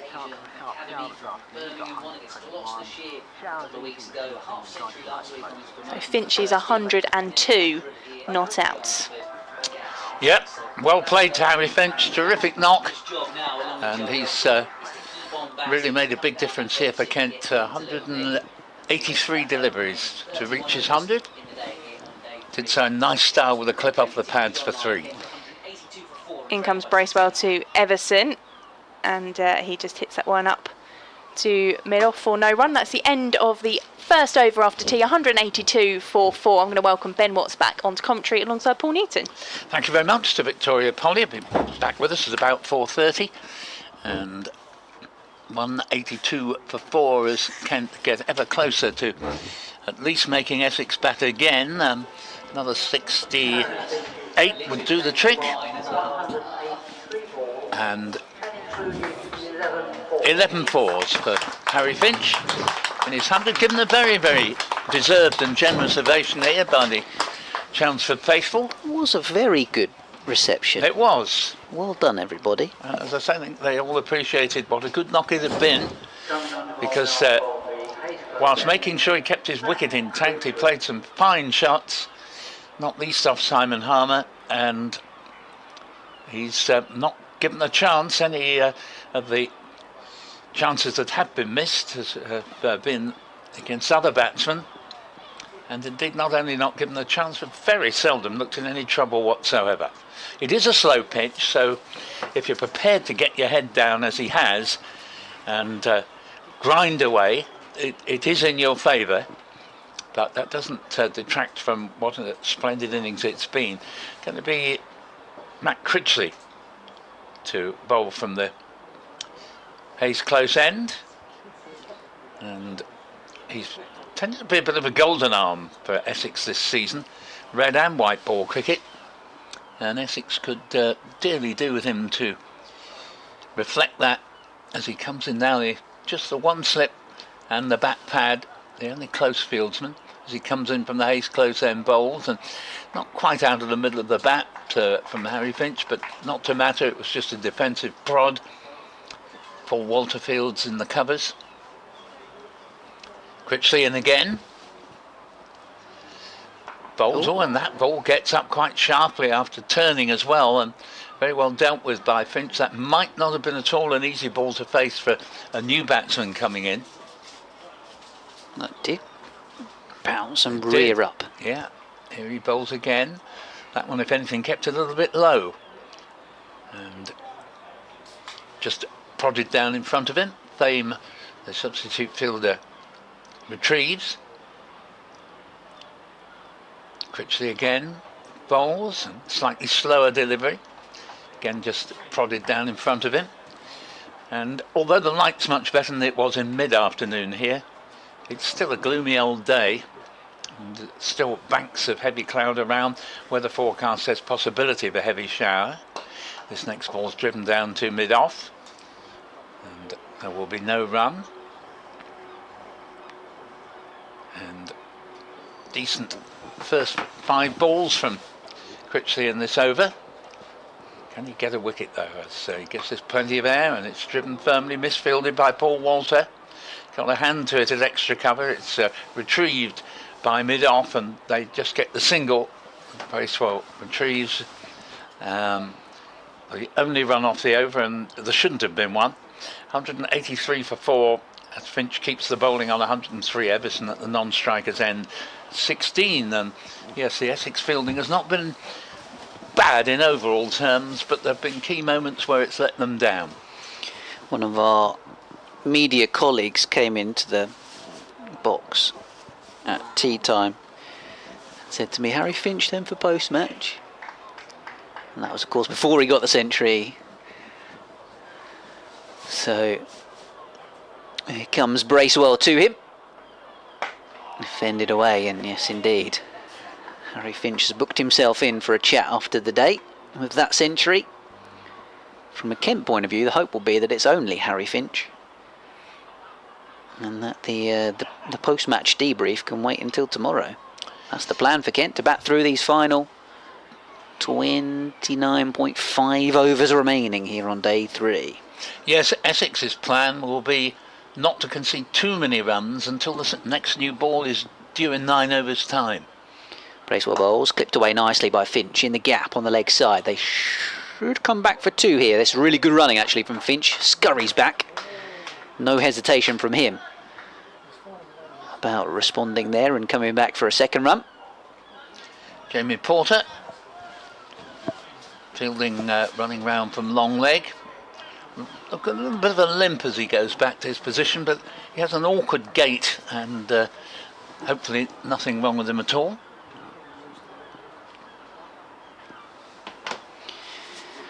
Bracewell, the New Zealander, in and bowling. Feels like it has increasingly kept a bit low, this wicket, Yes, it does. as the day's gone on. It does typically here, but there's been the odd delivery though, like that one from Critchley that suddenly got up off a length. Yeah, it's been almost tennis ball bounce at times for a couple of the spin bowlers. There's an LBW decision, or an LBW shout from Harmer that got turned down on height. That was the one before leaning was given. Bracewell, left alone by Finch outside the off stump. Just a little bit of away movement. And I think if the game were to finish tonight, that second new ball would probably have quite a big say in things. Because there's not a lot going on out there to suggest that Kent would justifiably lose the remaining wickets in the rest of the session. Yeah, that is the threat though, as you say. Still have 20 overs with that new ball, so that's more than enough time to have a bit of a bite with it. Left alone outside the off stump. Still quite cloudy overhead. Wonder if light might come into it. Obviously got the floodlights on. Yes, I think it might well do. If anything, the forecast is that as the evening progresses, things will actually clear up a little bit. Not necessarily in the sense of blue sky and sunshine, but it's been a really turgid afternoon and pretty chilly with it. Yeah, it has. Here comes Bracewell to Finch, who's defending out into the offside. Yeah, Joey Everson's got a sleeveless jumper over his Kent top. Harry Finch is worked up enough of a sweat to keep himself warm out there.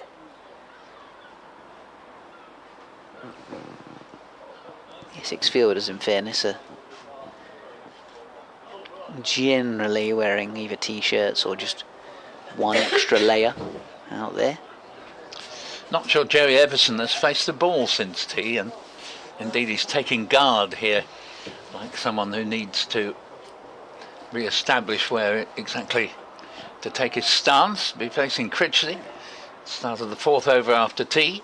Most notable thing that's happened since the tea interval is Harry Finch reaching a superb century, and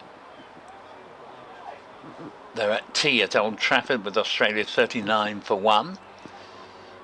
Critchley bowls, and that's driven, and well, it's half stopped by Paul Walter, but he can't stop the ball spilling away a good 8 yards from him, and that enables him to take a single that really you feel he probably should have been prevented. And Everson moves to 16, and Finch back on strike. Just a slip and a bat pad, the only close fielders, as Wesley, I think, trying to restrict any runs conceded until the second new ball's taken. Pleasant shot here for runs by Finch. One certain. Are they coming back for a second? No, they don't. Beard's there, substituting from not totally sure who, because we've still got fame out there as well. And score moving along to 187 for 4. Critchley to Everson. Plays the ball out to Lawrence at mid-wicket, and there's no run.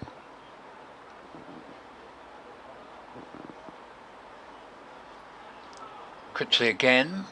Gives us plenty of air, and well, that ball is coming down to the third man boundary. I'm not totally sure what off, but nothing according to the umpire. Yeah, 4 byes, and well, I have to say that email we had earlier about who Essex's wicketkeeper should be. Looked a little bit vulnerable, Mr. Stumping earlier at Rossington. That wasn't a mis-stumping, and it did again take off a little bit, so it wouldn't have been easy. Critchley in and bowls, and this time played back to the bowler, but certainly I was impressed with Will Butterman's wicket keeping in the matches he's played both in red and white ball cricket. Personally thought Everson had hit that.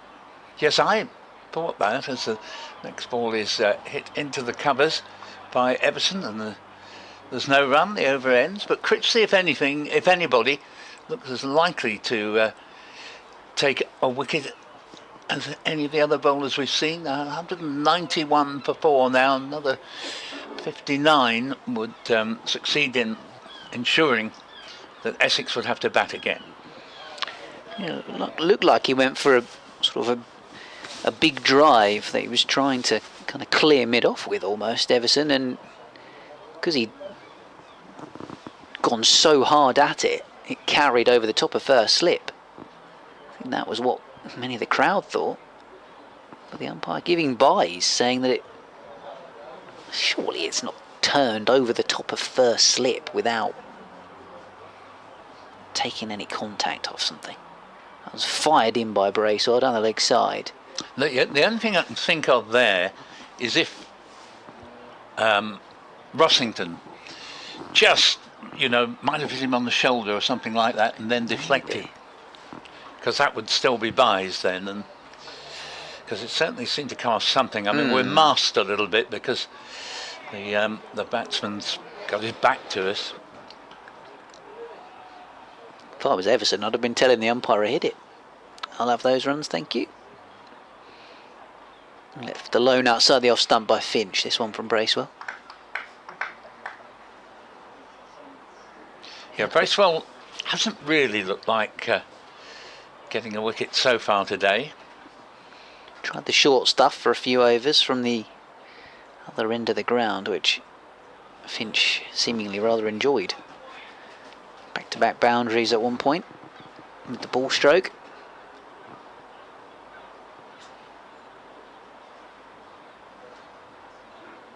Bracewell to him, played away into the offside. Amazing really that Harry Finch's last 300s have all come in second innings of games.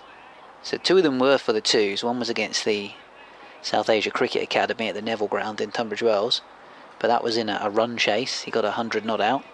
Then he got 100 in the second innings of the second 11 championship game against Gloucestershire a couple of weeks ago. Made it into the first team. Since he's been with the ones in the last 2 weeks, he's got 0 in both of the first innings, and then in the second innings got a 60 odd, 67 last week, and then he's 106 not out. Half an LBW appeal, but that was clearly going down the leg side. So yeah, he's clearly a man for a second innings stand, a second innings knock. Likes to size up the pitch first time around and then go big second time around. It's not a bad trait to have, although I'm sure he'd love some first innings runs. Here comes Bracewell, plays this away aerially through point.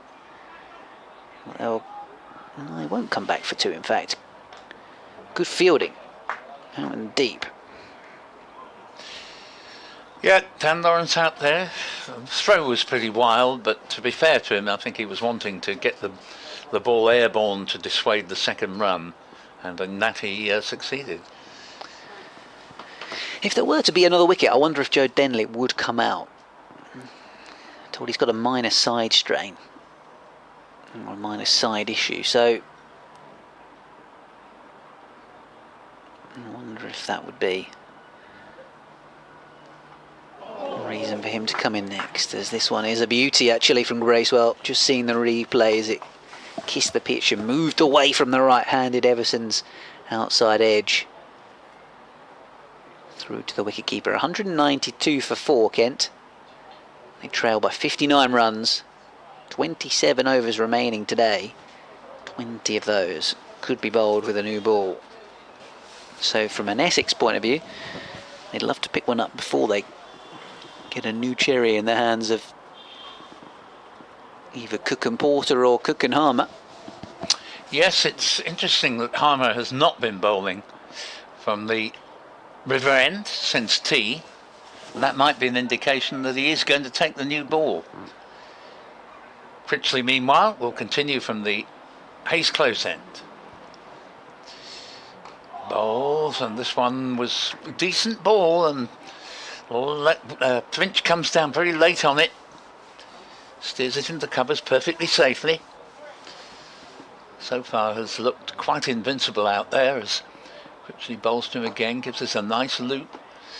Finch just returns it whence it came. Still a pretty grim afternoon and early evening. Not as heavily dark as it was, but not very pleasant. That's a poor delivery. I don't think it's what Critchley intended. Half tracker. And Finch, if anything, slightly misses out on that. He gets 2 runs, belting it out to deep cover, but might well have been looking to hit that for 4. 109 to him, and 194 for 4 on the board. 50 partnership, hence the extra applause as Finch returns the next ball to the bowler. No run. Yeah, 26 of those from Finch, 17 Everson, a few extras. Critchley again. Oh, that's a good one, and beats the forward push of Finch. Doesn't beat Rossington, who whips the bails off and points at the umpire. How was that? But the answer is in the negative. Yeah, foot did slide forward but didn't leave the crease. Critchley to complete the over bowls and played back to the bowler. 3rd time that's happened in that over. But although he hasn't got a wicket, Critchley has looked the most likely to get one of those we've seen in the last hour. And Kent 194 for 4, Finch 109, Everson 17, 51. The partnership so far should have been ended quite some time ago when there was a miss-stumping. Everson was the man on strike at the time. And a frustrating day, you'd have to say, for Essex overall. Yeah, no wickets in the morning session. 3 in the afternoon session. And Dan Lawrence coming back on here to try and hurry things through to the new ball, seemingly. Ball now from the river end, Dan Lawrence. Yes, not. I think it is worth a try with the new ball. Just giving it to an occasional bowler.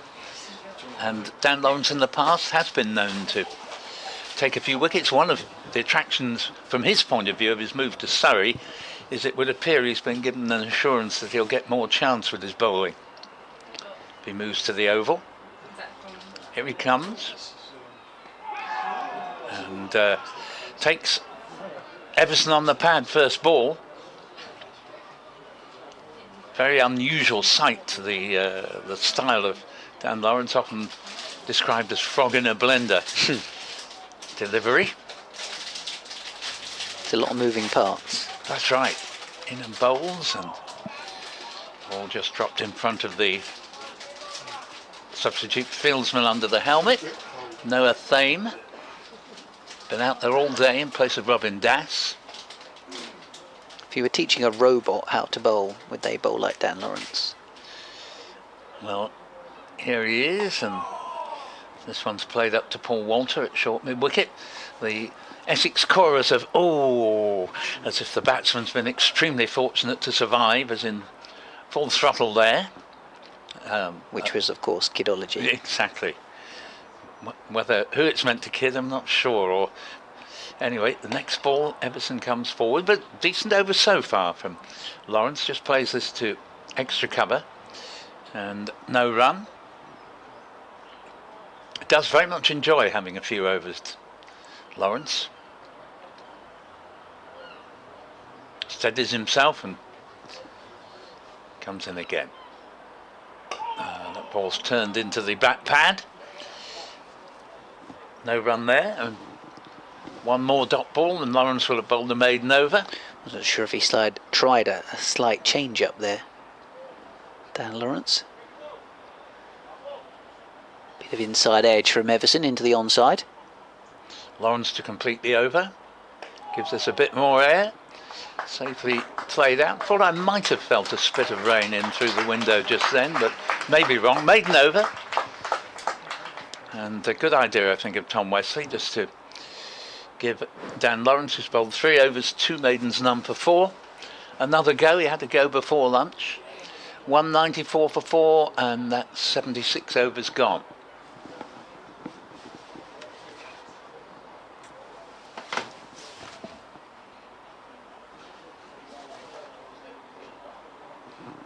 Australia 39 for 1 still at Old Trafford in 14 overs. And they would, with the wicket to fall, Khawaja caught behind for 18. Wood getting the wicket with just his second ball. I think you should have been commentating on that, so you take over it. Oh, no worries, I shall. Critchley bowling.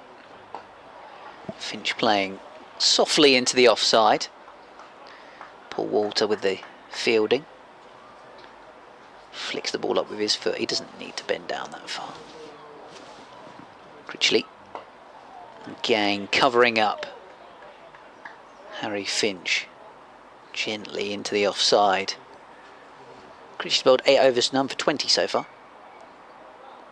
It's very tidy indeed. He's pushed away here off the front foot by Finch. Gently driven. Wide of mid-off for a single. Just occasionally, Critchley bowls a delivery that does something a little unexpected. And Essex need a bit of that because it's a slow pitch that's not doing much to help anyone other than when maybe the ball is new. Yeah, that new ball's going to be key. Critchley to Everson. He drives back towards the bowler. Nice straight bat from him. The all-rounder in at number 6. With Denley dropping down the order. Turned away almost through the legs, I think, of the short leg fielder with the shin pads on, the sub.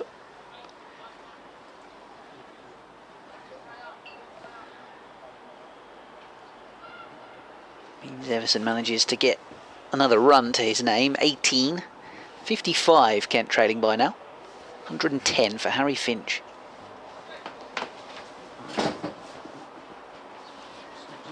Slight field change. And they're trying to make sure that Finch doesn't get a single off the last ball of the over. But he's quite happy to block it anyway. So we have 24 to go today. Yep, hard work for Essex today, and they haven't helped their cause by missing a couple of chances. But there's been some very obdurate defiance from Kent indeed. Critchley 9 overs, none for 22. And Dan Lawrence sauntering over to the river end to bowl another over. We've got 3 to go to the new ball. Has the same field pretty much as Harmer was having, the leg slip in the back pad. Lawrence bowls. This ball is played out to extra cover. There's no run there. I think we were hearing yesterday that Harmer will be given a little time off at the start of the new month in August, at the start of the 50 over competition. Expected to join in the second half of that competition. This ball is played into the offside. There's no run. Alistair Cook's just throwing the ball back to Dan Lawrence, but he almost did it as if he was bowling some medium pace. I don't think we've reached that kind of territory, No. Sir Alistair. Lawrence bowls, and that ball is driven powerfully through extra cover for 4 by Joey Everson, and he takes his score to 22. Missed stumping when he was 10. 200 up for Kent, with maybe the best shot of the day. Yeah, it was a very nice shot indeed. Although Finch has played some very good ones, and Ben leaves us to do his 4:30 update, and as soon as he comes back I'll make way and he will join Victoria Polly. Ball by ball commentary. Next ball goes to Paul Walter at mid-wicket. Ball by ball commentary for BBC Essex, BBC Radio Kent. Australia are 46 for 1. Lawrence bowls and stoutly defended by Everson. This becoming an annoying partnership from an Essex point of view. 57 for the 5th wicket. Lawrence, who's gone for 4 in this over, has just the 1 ball left. Comes up from the river end and again defended. So 200 exactly, 4 wickets down, and Essex, who would have begun the day very confident of bowling Kent out at some point in the day, and of course they still might. I think it's going to be largely dependent on whether they can get any joy out of the new ball. Paul Walter replaces Matt Critchley at the Hayes close end. He got the day's first breakthrough just after lunch, that of Ben Compton, superbly caught by Simon Harmer, diving to his right at leg slip. Too bad actually, 200 for 4 Kent, and the deficit down. There was no great merit in the ball, I'd have to say, much as I like to see Paul Walter get a few overs. It was wide down leg side, and Compton just, he got hold of it nicely, and to any normal fieldsman it would probably have gone for 4. But Simon Harmer plucked it out of the ether. So Walter on his way in now. Oh, and that's not a bad ball at all. Finch seemed to try and have a nibble at that, and fortunately it didn't just get a feather through to Adam Rossington. He remains on 110. Kent on 200 for 4. Walter, left arm over from the Hayes close end. Bowls, turn to mid-wicket, and again there'll be no run. Noah Fame, who spent much of the day under the helmet, this time is at a conventional mid-wicket.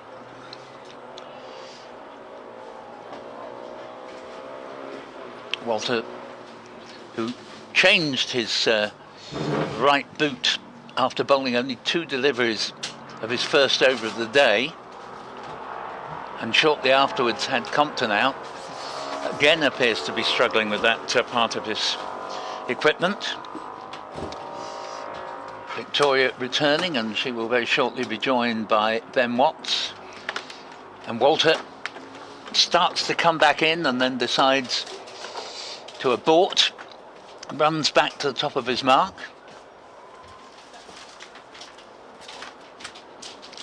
Has another try now. Floodlights on, comes in, bowls, and that ball squares up Finch, who'd been looking to play into the onside. Instead it ends up at mid-off with Tom Wesley. Does a bit of gardening. Did on one occasion pop one up. Almost the only mistake he made, and Jamie Porter, throwing himself forward in the covers, just couldn't quite get his hands underneath it. Walter will bowl to him again. Clips it off the pads. Single. 201 for 4. Nelson to Finch, 111 not out. I think when he first comes on, batsmen do just find that Walter's something a little bit different, which is why he does have this habit of getting an early wicket. Everson, meanwhile, checks his guard and will now face Walter with 2 balls left of this over, at the end of which Ben Watts will take my place, and we have change in the field here. Armour going across to leg slip. Critchley coming down to point. Wesley moving wider at mid-off. Walters in. Bowles defended to Wesley. 1 ball left of the over. Getting a little bit darker again. It's not as bad as it was in mid-afternoon, but to be short, an inhospitable day. Not that we've had any rain so far, but chilly breeze indeed. And heavy cloud cover. Walter to complete the over. Bowles, and that's down leg side, and there's a rather abortive shout for a catch behind. So there we are at the end of that over, 201 for 4, and Victoria and Ben will take you through the next half hour. Thank you very much, Paul. I don't know, every time I come down to the commentary point why I bring my sunglasses, because we're way past the point of needing that today, and particularly in this evening's session where the floodlights are playing a part. Kent trailing by 50 runs now. Harry Finch on 111, Joey Everson on 22. Dan Lawrence bowling from the river end. His unorthodox run-up, a source of amusement for spectators as he sets his field. It's Finch on strike. In comes Lawrence, a hop, skip and a jump, and Finch is driving. It's collected by Sam Cook, who's at long off.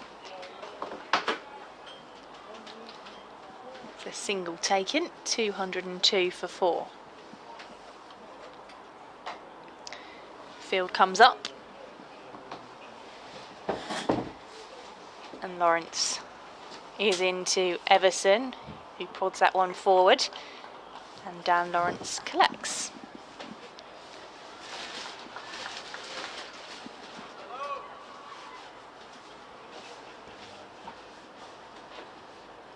Hear the seagulls in the distance. As Lawrence is in third ball of the over to Everson, who clips that one off the toes, turns it into the leg side for no run.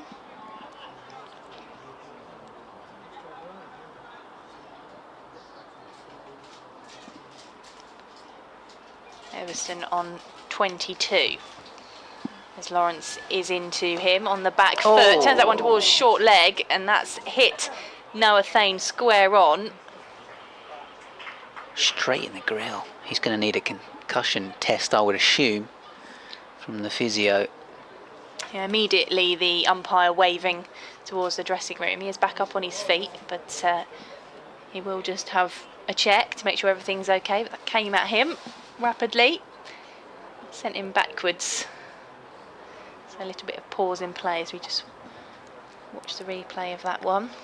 It's not for the faint-hearted, this replay. Fired straight at Noah Thane. Somewhat ironic, because he's effectively the substitute for the concussion replacement. With Robin Das off the field since early on this morning when he walked off, having been in at short leg. Good to see that piece of kit doing its job. Yeah, Noah Thane looks okay, but just go through all the protocols, because we saw that on the evening of day 1 when Nick Brown was hit, and then it was only a bit later on where he then needed a little bit more assistance, and on the second day he didn't take any further part in this match. But Noah Thane is all right. The Essex staff make their way back off the pitch. I don't think you can blame Noah Thane for not being able to get hands to that one, because that fired straight at the grill. So a single and 3 dot balls so far from this Dan Lawrence over. Joey Everson on strike. In comes Lawrence. Forward and takes an edge into the leg side for no run. Along the ground this time, much, I'm sure, to Noah Thane's gratitude. Nice bit of loop on that one from Dan Lawrence. Just using a bit of sweat on the ball. Final ball of his over. In he comes to Everson.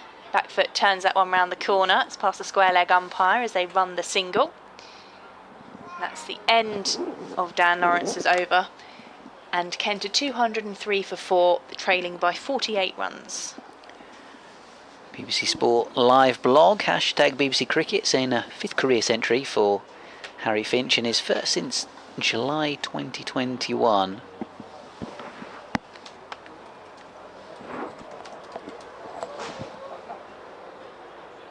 I believe that was against his old county Sussex.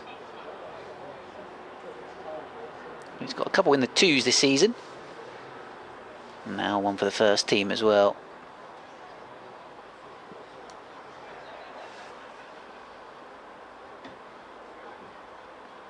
Yeah, it was indeed a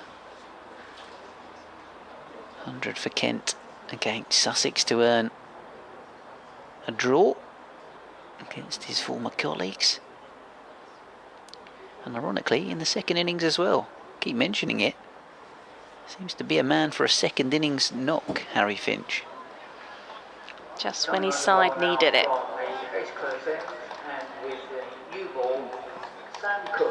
New ball, please. Sam Cook with it. No surprises there. 2 slips and a leg slip for him. Immediately beats the outside edge of Joey Everson's bat. He's got the ball in a string, this guy. Sam Cook just bowls the most incredible channels. So often he bowls deliveries that are hitting the stumps or just a feather outside of the outside edge.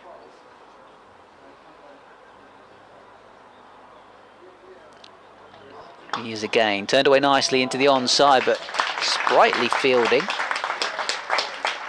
by Bracewell, and he's diving on a practice wicket as well there.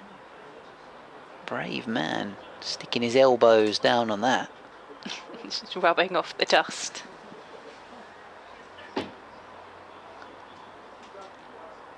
Saving potentially 4 runs there, because it was fairly crisply hit by Everson. Cook, his run-up seems to just gather momentum, and then he goes into his action, and that one is away down towards fine leg for 4. Off a little bottom under edge, tried to kind of glance it around the corner, Everson, and it's flown between the wicketkeeper and the leg gully / leg slip fielder, who's Dan Lawrence, who's still down on his knees. I'm not sure it really carried, to be honest. Had to see a replay of it. Bounces just before. Yeah, I don't think there was ever a catch on for him. At the most he might have stopped it, but away for 4 it goes. Everson back and defending this next one. Jamie Porter going through his warming up routine at the far end, so it will be all seam this time with the new ball. Simon Harmer took it himself. Was given it by Tom Wesley, the skipper, at the start of this innings.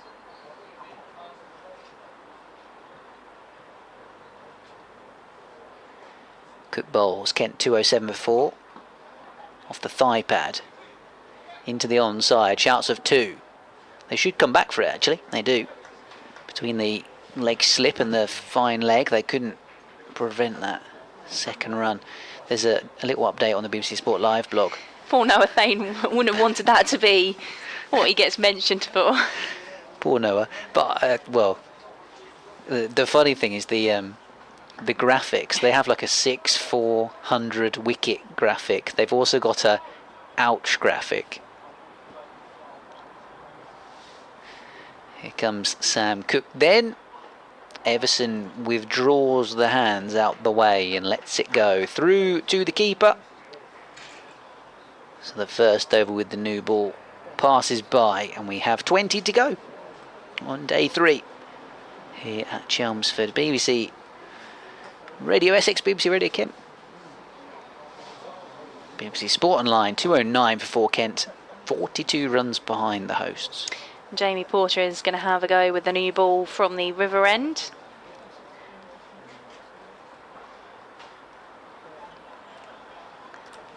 Coming on the ball from the river end, Jamie Porter. So Kent 209 for 4. The deficit is 42. Ooh. David Warner. Chris Wokes has got Tim Alt. 54 for 2. I think he's got him in both. He has, yes. Both innings in this test. Stuart Broad will be disappointed. Yeah, he will. He's hanging about. It's my wicket. But yeah, Chris Wokes has had a fantastic couple of games, as has Mark Wood. One introduction into the series for those two.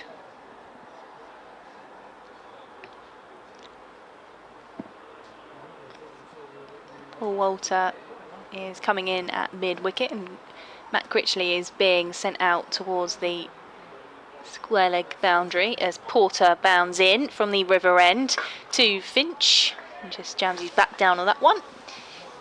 And Paul Walter is the man to trot in and field the ball. Ironically, if Jack Leach hadn't got injured pre-series, probably wouldn't have enough space for Wokes and Wood in your team. Certainly not with Broad and Anderson as well. These things have a funny way of working themselves out. In comes Porter, moving past the umpire, bowling to Finch. That's just hit into the offside. Noah Thane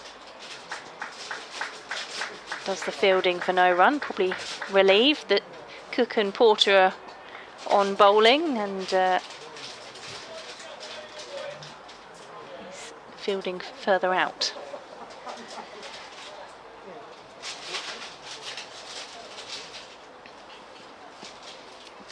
Third ball of Porter's over, and he comes to Finch, hangs that one in, and again it's just dabbed into the offside for Thane to field.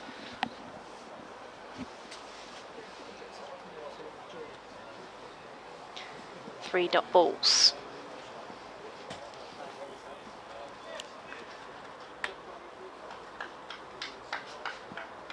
Still the Hardy fans at Chelmsford out on the Tom Pearce upper stand and the river stand in front of us, with their layers on as Porter is in to Finch, who shapes to play that one. It's through to Rossington.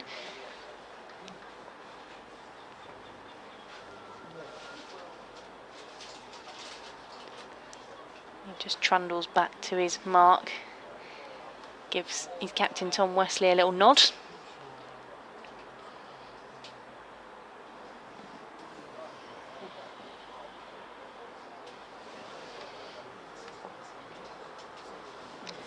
Finch on 112. As Porter is into him, and he plays that one back along the ground to Porter for the penultimate ball of his over. Wonderfully correct shot from Finch, who's obviously seeing it pretty well, having been out there for 221 balls. Brand new ball or otherwise. Everson 27 off 73. Kent have gone past their first innings score.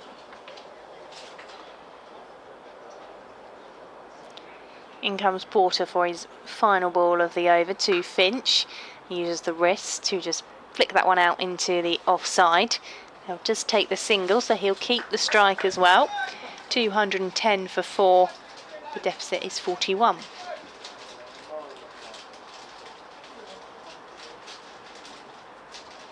So 19 to go today. Finch will keep the strike.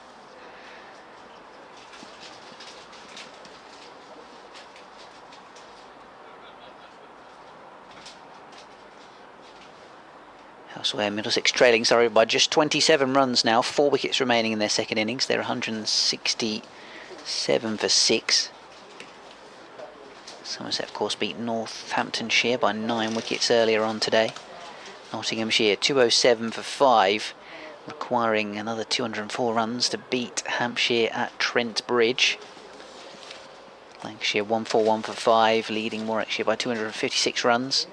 The hosts bowled out for 212 at Edgbaston earlier on today.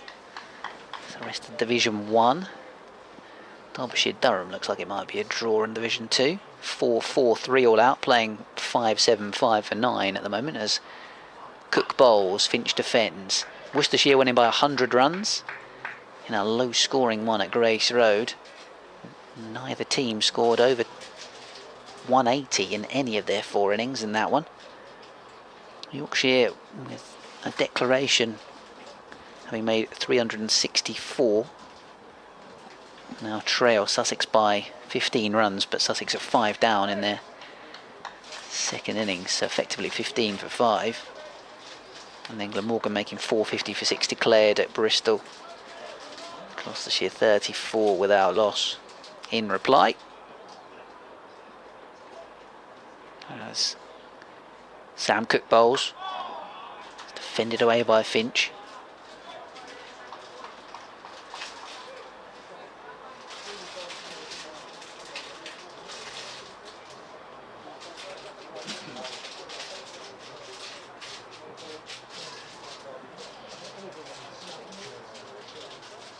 Bit more of a hum around Chelmsford at the Yeah, moment. absolutely. Still a nice buzz around the ground.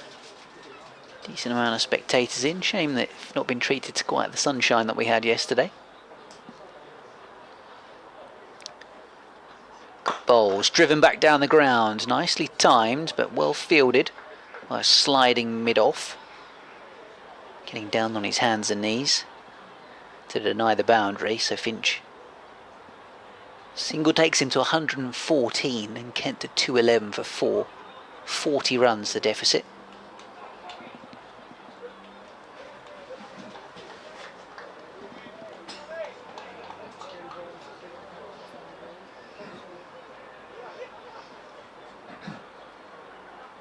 Everson on strike.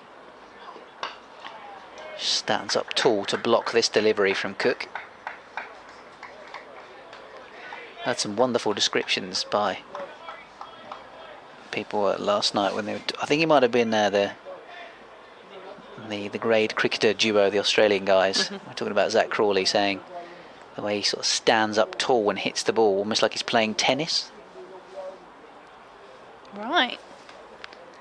Which is not a bad comparison, actually. You do Yeah. get some quite tall tennis players that sort of stand and deliver from the baseline. Here's a good delivery from Cook, going past the outside edge of Joey Everson's bat. It strikes me as someone who would probably be good at quite a few sports. Yeah, he could probably be. Yeah, he'd probably be handy at tennis. I know he's handy at golf. They like their golf, do the cricketers. Which is funny because the techniques themselves, although it involves ball striking, the sort of the swings are quite different actually. As Cook bowls, full delivery, which Everson drives back down the ground. Cook tried to flick it onto the stumps with his boot, but actually missed the ball, and it's gone all the way for 4 despite the best efforts of Porter sliding at the far end. So a boundary to Everson. Moves on to 31. And Kent are 215 for 4. Yeah, I find they just went up on the golf course, hit everything over extra cover into the bushes, which is not the idea. Just avoid the water. Looks like the physio is back out just to check on Noah Thane again. which I quite like actually, because sometimes those concussion symptoms can be delayed. They don't normally kick in straight away, do they? So Yeah, absolutely, and because we're going to see Simon Harmer coming on to bowl, Noah Thane is going to be required to go back under the helmet at short legs, so just to check to make sure he's feeling okay. yeah, because obviously Nick Brown was fine originally, wasn't he, on Yes. day one, before he then felt unwell afterwards. I remember Heino Kuhn, the former Kent batter, seemingly passing a concussion protocol, and then Fidel Edwards cleaned him up a few hours later and he didn't look like he knew where he was, trying to defend that delivery. So Harmer then, as you say, back into the attack. Yes, bowling from the river end, Simon Harmer. What can he do with the new ball? He's into Finch. Oh, that one jumps up. A couple of cries of excitement, but all it does is drop back into the pitch for no run. Big flight on that one, really tossed it up. In comes Harmer to Finch on the back foot, defending. Noah Thane does the fielding. That is where you would normally see Nick Brown in that short leg position. And it was when he was batting that he was hit on the head, as Harmer is in, and sweeping is Finch, and he is caught. Paul Walter takes the catch, and a wonderful innings from Harry Finch comes to an end. 114 from 227 balls to help Kent along. They're 215 for 5. I don't think you can quite believe that his innings is coming to an end in that fashion, though. Slog sweep, and he's picked out the tallest man on the field. Paul Walter with the catch at mid-wicket. You're going to go for that shot, you've got to hit it for 4 in this kind of a match situation. Having done so much hard work, to get out like that will be a real kick in the teeth for Harry Finch. And he stood there, still down on one knee, actually, at the crease for a while, contemplating the error that he just made. He's now getting a fantastic reception as he's leaving the field, having made a century for Kent, having given them a chance of making it to the 4th day of this match. So now up to his teammates, and I believe we now do have Joe Denley at the crease. Yes, he is the man coming in at the rather unusual number of 7 in the batting order to come in and join Joey Everson. So Joe and Joey at the crease. And they've both got their pullovers on, which is never ideal. But another wicket for Simon Harmer, and for Harry Finch, he barely did anything wrong. He didn't look like getting out. He's been the man who's looked the most set for Kent, as Harmer is into Denley, and immediately that's hit uppishly into the offside, and he'll get off the mark. And immediately felt his side. Well, he's gone all the way for 4. But yeah, he didn't look entirely comfortable there. No. It was there for the shot, absolutely. Right decision by Denley to get forward and drive back past the bowler, which he did so. But you would have thought that he would have, I don't know, have some tape on it, some painkillers maybe before going out to bat, but yeah, must have felt a twinge as he played the stroke. In comes Harmer to Denley, shuffles forward a couple of steps, turns that one into the leg side, and it's fielded for no run. It's not the kind of area, though, is it, your side? It takes everything in you when you're batting and using that momentum. Yeah, I'm sure it'll be uncomfortable, particularly with that shot he just played. In comes Harmer, and this time dabbing down is Denley for no run. Yeah, I think we might see maybe a few more of those. It's less likely to strain the side any further. Applause for Harmer, having got the key wicket of Harry Finch, who'd batted all day up until that point, for his 114. And he's probably even now thinking, how have I not hit that for 4? How am I not still out there? How have I picked out tall Paul at mid-wicket? Good take from Walter.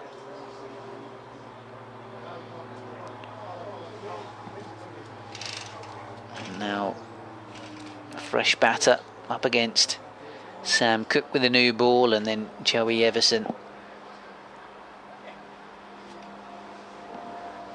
there with him. The man who was looking so comfortable against the second new ball, really, against the seam in particular, back in the pavilion. This one edged wide of second slip in fact, Harmer is. Down towards third man for 2. No further runs there, and could have been an overthrow.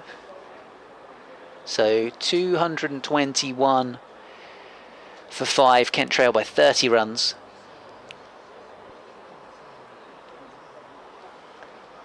Due to have another hour or so, 16.5 overs. Could get extended by half an hour, depending on the match situation. This one passes the outside edge of Joey Everson's bat from Sam Cook.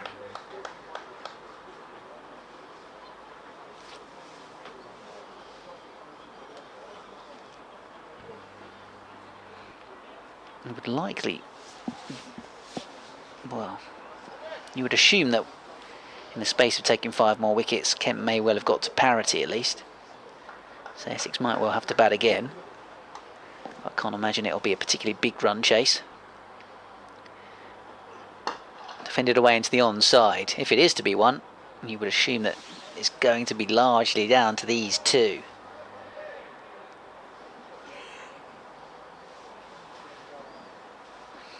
Alex Hode's definitely written this blog on the live page. Kent fans will be hoping Joe Division can tear Essex apart. Oh dear. I'm going to go update BBC Radio Kent. You're going to use that? No. Ben will go and update BBC Radio Kent listeners. You're listening to Victoria Polly, and Paul Newton will be back in the commentary attack very shortly. It's Sam Cook in the bowling attack for Essex, and he is in to Denley, who looks to pull. It's through to Rossington. There was a half-hearted appeal for a catch, but no bat involved in that one. 222 for 5.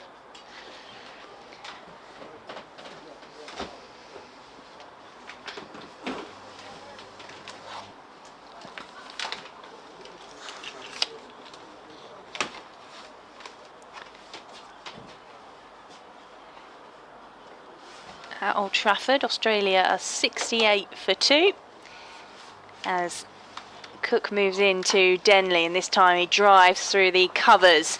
There's 2 men chasing it, but I think it will just slow up before the boundary rope, and Aaron Beard, who is on as a subfielder, gets there. I did think it was just going to run away from Thane and Beard, who were chasing in the field for Essex, but they get there and Denley gets 3 runs.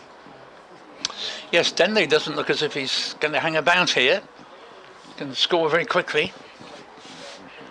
But obviously, Essex will hope that in trying to do so, they can pick up his wicket. What looks quite likely now is that even if Essex can bowl Kent out, they'll probably have got past that 251 mark. In comes Cook to Everson, and he looks to drive that one. It's edged into the leg side, and in fact edged all the way towards the boundary, where Jamie Porter dives and stops the ball, and they come back for the 2 runs. Good work that by Porter. Yeah, he was disappointed earlier with the one where he slid, and in doing so the ball ended up over the boundary for 4, so that time he saves 2, and Kent are 227 for 5, trailing by 24. And all of a sudden we've probably got the best light we've had all afternoon, really. Not that it's particularly brilliant, but it's a lot brighter than it's been for 90% of the time, if not 100. And, well, slightly strange tactics since the second new ball was taken, with Porter bowling just 1 over from the river end, and then Harmer came on and got a wicket with his 3rd ball. Finch, after such a marvellous knock, will be disappointed at the way he got out, as this next ball eludes Denley and not cleanly taken behind, but score remaining 227 for 5, 36 to Everson, who should have been stumped on 10, and 7 to Denley. Oh, and he's out. And it's taken at slip by Alistair Cook. You think it deflected off Rossington. Well, I think we summed Denley up pretty well. In fairness to him, he's got an injury, but he didn't actually move that badly. But he just seemed to be, Victoria, to be off a different hymn sheet than, say, Finch and Compton, who've been battling away to survive for so long. And Denley, from the word go, I mean, he hit his first ball for 3. He come, not for the first time, came down the pitch there, and Harmer was delighted to see him do so. He'd done it once before, got away with it, but on this occasion it edged to Alistair Cook. I don't think it did come off Rossington. It's been edged straight to Cook at slip, and all of a sudden maybe this game could be over today, because although there's still plenty of work to do, it'll be, I don't know whether you put this down to new ball or not, Victoria, because you don't think that spinners normally benefit from the new ball, but a harder ball, and we know that Harmer, this is not the first time he's bowled with a new ball. He didn't strictly bowl the first over with a new ball from the river end, but he's bowled from there since. He's picked up 2 wickets. Yeah, it was past the hand of Adam Rossington, straight into the chest of Alistair Cook. He didn't have to move at all to take that catch, as Denley had shuffled down the pitch. And you're right, he didn't look like he wanted to hang around having hit that first ball for 4, but he didn't look entirely comfortable either. He did just feel his side at a couple of points during that short innings, and we know he was struggling with a side strain. So he is gone for 7, and Grant Stewart is out alongside Joey Everson. So now Essex will be feeling, if they can get Everson, perhaps they can work quickly through Absolutely. the rest of the Kent batters. How expensive that miss, stumping when he made 10, has proved to be. Now, coming in to join Everson is a man who won't be hanging about here either, Grant Stewart, and if he's still there in half an hour, Essex will certainly have to bat again, maybe even if he's still there in 10 minutes, because he gives the ball one heck of a thwack, and in recognition of that, we have man put right back on the long off boundary.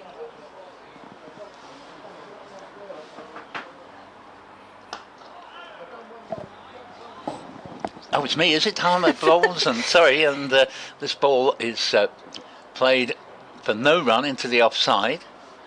Harmer, 227 for 6. Gives us plenty there, and that one sort of turns and bounces and goes straight through everyone gathered round him, and they get 1 run, and takes the score to 228 for 6. But Stewart there is a little bit fortunate in that I think he just got something on that, and indeed it was a run, but for which, if he missed it altogether, it would have been a clear stumping chance. Harmer into bowl to Everson. Everson defends, not very comfortably, and Harmer's beginning to make this new ball talk a little bit. Obviously it's a harder ball. It's he's getting a little bit more bounce from it, and he's now switching to round the wicket. Bowls to Everson. And appeal for LBW, but umpire emphatically and immediately shakes his head. Applause for another successful over from Simon Harmer. 32 overs, 12 maidens, 3 for 51. He's picked up both the recent wickets and both with the new ball. Kent 228 for 6, and what have we got left? Minimum of 15 overs remain of the day, and that's actually quite a lot of cricket. And when you think you could add 8 overs to that, there might be 23 overs left, albeit long before then you'd think if Kent was still batting they would have got past the 251 and Essex would have to bat again.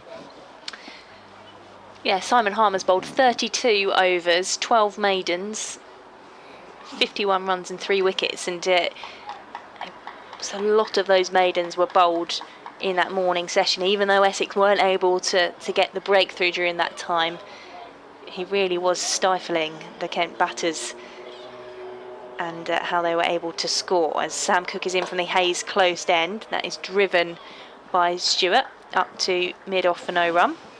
Cook is in his 17th over here, 2 for 43, and you always know that he's not going to let you down. He'll bowl pretty well. Particularly good last night, I thought, when he got that wicket of Muyeye. Yeah, and the first ball he bowled with a new ball in this evening session was a beauty. It was. He turns on his mark and he's moving in to Stewart as the bouncer, ducked by Stewart and through to Rossington. Yes, the three-card trick, as they call it, worked in the first innings in terms of Stewart. He was caught on the square leg boundary, but having said that, he'd done quite a bit of damage at the time. He got a very good 34, and I noticed he ducked under that one, but I think if he gets many more he won't be able to resist having a go at it, but he can hit the ball a long way. In comes Cook to Grant Stewart, who leaves that one through to Rossington for no run. So it's been really hard work for Essex all day, but bit by bit they've gradually worked their way through. There's no doubt at all that given a reasonable amount of play on the 4th day, and we know the weather forecast suggests there may not be any, Essex would eventually win, or you'd think so anyway, and the forecast doesn't suggest that there necessarily wouldn't be a ball bowled tomorrow. As Cook is into Stewart, he tries to pull that one, doesn't time it, and it comes off the bottom edge of the bat through to Rossington for no run. Yes, it's one thing that I think you feel slightly uneasy about if you're a Kent supporter, is the question, you know, are we trying to bat out the day for the draw here, and in the hope that perhaps tomorrow there'll be a lot of interference from the weather? Well, certainly that's the way Ben Compton and Harry Finch approached it. Some of the more recent batsmen have been, if anything, a little bit reckless. Cook in for his 5th ball of the over, and it's another bouncer which Stewart ducks out of. Certainly when it comes to Stewart facing Harmer, from the way he played the one ball he's received from him so far, he's quite likely to dance down the track. He may well connect, in which case the ball will probably disappear into the river, but if he doesn't, he might well be stumped.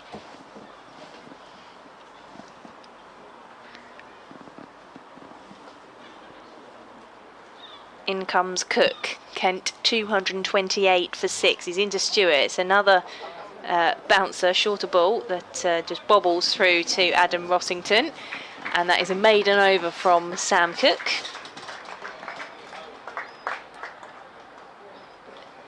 Kent 228 for 6, trailing by 23. Yes, Australia grinding out their defence after Wood removed Kawaja with just his 2nd ball for 18, and Wokes bowled Warner for 28. Labuschagne 17, Smith 4 are the not-out batsmen, 68 for 2 in 23 overs. Still 207 behind England, who had that massive 275 run first innings lead. And they seem to have been 70 for 2. 2 runs have come off the first ball of the 24th over. Harmer comes up from the river end, bowls, and this ball's been hit a long way, and 6.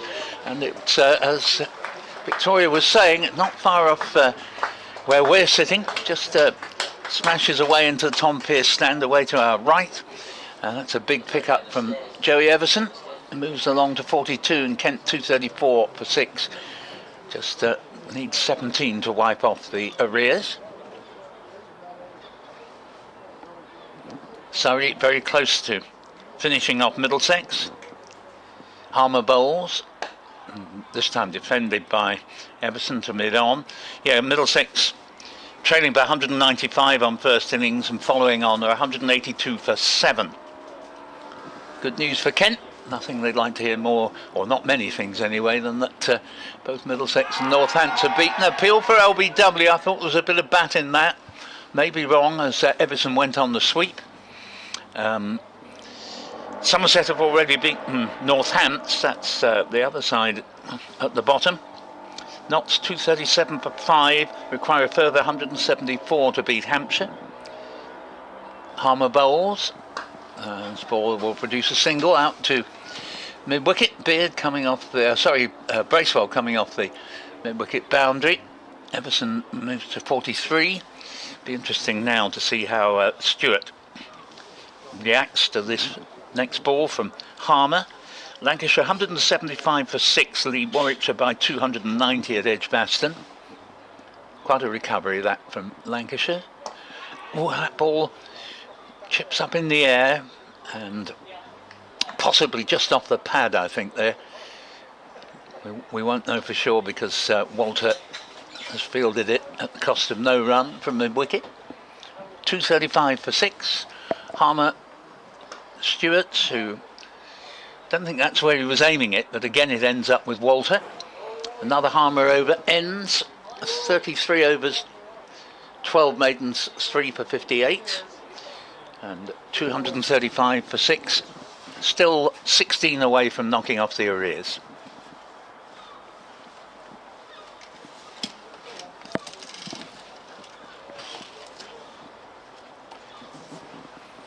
Two batsmen and a conflab.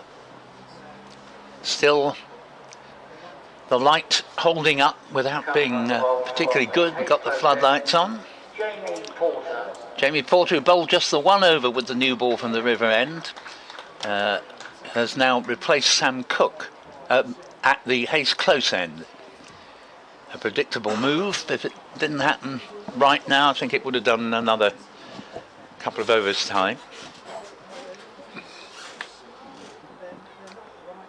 In comes Cook, and that's dabbed down by Everson into the offside for a single. Yeah, Porter it is. Oh, Porter, sorry. Yeah. Jamie Porter on from the Hayes Close end. Still looking for a wicket, Porter. It's not that he's bowled badly. It's in his 11th over, none for 32.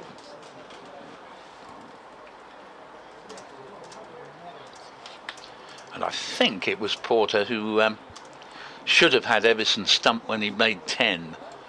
So he's been a little bit unlucky. Fairness to Adam Rossington, he was standing up to the not inconsiderable pace of Porter.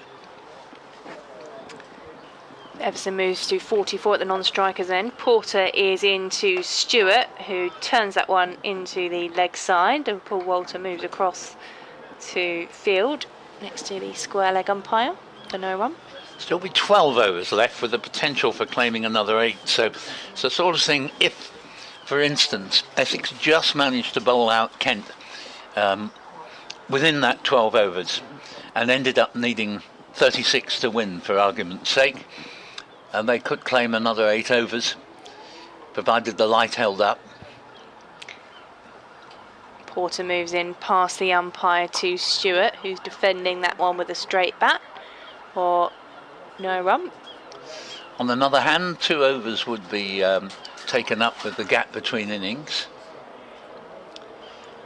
failing which Essex would have to rely on a little more kindness from tomorrow's weather than the forecast has been tending to imply. But as I say, the forecast isn't the worst I've ever seen for tomorrow, and the morning is meant to be substantially dry. In comes Porter to Stewart. Plays that one back down the pitch, and Porter does his own fielding. Well, he's meeting these deliveries with a good straight bat, Grant Stewart, but there's no doubt about it. He'll be itching to swing that bat. That's what the game's about as far as he's concerned, and pretty good at it he is as well. He is a bit gung-ho, so often he'll sort of get you like he did in the first innings, a very good 30, and then rather give it away. In comes Porter to Stewart. It's a bouncer, which he ducks. Yes, he does look very much as though either within his own head or from someone else telling him, he's determined not to get out taking the bait for the short pitch delivery, which is what befell him in the first innings. Everson's now 44 not out of 87 deliveries, so that missed stumping certainly has proved extremely costly in terms of Essex trying to finish the game off tonight. Good cricketer, Everson, actually. He's useful with the ball, useful with the bat. Dan Lawrence is just being put out to deep backward point as Porter is into Stewart. Another shorter ball, which he ducks. And just the single from the over. So Stewart not taking the temptation to play at these balls from Porter and previously from Cook. Kent 236 for 6, trailed by 15 runs. Yes, he's managed to restrain himself from the quicker bowler there. I think the confrontation that Essex would most like is for Harmer to be able to bowl to Stewart. Now, Stewart might well hit Harmer for a couple of sixes, but Essex in turn would reckon that he might take one too many risks against Harmer. Bracewell goes down onto the long on boundary beneath us here. Long off is hidden from me. I can't quite see whether anybody's down on that side, but Harmer's in and bowls to Everson, who will be on strike at the start of the over. Everson, who hit Harmer for 6 in the previous over, has just played this back to the bowler. Harmer's in again. Bowls to Everson. Leaves this ball, which bounces more than most. Taken by Rossington. We've got a slip, a leg slip, a bat pad. General field that Wesley has employed here when Harmer's bowling. Comes in. And this ball played out into the offside. Harmer, very industrious man, nips across to do the fielding himself. Now in his 34th over. Bowls a much quicker delivery, and this ball's clipped off the pads, going out towards the mid-wicket boundary, which it won't reach. And they'll come back, however, for a comfortable 2. Take the score to 238 for 6. 13 to clear off the arrears now.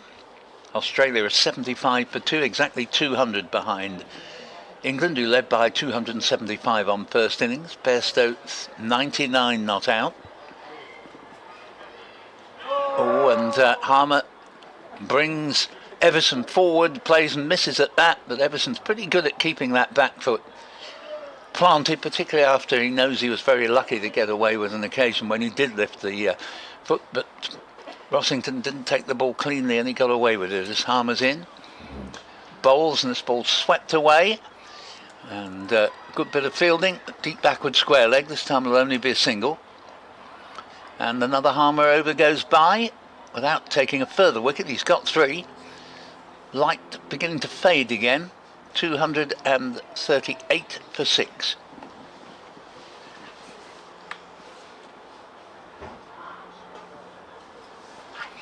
Middlesex still 1 short of avoiding the innings defeat to Surrey. 194 for 7, but I think the result looks fairly inevitable. Notts 241 for 6, still need 170 to beat Hampshire. Lancashire are 177 for 6, leading Warwickshire by 292 runs at Edgbaston. In comes Jamie Porter from the Hayes close end. And that one is pushed up to mid-on by Everson for a single. He moves to 48. Kent 240 for 6. And then what kind of ball will Jamie Porter give Grant Stewart this time? I think Harmer just very, very briefly left the field. He's back on. Comfort break maybe, and back on in second slip, and in next to no time he'll be bowling yet another over from the river end, his 35th. In comes Porter to Stewart, and he defends that one. No run. Yeah, the ball has done very little, if anything, to help the quicker bowlers from the Hayes close end today. And neither Cook nor Porter have had a great deal of luck. They've got just, on the day itself, just one wicket between them. Cook, of course, got the first Kent wicket down last night. Has got one more. Porter yet to get a wicket at all. I think he's bowled very reasonably, actually. It just isn't really doing much for him.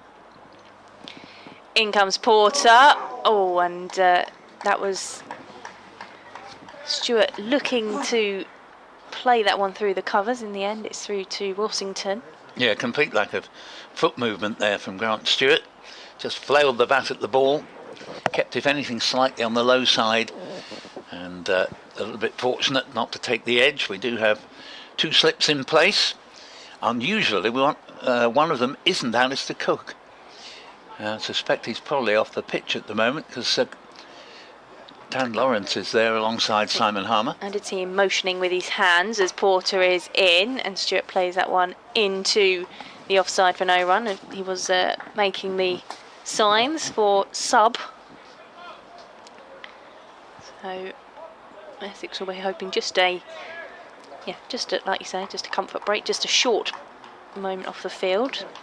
They can't do with any more long absences.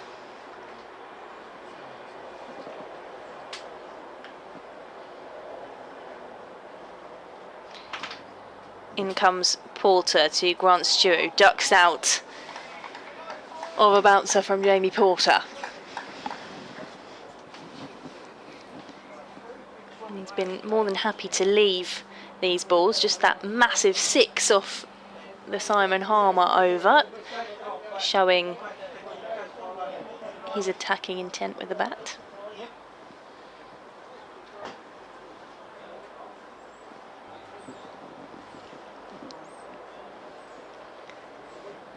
Porter turning on his mark. Coming in over the wicket to Stewart, who clips that one into the leg side for no run. End of Porter's over. Kent 240 for 6, trailing by 11, and we have 10 overs left in the day. Harmer, quick to remove his cap and pull over. Hand it to Rob Bailey as he prepares to bowl his 35th over. And Doug Bracewell is doing 1 or 2 loosening up exercises, suggesting that he may have been given the nod to bowl the next over at the Hayes close end. Hasn't particularly looked like getting a wicket today. I do remember one player miss, but not much more. So Tom Wesley just having a quick word with Simon Harmer before Harmer coming round the wicket initially here. Begins his latest over to Joey Everson. And here he comes now. Bowls, and Everson nudges it into the offside. They go for a quick single. 241 for 6. 10 runs to knock off the arrears. Wesley polishes the ball furiously at mid-on. Now, this is the interesting matchup. Harmer to Grant Stewart. Bowls, Grant Stewart taken on the pad long way forward, so no real conviction behind a sort of half-hearted appeal. Middlesex have saved the innings defeat at Lord's, but not much more. They've just knocked off the arrears, but a 7 down. Next ball, Stewart plays back to the bowler.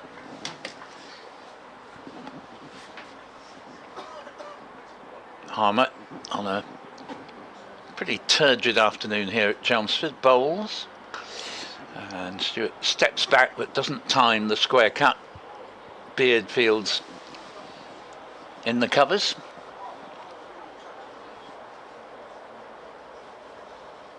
Once again, Harmer coming in to bowl to Grant Stewart. Comes forward, back to the bowler, and when Stewart first came out, he immediately gave Harmer the charge, but he seems to have gathered himself in here, and to both quicker bowler and slower bowler alike, is playing with discipline. Harmer bowls to him, and shout of catch it, but it's turned into the onside, and if it was in the air, it wasn't for long. Stewart won from 25 deliveries. Bet he hasn't often done that in his career. He's a very explosive batsman usually. Everson 49 off 95, and Essex still desperately trying to prize out these Kent batsmen. It's been very hard work today.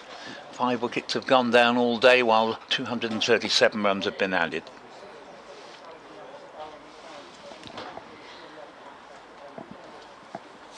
Can see Sir Alistair Cook back out on the field. Jamal Richards is out, as is Aaron Beard and Noah Thane. So 3 substitute fielders on for Essex as Matt Critchley returns to bowl from the Hayes close end. We've talked up his impact that he's had when coming on to bowl previously for Essex. Yep, he's not quite done the trick today, although at times he's looked as likely to get a breakthrough as anyone.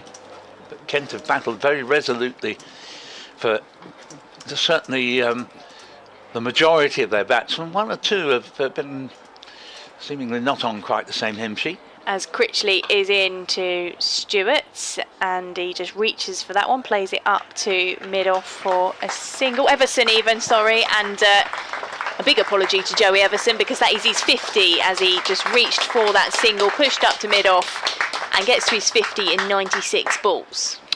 Very well played, had that life on 10, but apart from that, has dug in extremely well.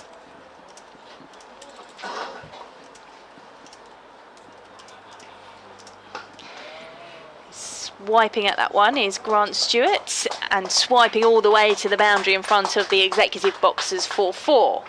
Yeah, not the best of deliveries that from Critchley. Dropped him far too short. And Stewart, who's a very powerful hitter, just rocked onto the back foot and hit it between mid-off and cover. And 4 runs rather gift wrapped to him. Hit it well though.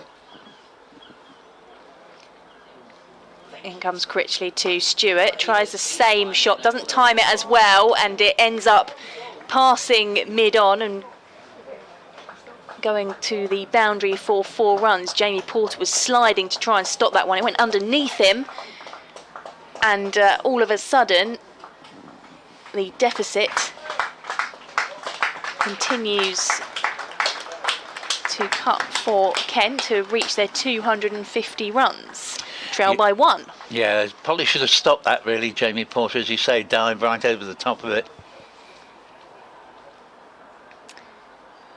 In comes Critchley to Stewart. That's up in the air and should be a catch, and it is. Stewart was fishing for that one, and there's a catch on the long off boundary by Tom Wesley, the captain, and Grant Stewart departs for 9. Well, yes, previous 2 deliveries from Critchley were far too short. This time he pitched it where he'd have wanted to, getting Stewart, who might well have hit it for 6. I mean, Wesley was right on the boundary there. But the point would be you're far more likely to get a wicket with one that is pitched up and driven rather than one that's just a half tracker, which really is an invitation to be hit to the boundary. But he's got his wicket and continues to have a great season, Matt Critchley. And Grant Stewart, one of those many dismissals we seem to have seen recently, where we see a batsman falls straight into a trap that had been very obviously set for him, and he departs when he's duly caught, banging the bat with frustration on the ground. And you think, well, why did you do it then? But that's the delight of cricket, really. That's what traps are for, and batsmen tend to fall into them. So 7 down now, and still this game might yet finish today, even though Kent have all but wiped off the arrears. They're now only 1 behind, and they've still got 3 wickets in hand, and there's no real reason for 3 wickets to go down very quickly at all. So it still has to be odds on that we will have to come back for a 4th day, and from an Essex point of view, hope that there's some play tomorrow, enough for them to win. From a Kent point of view, to hope there's not. 9 runs and a wicket in this over from Critchley, and effectively Kent are -1 for 7, with Joey Everson on a thoroughly well-earned 50, and Hamadullah Kadri now joining him in the middle. Yes, so Matt Critchley with a wicket on his 4th ball as he is in, and he's beaten the outside edge of Kadri's bat through to Rossington. And that didn't miss the stumps by much. And Kadri, who does know how to bat, not the most auspicious of beginnings. In comes Critchley to Kadri, who defends that one, and Dan Lawrence was a bit casual in trying to stop that one with his foot, but there was no danger of the batters taking a quick single there. And it's a round of applause for Matt Critchley at the end of his over, in which he took the wicket of Grant Stewart, with Kent 250 for 7. Yeah, very much a bought wicket, that one, in the sense that 9 runs came from the over, which is rather more than Essex would ideally have wanted, but Grant Stewart duly fell for the trap for the 2nd time in the match. Not the same trap, but in both cases caught on the boundary. One at deep backward square leg in the 1st innings, and one on the long off boundary in the 2nd. Can Essex wrap this up tonight? There's 8 overs left, but 8 overs minimum, that is, but it could be 16 when, if and when they claim the extra half hour, which I think they would do. Harmer's in and bowls, and single from the 1st ball down to Wesley at deep mid-off. Batsman is Everson. 51, 251 for 7. Scores level.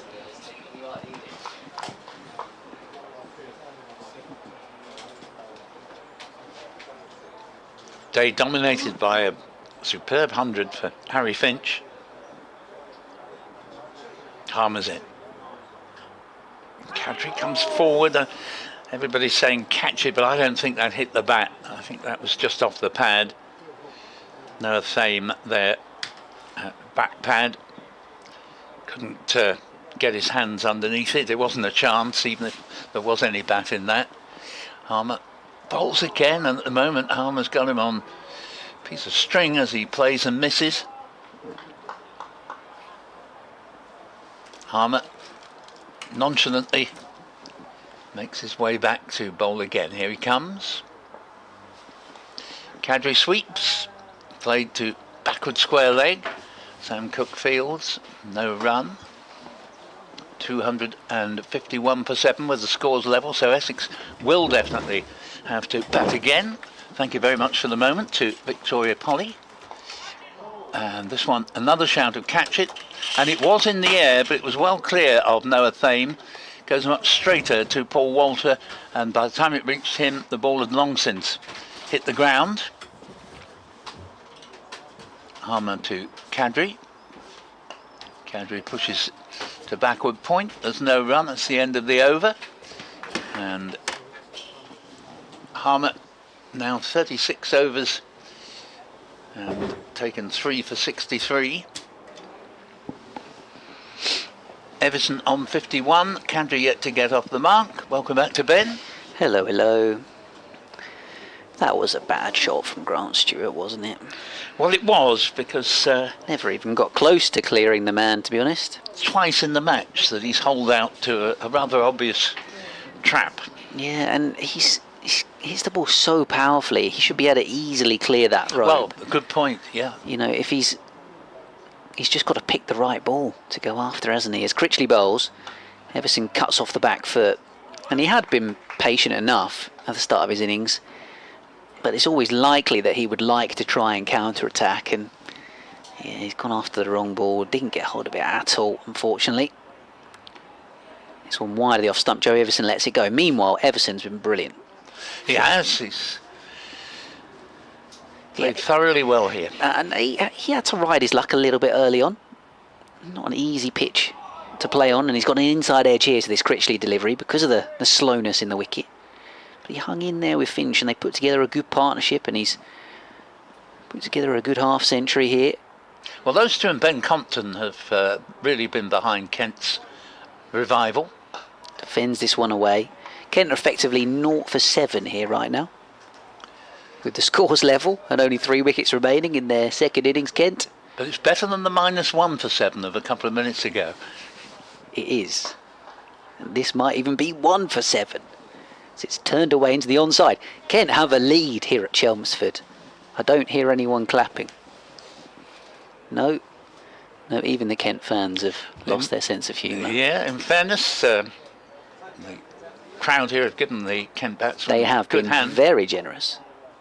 This one's defended away. Lovely reception for Harry Finch when he walked off with his 100 earlier, of course. Really nice reception. The only thing I would think is, obviously, I think Compton, Finch, and now Everson can all look back on a day's seriously good work. I'd be disappointed if I were one of those three that 2 or 3 batsmen have been out in a way that leaves you saying, what have you done that for? You know, 3 of us have been battling away all day and waiting for the right ball to come along, and you've just gone after the wrong ball and given it away. I don't think Finch or Compton could quite believe that they were out. Finch couldn't believe he picked out the fielder with a slog sweep, and then Compton couldn't believe that Harmer pulled off that catch. Oh, and that might just have been technically a chance from the first ball of Harmer's next over. They're going to get back for 2. Critchley at leg slip, to me, probably just got a hand to one that squirted away round the corner to backward short leg, but couldn't hold on to it. Yeah, that was almost an absolute blinder. Yeah, they've taken a very good catch. And up comes Harmer again and bowls to Everson. That bounces, possibly hit a bit of rough, and was well outside off stump, so it wasn't a great threat to the batsman who left it. And Harmer in again, bowls, and ball played to Paul Walter. And there are 5 overs minimum to be bowled after this, and in fact they might well get it tad more than the 5 I think in. they might actually. And they can claim another half hour, another 8 overs. As Everson here has played the ball out to mid-wicket. They'll just get the 1 run. What's the deal with the extra half an hour? Don't they have to be within a couple of wickets? Surely in this scenario they couldn't. I mean, I don't know. I've seen it taken with 6 down. Oh, okay. And there's 7 down here, so yeah, I think they can... But what if Kent are ahead? Can you still take an extra half an hour? I think you probably can, because you could claim if you get the last wickets down, take 2 off, you still might have 3 or 4 overs if only a very few were needed. Here's the noise you hear in the background is because that one beats Kadri, who hasn't looked at all happy against Harmer. And Bossington takes 255 for 7. Harmer bowls. Kadri wants a run there but won't get it as Walter dives across, coming from mid-wicket in front of long on. Because had he not managed to dive across there would have been the easiest of singles while the ball went all the way down to Doug Bracewell. But you'd have to say it's looking more and more likely we will have to come back tomorrow. So Yeah, if Essex can get 1 more wicket, they might get the next 2 quickly. yes, exactly. So, not necessarily just yet. Matt Critchley, by the way, I know I said it was not the best Grant Stewart shot, and I'm normally more than happy to praise Grant Stewart because he's a lovely fella, but credit to Matt Critchley, he's deserved that wicket. He's bowled nicely today. Yes, he has. So definitely don't begrudge him getting 1 in the wickets column. He's bowling here to Everson. Just softly playing back towards the bowler. Light now is actually really probably as good as it's been all afternoon. Critchley bowling. Driven nicely by Everson. Out towards long off for an easy single. It's always quite fun watching the team's recognised spinner, so Kadri being the frontline spinner for Kent, batting against spinners. It was almost like a mini battle off between spinner and spinner,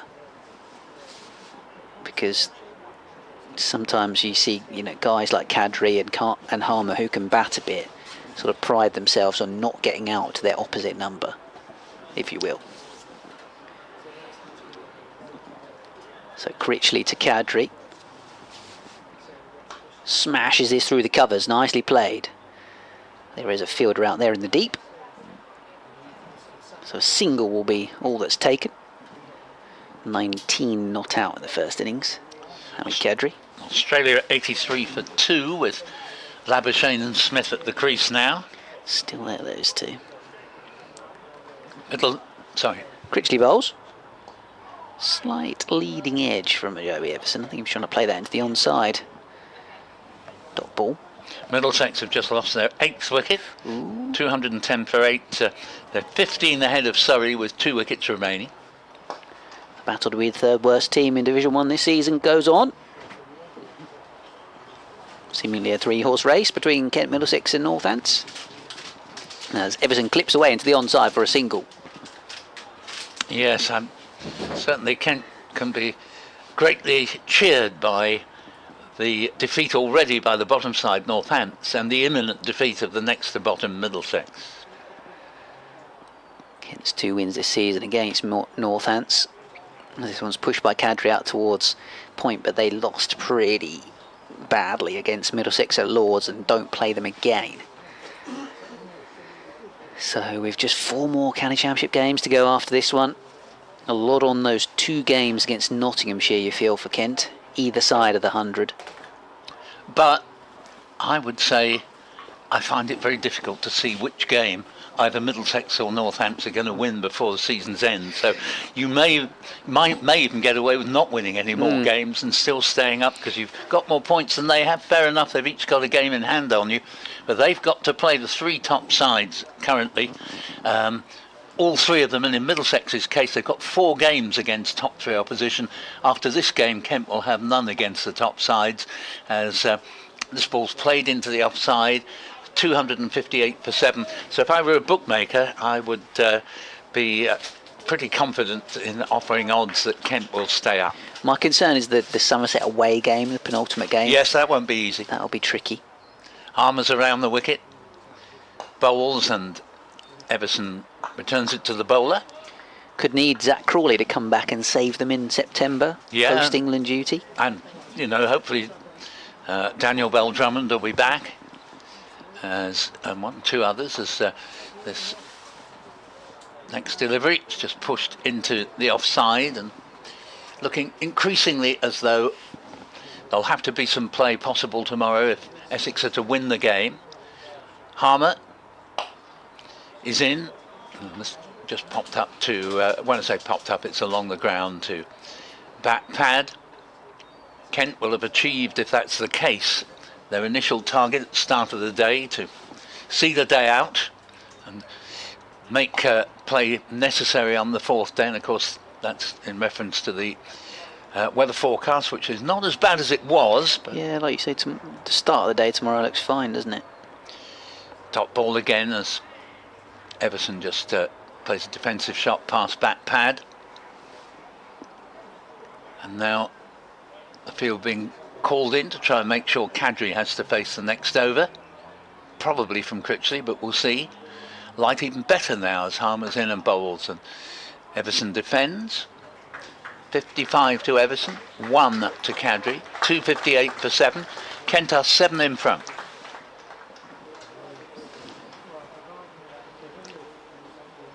Effectively 7 for 7. Yep. All square then. Harmer 38 overs, 13 maidens, 3 for 64, and a minimum minimum of 3 more overs to be bowled tonight. Well, might squeeze a fourth in, particularly with Critchley and Harmer in tandem. But that probably isn't enough to make a significant difference.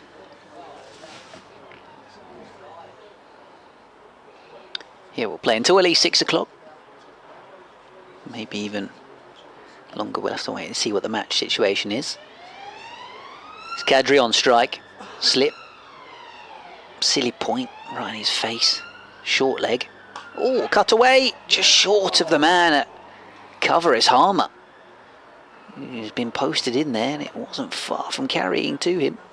No, he's the man you'd most have chosen to try and turn an improbable catch into a possible one, but it bounced just in front of him.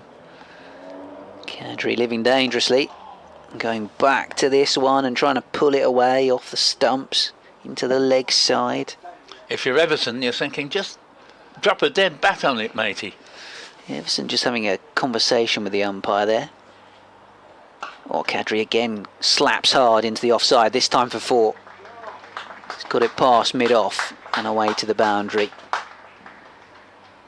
Wesley got hands to it, but it was well hit, and he can't take enough away off it to prevent the boundary. Wasn't a great ball, it has to be said. Critchley in this spell was just inclined to drop it too short, and the wicket he got came from one of the few that he really pitched right up and induced a false shot from Grant Stewart, caught on the long off boundary.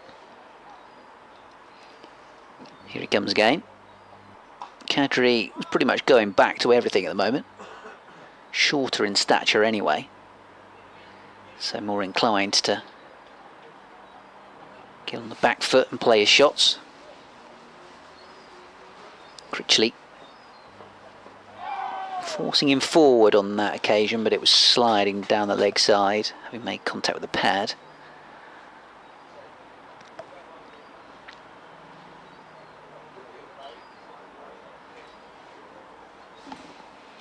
Once more Critchley bowls. Let's drop that in short and cut away.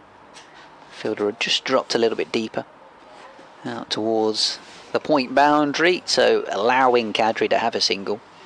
He has 6. Joey Everson 55. 263 for 7 Kent. 98 overs this innings. So Kadri's kept the strike there. Not sure that's entirely what Kent would have wanted, particularly as he has looked rather vulnerable to Harmer. We shall see. Good light now, so if they did decide to take an extra half hour, at the moment it looks as if some of the better light of the day would facilitate it. Kadri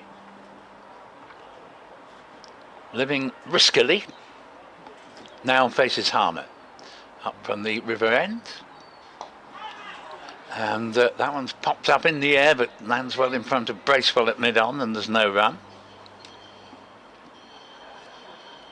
Australia 90 for 2 at Old Trafford.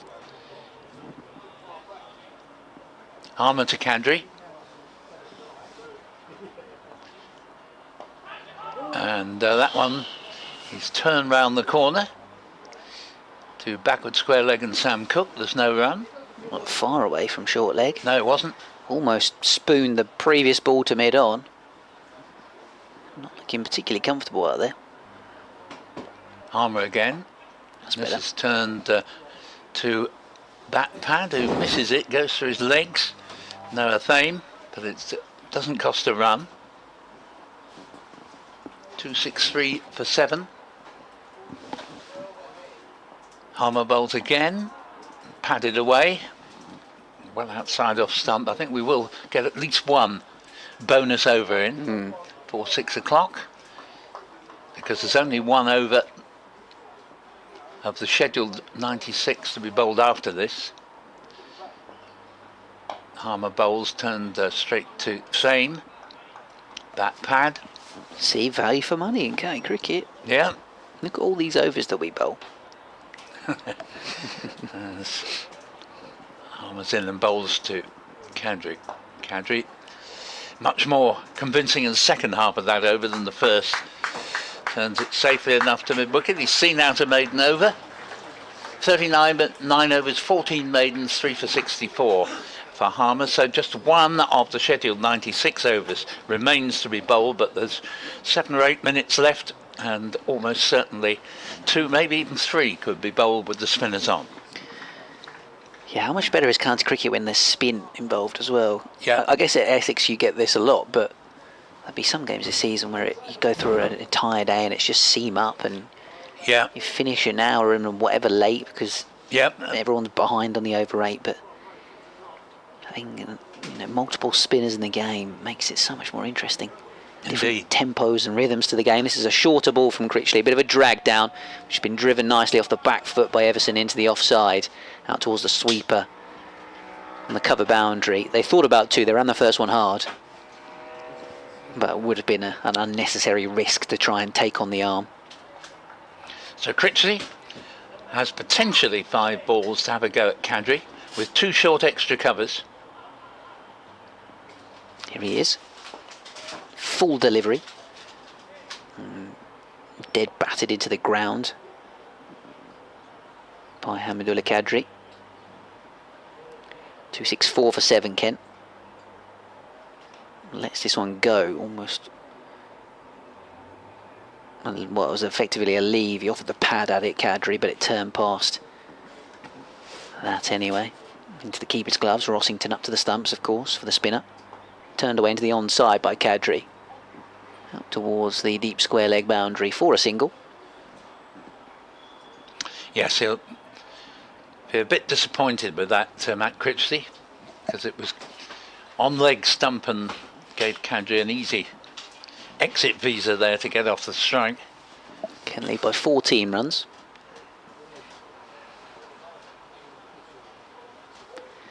Everson awaits. Critchley bowls to him, and again it's turned away into the leg side. This time though, Harmer is in position at short fine leg to do the fielding, to keep Everson where he is.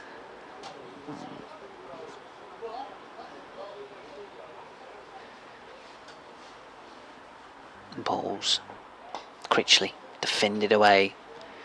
End of the over. Everson has 56, 7 for Kadri. 265 for 7 in their second innings. Kent here at Chelmsford, BBC Essex, BBC Radio Kent. Seeing Middlesex at 219 for 8. 24 runs ahead now, in fact. 12 overs remaining in the day. In that game, 2 wickets remaining. So Surrey could even wrap things up today if they can get those 2 wickets. Well, they'd certainly like to, yeah. Harmer to bowl the first bonus over here, because we've now had 96. Might even get one more still in. And I don't think there was any bat on that for a moment, as Harmer saw Kadri play a miss outside off stump. 7 to Kadri, 56 to Everson. Kadri's faced 27 balls, in fact. And good take. 28 now, taken by Rossington, as this one turns quite sharply, but way past leg stump. That was nice wicket keeping. Kadri does a bit of gardening. I don't think whatever you do in terms of prodding the pitch is going to stop it from turning. Harmer again. Kadri taken on the pad. The ball just rebounds a few yards down the track. Paul Walter fields. Got the first wicket of the day, and by a brilliant catch by this man Harmer, who's about to bowl again to Kadri. Plays this one away. They want a single. It's not there. I think Kadri wanted it. Yeah, yes, yes, certainly not Everson. Went to backward point. Everson would like to make sure he's there for tomorrow. I think there will be time for 1 over after this before 6 o'clock is reached, and Kadri turns the penultimate ball to backward square leg, Sam Cook.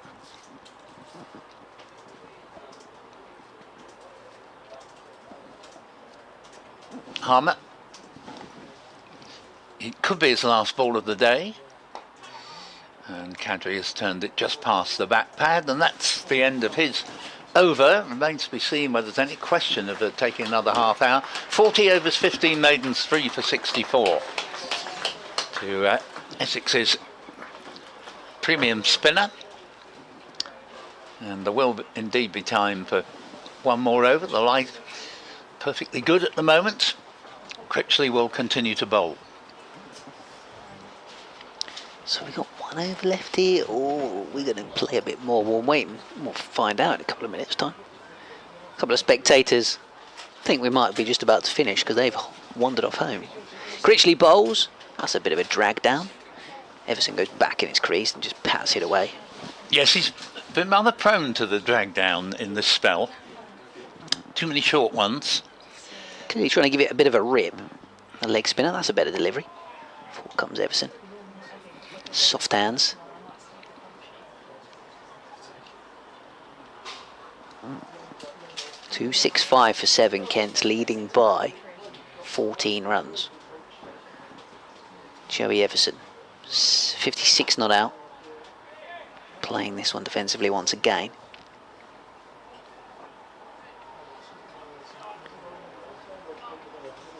Everson mopping his brow. Maybe a little time-wasting ploy to make sure there isn't yet another bonus over. Well, Essex have got some additional reinforcement coming in close anyway. Yes, I think this will definitely be the last of the up to 6 o'clock overs. Dan Lawrence has stuck a helmet on and gone in at silly point. Not wearing any shin pads though, which is a bit brave. Critchley. Again, Everson playing it into the ground. It is 6 o'clock on day 3 at Chelmsford. Ball to go in the over. Critchley bowls it. Oh, Everson is beaten. Where's that gone through? And how has it missed the stumps? End of the over. And that's it. The players are going to leave the field, and we almost had a situation where, as we did last night, a wicket fell on the final ball of the day. Just seeing the replay, I don't quite know how it's missed everything. Just turned enough, didn't it? What beauty. Yeah, it was. It just turned past the outside edge of Everson's bat and somehow missed off stump. Well, that, everybody, is stumps. Yeah, we all Going to be back tomorrow. come back tomorrow, and we'll be here if there is any play. And as I say, actually, although it's not nice weather forecast, but for Chelmsford anyway, it's reckoned that it could well be dry until lunchtime. So Essex may yet be able to make it 4 wins in a row, and whatever happens, we shall be here to inform you. So thank you very much for listening to us today on behalf of Ben Watts. Just to remind you, the score 265 for 7. Kent will resume 14 in front, 56 to the excellent Joey Everson, 7 to Hamadullah Kadri. 265 for 7, 14 in front. On behalf of Ben, of Victoria, Polly, myself, Paul Newton, a very good evening.